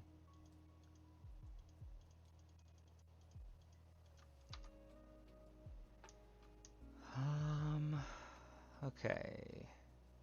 Right, here.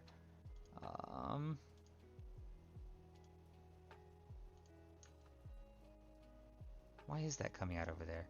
Cover is all the way back here, so why is it coming out, like, up here?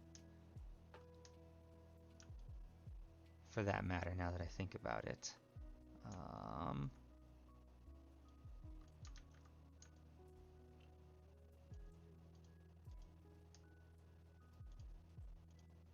What if I just leave these at 0 and just give it vertical velocity for now?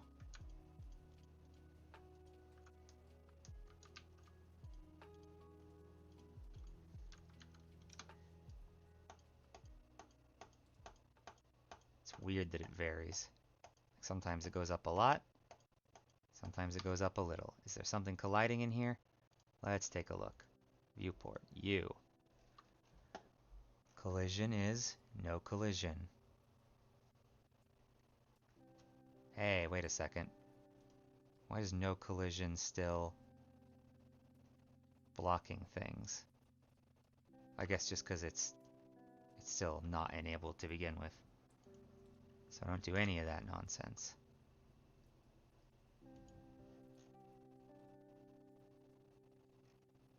Same for you. No collision. Okay.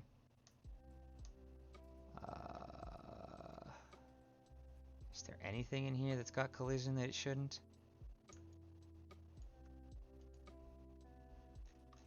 What about you? No collision. Trigger, no collision. This has no collision. This has no collision. This has no collision. Then what the hell is colliding?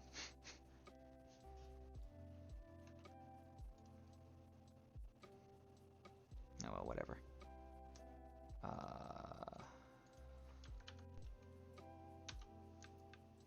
Also, why are they spawning inside each other? They should only spawn at different spawn points.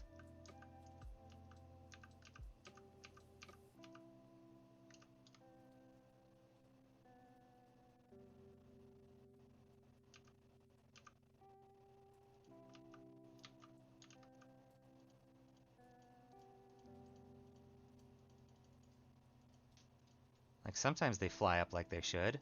Other times they just don't.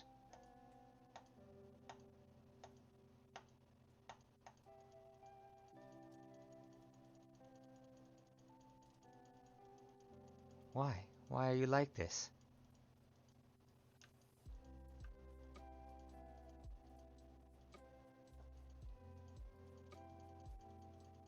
Well, you know what? It looks good either way.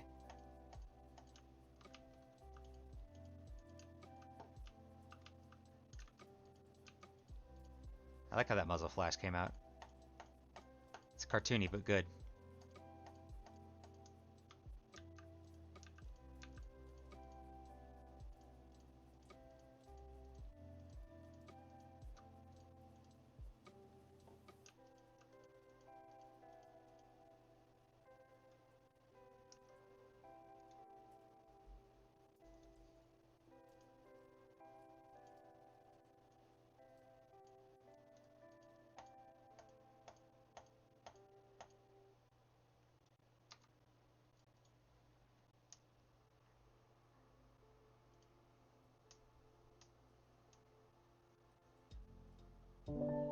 How big was that GIF that it took that long to render? Hold on. Screenshots folder. 25 megabytes already? For that tiny GIF?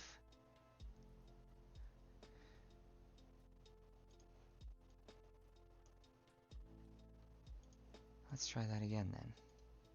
I need that to be smaller.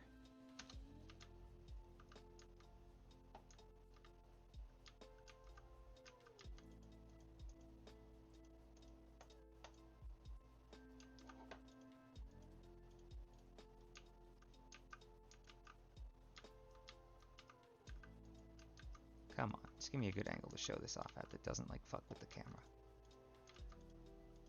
I still don't know why they're coming out like in the front of the gun sometimes.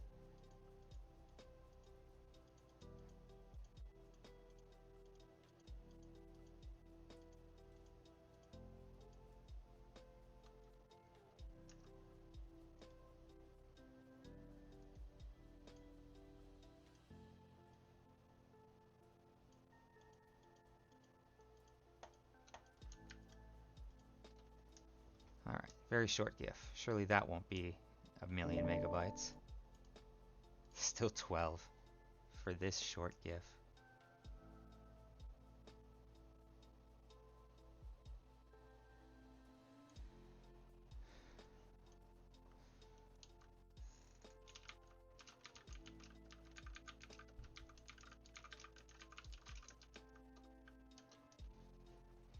Alright, well, I have hit 4:30. I have made it to my goal for the day despite being severely sleep deprived, which is more than I expected.